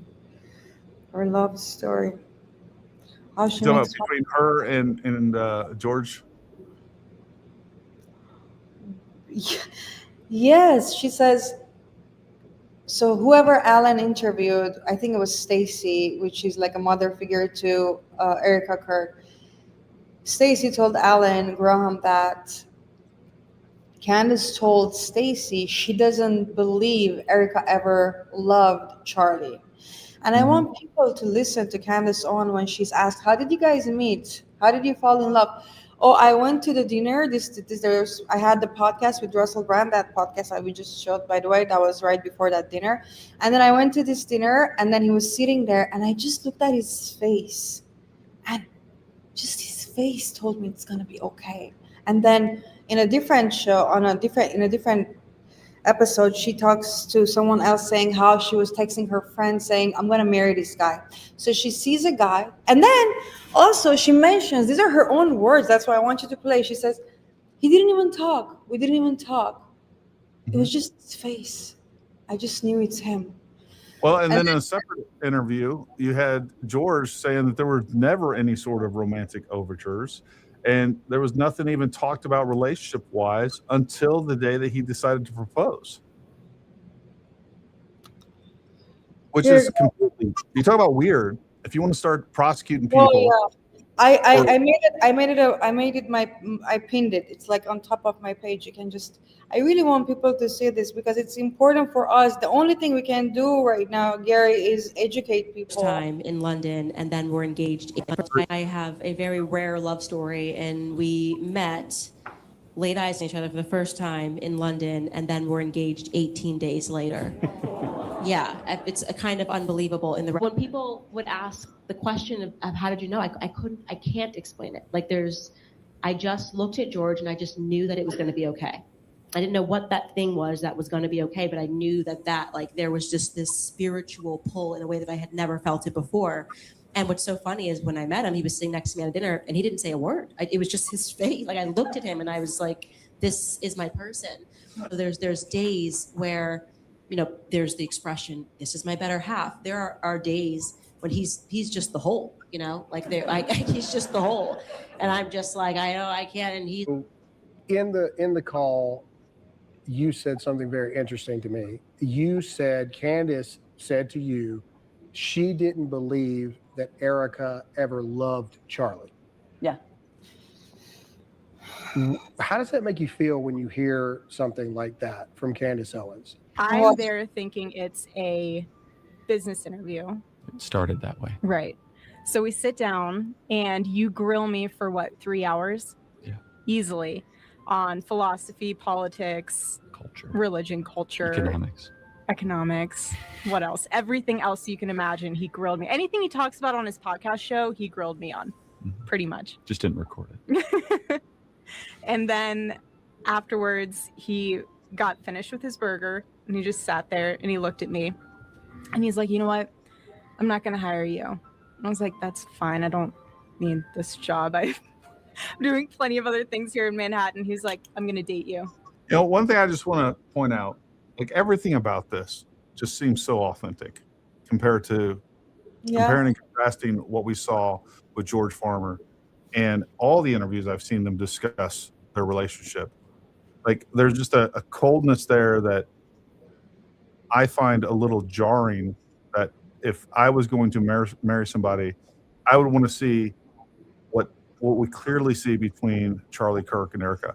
And the other thing too, like every time that you see videos, unless they're just super good actors, every time you see video with Charlie Kirk and Erika together, it just feels real. It looks real. Like these people were in love. That's the only thing that I ever get out of that. And I've tried my best to look at it from a different point of view. Like, okay, if I'm going to be the average Candace person, like how do I want to view this? And I want to try to interpret this the way that, like, am I seeing something that's fake? Am I seeing something that's inauthentic? Am I seeing something where, you know, they're acting? And I never get that vibe. You guys let me know what you think over in the comments. There's only a couple seconds left of this video. And you want to take it from there? And you said you were kind of confused. Super far right. Do you think having kids made you more conservative? 100%. Which I didn't think was possible. Oh my God. That last word is because she's literally, okay, few things about this video. One, Candace keeps saying Tyler Boyer introduced them. Okay, Charlie, according to both of them right now, you just saw Charlie grilled her on economic, religion, culture, politics, everything that he talks about and is interested in. So he was interested in. So even assuming Tyler Boyer set them up, okay, whose decision was it to date her? Like, whose decision was it to date her after that three hours of long conversation he had? He liked her. He wanted to date her. And you know what? Even if this was just one time, Candace, it was her first episode after Charlie's death, or like second. She said, Charlie told me, now I sound like a gossip girl, I hate it. But she said, Charlie told me that, are you sure you want to marry George Farmer? Is that good for your brand? And I told Charlie, love is not about brand. Why did she say that? Assuming she was trying to portray Charlie was focused on brand, okay? And he thought of Erika as the perfect match for him and his brand. So what? Right. Assuming, according to Candace, Erika did not fall in love with him, and she also was an ambitious person and cared about the status of the person she was going to marry. Let's assume that was even the case. So what? How are these things making her a criminal? I mean, are you kidding me? Like, I posted today, if you look at the literature, almost 40% of people, especially actually women, they get married because it's a good fit. it's like it's a good match because of they feel compatible. It's just good. That's what they think is good for them. Right. But Candace, according to her, the definition of love, Gary, is when you see someone, and I zoomed on his face on purpose, when you see someone and their face just tells you he's the one. I mean, talking about emotionally not becoming mature because of trauma, there you have it. There you have it. My own unprofessional diagnosis is that at a minimum, she's a sociopath. I do not think that she feels the emotions that we feel. And so I'm not going to even pretend to know what goes on in her head or what she considers love or not love. I do, like you said, there are lots of people out there that have marriages of convenience or what just they think it just makes logical sense and there's not a lot of emotion. I know people like that. And usually they're not going to last. But what I can say is that from outside looking in, every time that I've ever seen Charlie Kirk together with Erika, like to me, that is the picture perfect looking couple of, you can just sit back and like, man, those two genuinely love each other. Those two actually love each other. And it's great to see that because when you're a public figure like Charlie, it is more than just, the analysis that goes into that is more than just, hey, I love this person. Of course, there's going to be some of this, hey, is this person a good fit? As we should have, like all of us have probably been in love with somebody or had feelings for somebody that we know would be a terrible person for our careers, our everyday life. Like we've all been down that road. And of course, some of that analysis is gonna be like, hey, not only do I love her, but I think she'd also be a great fit for what I'm trying to accomplish. And there's nothing wrong with that. And I think, thinking about that just makes sense. Yeah, and I don't believe that it was his face that made her. I think it was what Laura Loomer, even though, again, I'm not a Laura Loomer fan because I don't know her. I'm just not. But I do believe her when she said Candace married George Farmer only because he was rich. Yeah. No, that's my own personal opinion. No one can tell. This is not a professional opinion. This is just my personal opinion that she is not even capable of, in my opinion, of. I wish I could interview her. Actually, I did email her. Like, I just want to. She should tell us what her definition of love is, what her definition of betrayal is. Money thing going on behind the scenes about TPUSA, assuming even that's correct. Okay, how does this lead to the conclusion that they're covering up the assassination?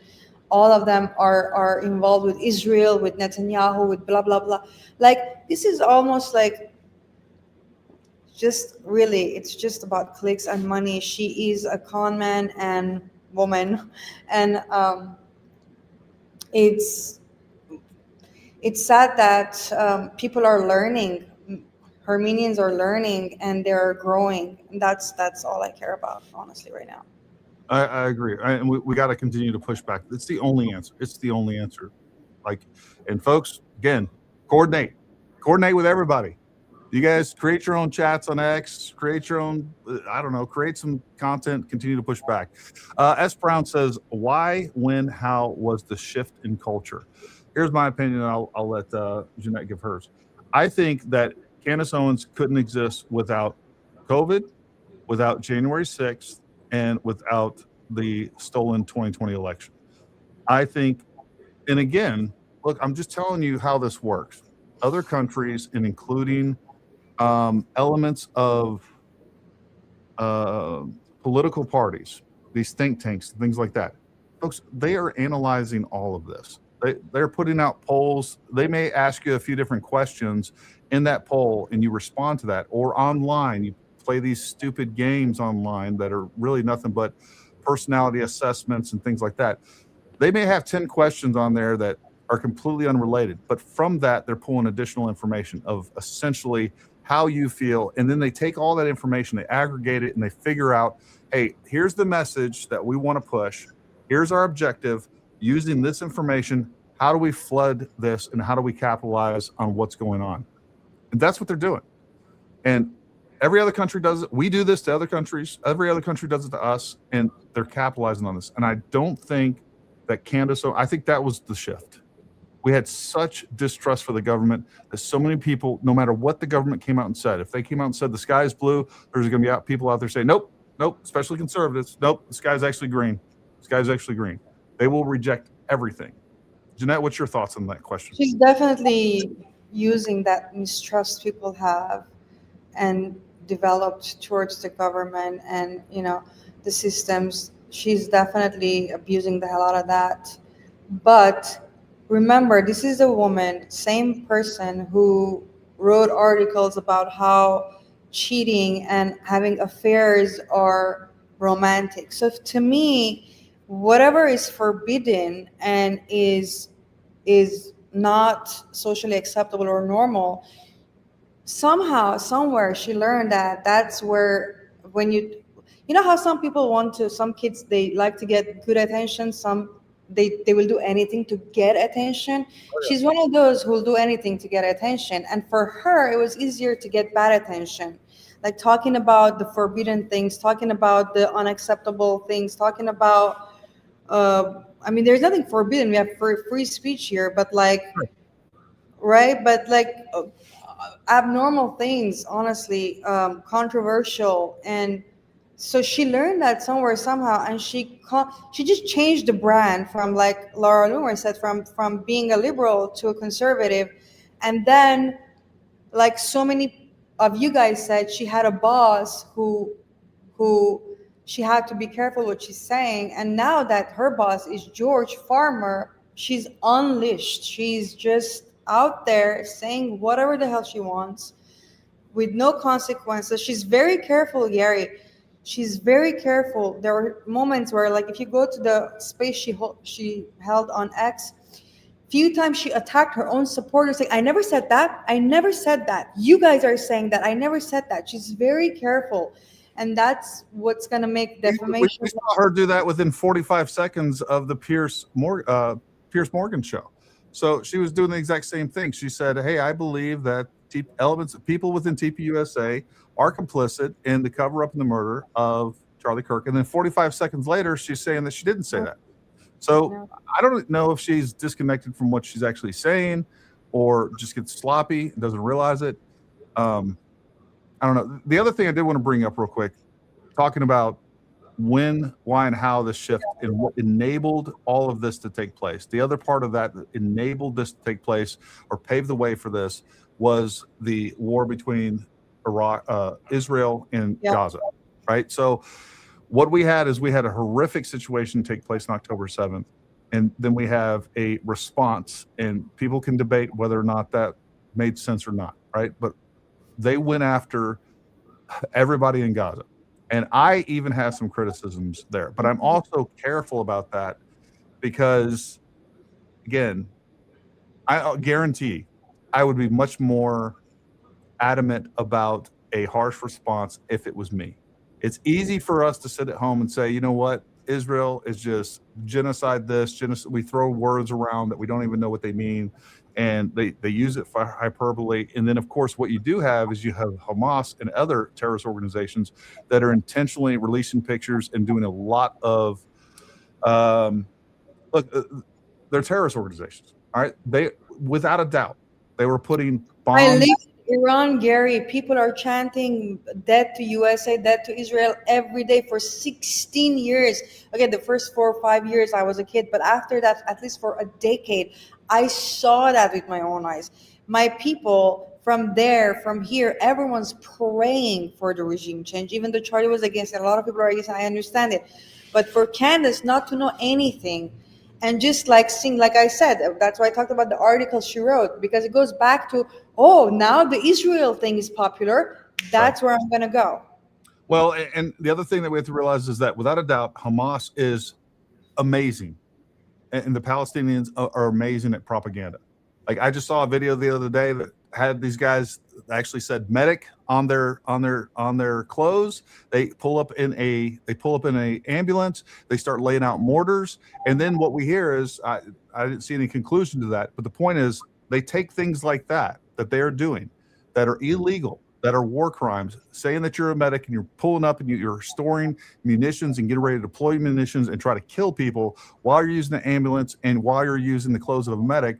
And then what happens is a strike hits that ambulance, and then the story goes out, oh, hey, Israel killed a couple of medics. I agree that there are definitely times where Israel has been over aggressive, but I'm smart enough to know I don't know all the answers when it comes to Gaza. But the point here is that they have done a really good job as painting, whether it's correct or not, that Israel is committing genocide in Gaza, and the pictures from there are definitely horrific. It is a human tragedy without a doubt, and they are capitalizing on that, and they're exploiting it to push certain narratives. And just like you said, Jeanette, what Candace has done is weave that in, and there was already this anti-Israel, anti-Semitic movement taking place, and they've exploited that as well. So you just need to be aware of that. David Webb says, Proverbs 26:28, a lying tongue hateth those that are afflicted by it, and a flattering mouth worketh ruin.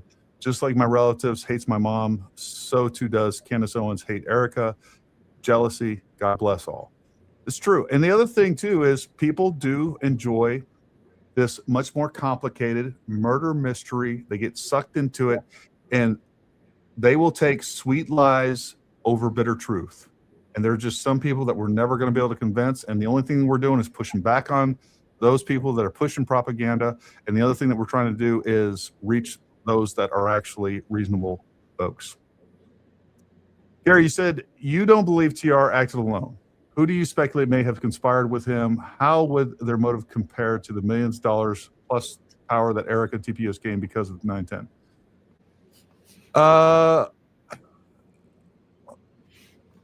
Look, I think it's completely reasonable. I think it's a possibility that Tyler acted alone. All right, I just haven't seen evidence of that. What I have seen is evidence that it was mentioned, and there were people online that predicted the outcome of that event, and not just one, not just two. There was multiple out there. I do think that Tyler had been talking to other people. I do think that that's possibly being investigated. I think without a doubt, Lance Twiggs knew what Tyler was going to do. So that's where I'm willing to say right there. The fact that people are just avoiding those truths and going off in another direction. Look, motive isn't everything. All right, my wife has a motive right now to kill me. I swear to God, don't say that. You know, it's like just because there is, and by the way, I think it's a really short-sighted motive. You're saying they were able to raise all these millions of dollars. Look, Charlie Kirk was going to raise those millions of dollars anyhow. And on top of that, the long game is there's nobody that would have sat on with TPUSA and said, hey, you know what? We're better off without Charlie for the long game. Charlie was a fundraising machine, without a doubt. He is the best voice in the conservative movement, probably since Rush Limbaugh, and maybe even more compelling, especially amongst the youth, than Rush Limbaugh. And, you know, Rush Limbaugh philosophically was the best out there, but he really wasn't involved in raising money and getting the vote out the way that Charlie did. Charlie is attributed with 2.5 million votes. We beat Kamala Harris by 2.3 million. So he is a game changer. And when you forget about the couple of $1 million that he raised, think about the political right and the real monetary value of Charlie Kirk's ability to get out the vote and get the right people in office. That's worth hundreds of millions of dollars. And for the longevity of TPUSA to exist, like you can't sell me on this silly couple. I don't care if it's $50 million. It's not that much. Like I looked it up the other day because Candace Owens said that TPUSA was $1 billion company. It's worth like $230 million. It's not worth much more than George Farmer is, to be honest with you. And I know some of that money is his father and all those other things. But like these silly $10 million, like $10 million in this game is nothing. And the motive to keep Charlie alive by everybody involved is so much stronger than the motive to take him out. You just look at it rationally and reasonably. Really is. And I'm sorry. One thing comment about that, like, even people who are so mad at Israel, even if they want to convince themselves, or they're already convinced that Israel had to do with Charlie's assassination, I really want you guys to ask yourself, how does a series about Erika Kirk and Candace talking to Erika's ex-boyfriends have to do with Israel and Charlie's assassination? Like, how do you get, just because middle of the show she says, oh my God, but the DuPonts, how did I know they're gonna come up? Just because please, you guys, be smarter than that. Don't just because she's throwing words, don't think they're all somehow connected. Yeah, they're not connected. That in 2026, hundreds of people got together and said, let's get rid of Charlie and cover up. No one's going to say anything. Let's keep it a secret. How's that? This is 2026, Gary. With all the phones, all the footage, go ahead. Sorry. None of it makes sense. Unless you're an idiot and you are so easily convinced and you don't have a strong mind. What Candace is doing is just what Jordan Peterson talked about. And that is, why do these mean girls go after people and attempt character assassination? It's not because they just want to assassinate their character. It's that they want to be able to convince you that they are worse and more capable of worse things. And so if we take Erika Kirk just as she is, what we know to be true, and we say she was capable of and she was involved with Charlie Kirk's death, that doesn't fly. But if what we can do is erode her character unjustly and turn her into a monster and slowly, and look, Candace Owens has been working this angle methodically, slowly, carefully, strategically since early September. All you got to do is look back. She started pushing, inserting Erika a little bit more, continuing to tie her with nefarious activity and to cast aspersions and suspicion on Erika, to where now we're culminating in, I don't even know what this was the last 2 days. My brain still hurts. But in Candace's mind is tomorrow she's going to be able to, when she's done laying out whatever case that she's going to lay out tomorrow, she thinks that you will now accept the fact and believe the fact, or the idea, it's not a fact, the idea that Erika Kirk was capable of, because she's such a horrible person. And not only is she a horrible person, but she comes from a long lineage of horrible people. That's what I'm hearing so far. And she didn't just do it. Her mother did it. Her grandmother did it. These are all horrible people. And all she's doing is carrying on the family name. And she was tied into killing Andrew Covet and Tyler Boyer, and they're all bad people. They're all Gary, was it you with Charlie's security guy? You had an interview. Was that you?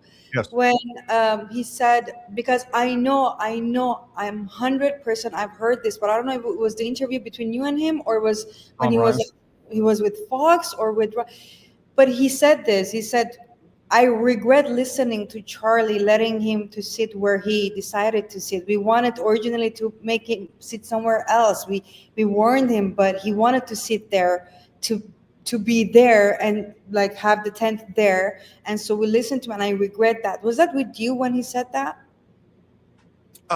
We talked about a lot of things that Charlie said and did. I don't know if he talked, like, there's really no other places. I don't remember that part.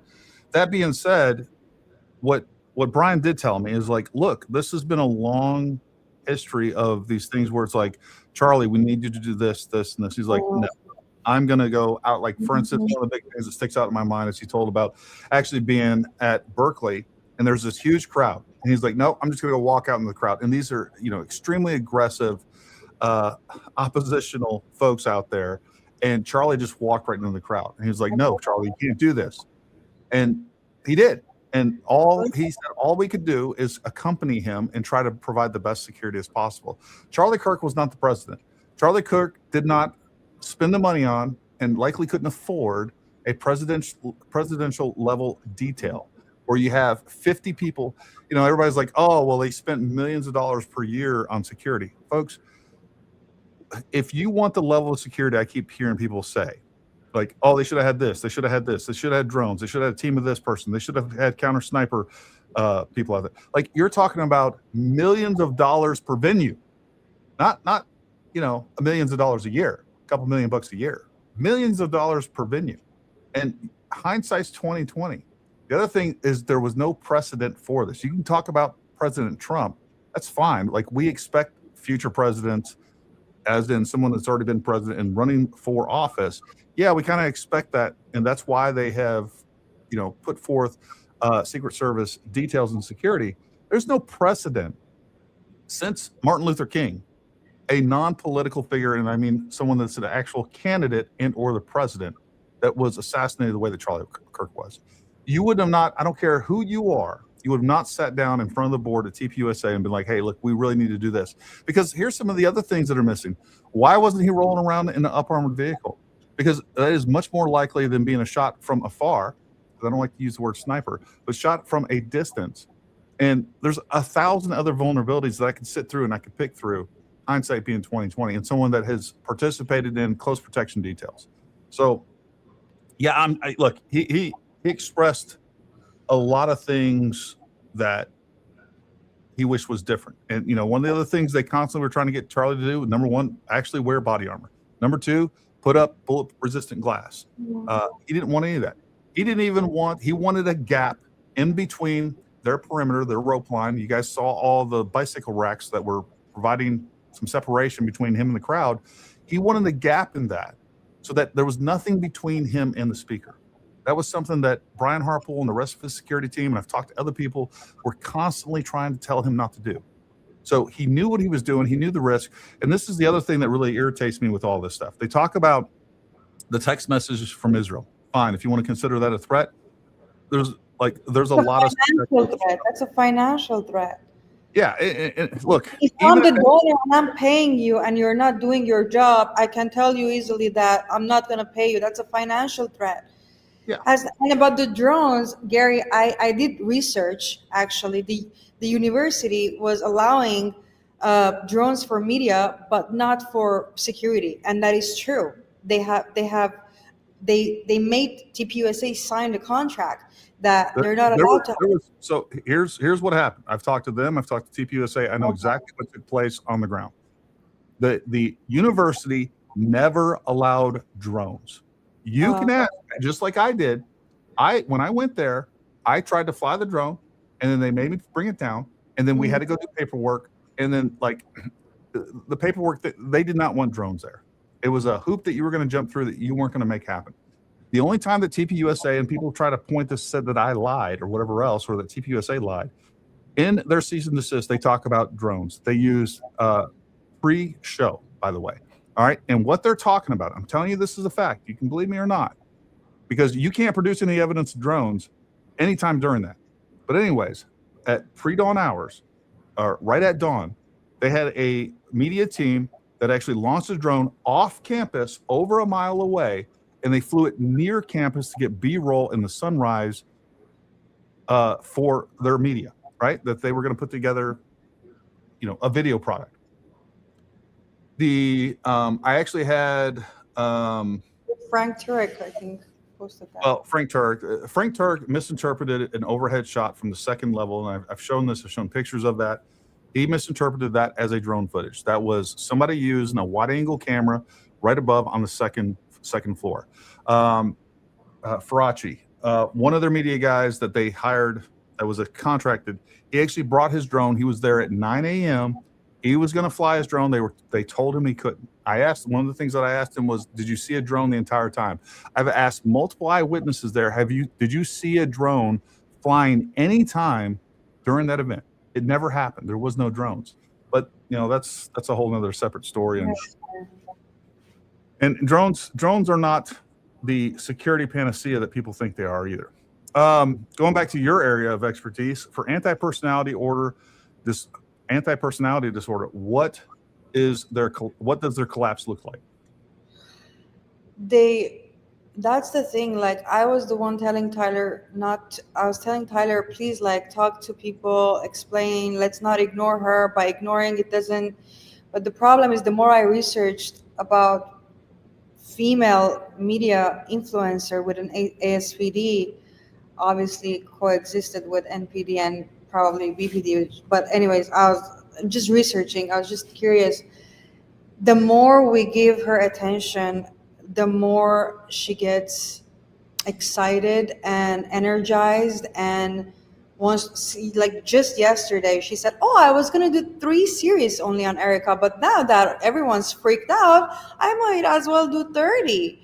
Now she's going to probably start series on Tyler Boyer, and just, this is all about money and clicks. But if she has that disorder, if she does, then few things are not going to help. Attacking her directly, and I posted this too, attacking her directly, or keep, like, us being engaged in her drama and, like, giving her the reaction she wants. And she even takes a screenshot of when she's trending, even if it's like, sure, it's not, she loves it. And I don't know, maybe at some point we should stop talking about her and we should just start talking about the bigger picture and how this is becoming a problem. People talking with no evidence and too many theories going around and, like, influencing people doing things, influencing people who end up doing things. That's my worry. And I think maybe we should just not name her so much and talk about the whole problem, the bigger picture. Look, I'll just tell you my piece on that. I don't think that's going to work. First of all, she already has millions of people that are going to continue to promote her. And the other problem with that is, like, if we just stop and we don't talk about her, that's not, like, we don't accept that with narratives from any other sector anywhere, because we know it doesn't work. Ignoring the problem doesn't make it work. I don't doubt that you're correct. I don't doubt that being engaged excites her. That being said, to me, let's look at it from a military standpoint. It's like saying, hey, if you don't provoke this country that's kind of an asshole, let's take Iran, for instance. Like, hey, if you just leave Iran alone, it's going to go away. Like, if we don't provoke them, it'll go away. No, they're going to sit back and they're going to continue to build their nuclear arsenal. And I think that while, yes, it may make them more aggressive in the short term, ultimately there has to be some sort of direct approach to all this stuff. And I think that, look, I think most of us agree that Candace is most likely on the downside of this hill. I think she's reached her apex and is going down. And I think that's because more people have spoken out. She got to where she was because too many people ignored her.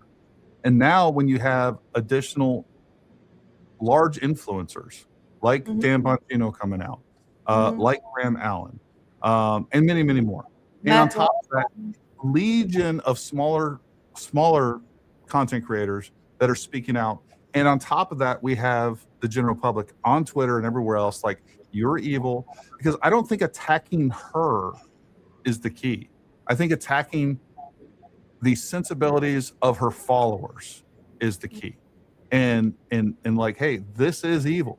And, like, nothing, like, we don't ignore the left. And, like, of course, when we ignore the left, or when we approach the left, or go after the left, yeah, it gets them more excited because they're all the same. Like, it's a bunch of freaking weirdos, psychotics, NPD, whatever you want to call it, and they're going to react. You can look at the squad, everybody else, but it has a negative effect, and we got to continue to erode that. And I think it's the only way to do it. And I mean that. I agree with you. I totally agree with you. That's what I told Tyler Boyer. But I was just sharing what the literature says. They like it when every attack, even if you're just explaining yourself, giving her alibis, whatever she wants, for her, it's a new series. It's a new episode. I agree. That's the problem. The difference is we're not dealing with an individual. We're dealing with mass psychosis. And I think that is very different. I don't know if there's any literature on that or not, but I think that is very different than dealing with one individual. If it was one person in our family, we could probably get away with just ignoring them and not feeding into their nonsense. And I think it's bigger and beyond that personally. And I could be wrong, so moving on. I know Candace was a grift when she never spoke up for Christian genocide, but Palestinians, I side-eyed. Then she read the Quran on air. Yeah, there's this weird thing with all of these folks. I don't care if you're talking about Candace, Tucker, Megan, Prejean, however you say her name. They're all like on the DL. They're pushing and protecting Islam, and it's really, really weird. Yeah, Charles? that is very interesting. Oh, sorry. I'm sorry. What were you gonna say? I was just saying it's interesting. You're right about Tucker Carlson and Candace Owens for sure are supported, whether financially or I don't know how, but they are whoever is supporting Candace is also supporting Tucker Carlson. That there are way too many things that I look at the patterns and I notice things that are happening, and she always mentions him. Always, it's like. But yeah, I don't know about this whole. We were gonna look into John Mapp, and we forgot about him. There are just too many of them. We don't know which one to. Well, and look, I'll tell you how I think they're being supported. It's not directly, but when you have UAE, the Qatar, and other entities, it could be CARE for all I know. When you see someone that is pushing a narrative that's beneficial to you, look, ultimately too, it's like the enemy of my enemy is my friend, right? All these people suddenly hate Israel, fine, whatever. So what happens is Candace and Tucker and all these other people start talking crap about Israel, and then you have these different entities, countries, political movements. They're going to flood that with bots, and they promote that. And then what happens is just a natural thing. There's no money exchanging directly, but what happens is like, oh, I'm looking at my analytics. When I said this, suddenly I got a boost in ratings. So that's the popular thing to do. This isn't complicated. I mean, it's actually pretty simple when you look at it, of how people can be incentivized or create incentives for certain messages. And I think that's how this is happening. Of course, it could be done through super chats. It could be done through sponsors. It could be done a multitude of different ways where there's no one ever talking to somebody. You don't have to be. Like, these people are going to be manipulated into like, hey, this was what I said here, or this, what I have here was extremely popular. They don't know or probably don't care if it was artificially created, but they're going to get benefits from it. So that now they're incentivized to talk about it some more. I mean, And is it true that Tucker and Candace, they both don't have like a steady income, right now? I don't know about Megyn Kelly working for the radio or not, but like all these people, they don't have like a steady income every month. Like they don't have any boss. They're self-employed right now, and it's not, like it's their income depends on basically how many views, how many clicks they get. Sure. Yeah, I know. Look, I think Tucker especially has multiple streams of income. He has lots of different sponsors. He also has his own line of tobacco pouches. Candace, I'm sure, has investments and other things like that. But yeah, I mean, generally speaking, their income is solely dependent, or majority of their income is dependent on the clicks, views that they get. I mean, I think that's. So that's what they have in common. Megyn Kelly too, right? Yeah, I mean, all of them are in media, and if you're not getting views, especially if you're self-employed, it's one thing if you're working for NBC and you have a $100 million contract or whatever it is over 3 years. It really doesn't matter. Like, you're going to show up just like Rachel Maddow. Like, she can show up and she can get 50 views and she still gets paid no matter what. It is much more. But look, no matter what these people say, they are so wildly popular that they're going to get views. I mean, that's like the idea that Candace is just going to go down to no views. I don't think that's true. But I do think that we can push back on this and de-incentivize some of the things that she's saying. But she's always going to get views, that's for sure. Well, let's close this down. I've been going 4.5 hours. All right. One last question before you close it. One last question. Do you believe Tucker Carlson was actually attacked by demons? No, I don't. I also don't think that Tucker Carlson was harassed and interrogated at an airport in Israel either. So I don't know. Like, out of all this stuff, that's the most. I'm still coping with that. My breakup with Tucker is still ongoing, and I'm still dealing with that. Me too.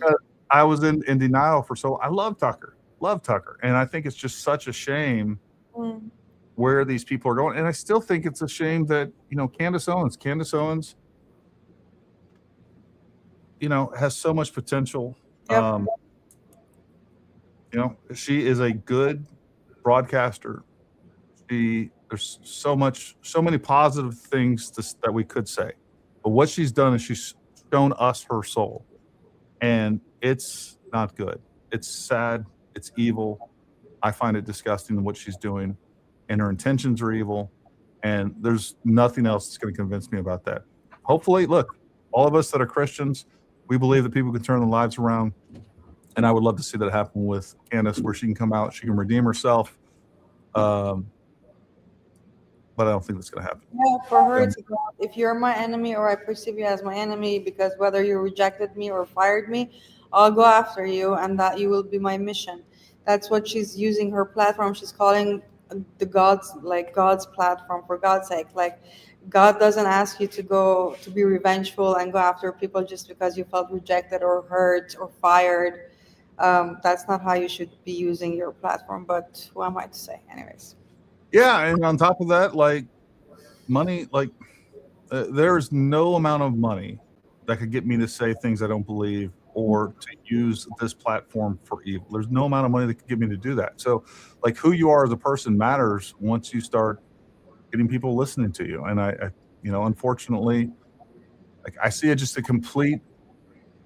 I don't see a moral structure backing up Candace in any way. And I don't think it's by chance that she's turned into what she was, and then just a couple of years ago she was an atheist.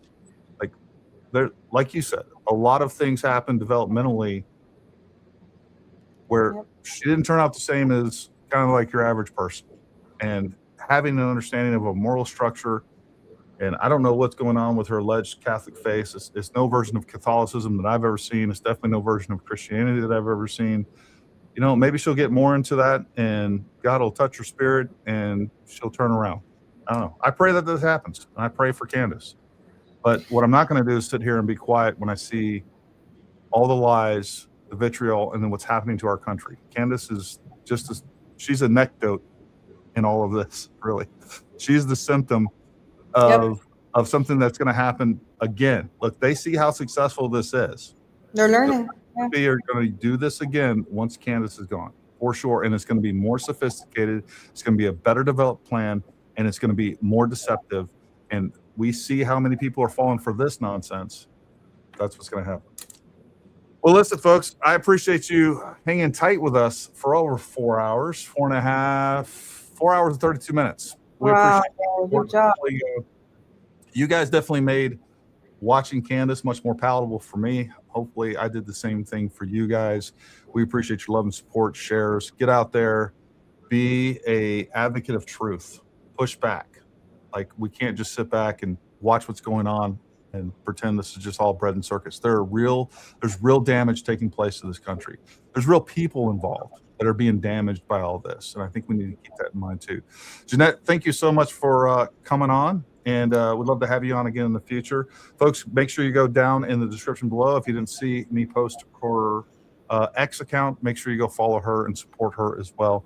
And we are... Gary, my pleasure. It was nice. Awesome. No, I enjoyed having you on. We will be back tomorrow, hopefully, to cover... Is it only a 3-part series, or is she doing more? She wants to do more. Tomorrow's poor Tyler Boyer. Oh my God, I'm gonna get so angry tomorrow. I still don't understand. Like, how is this different than anything she's done before? I don't understand. Like, That's how what we saw this. That's when there was a question, where is the culture shift? That's what I'm trying to say. She just wants to where You know, it's not any different for her. It's all about, oh, no one's talking about it, I'm going to be talking about it. If no one's talking about it, I'm going to be the first Black who's going to say Brexit. I'm going to be the first woman who's going to write an article about affairs or romantic. If no one's saying Israel killed Charlie, I'm going to be the first one. Literally, she went on air and said, Bibi didn't have to say he didn't kill Charlie unless he certainly did. These are her words. This is not a joke, you know? No, it's not a joke. And I think a lot of people are waking up and seeing it for the threat that it is. Well, listen, folks, we will be back tomorrow. And until then, stay armed, stay ready. We'll talk to you soon.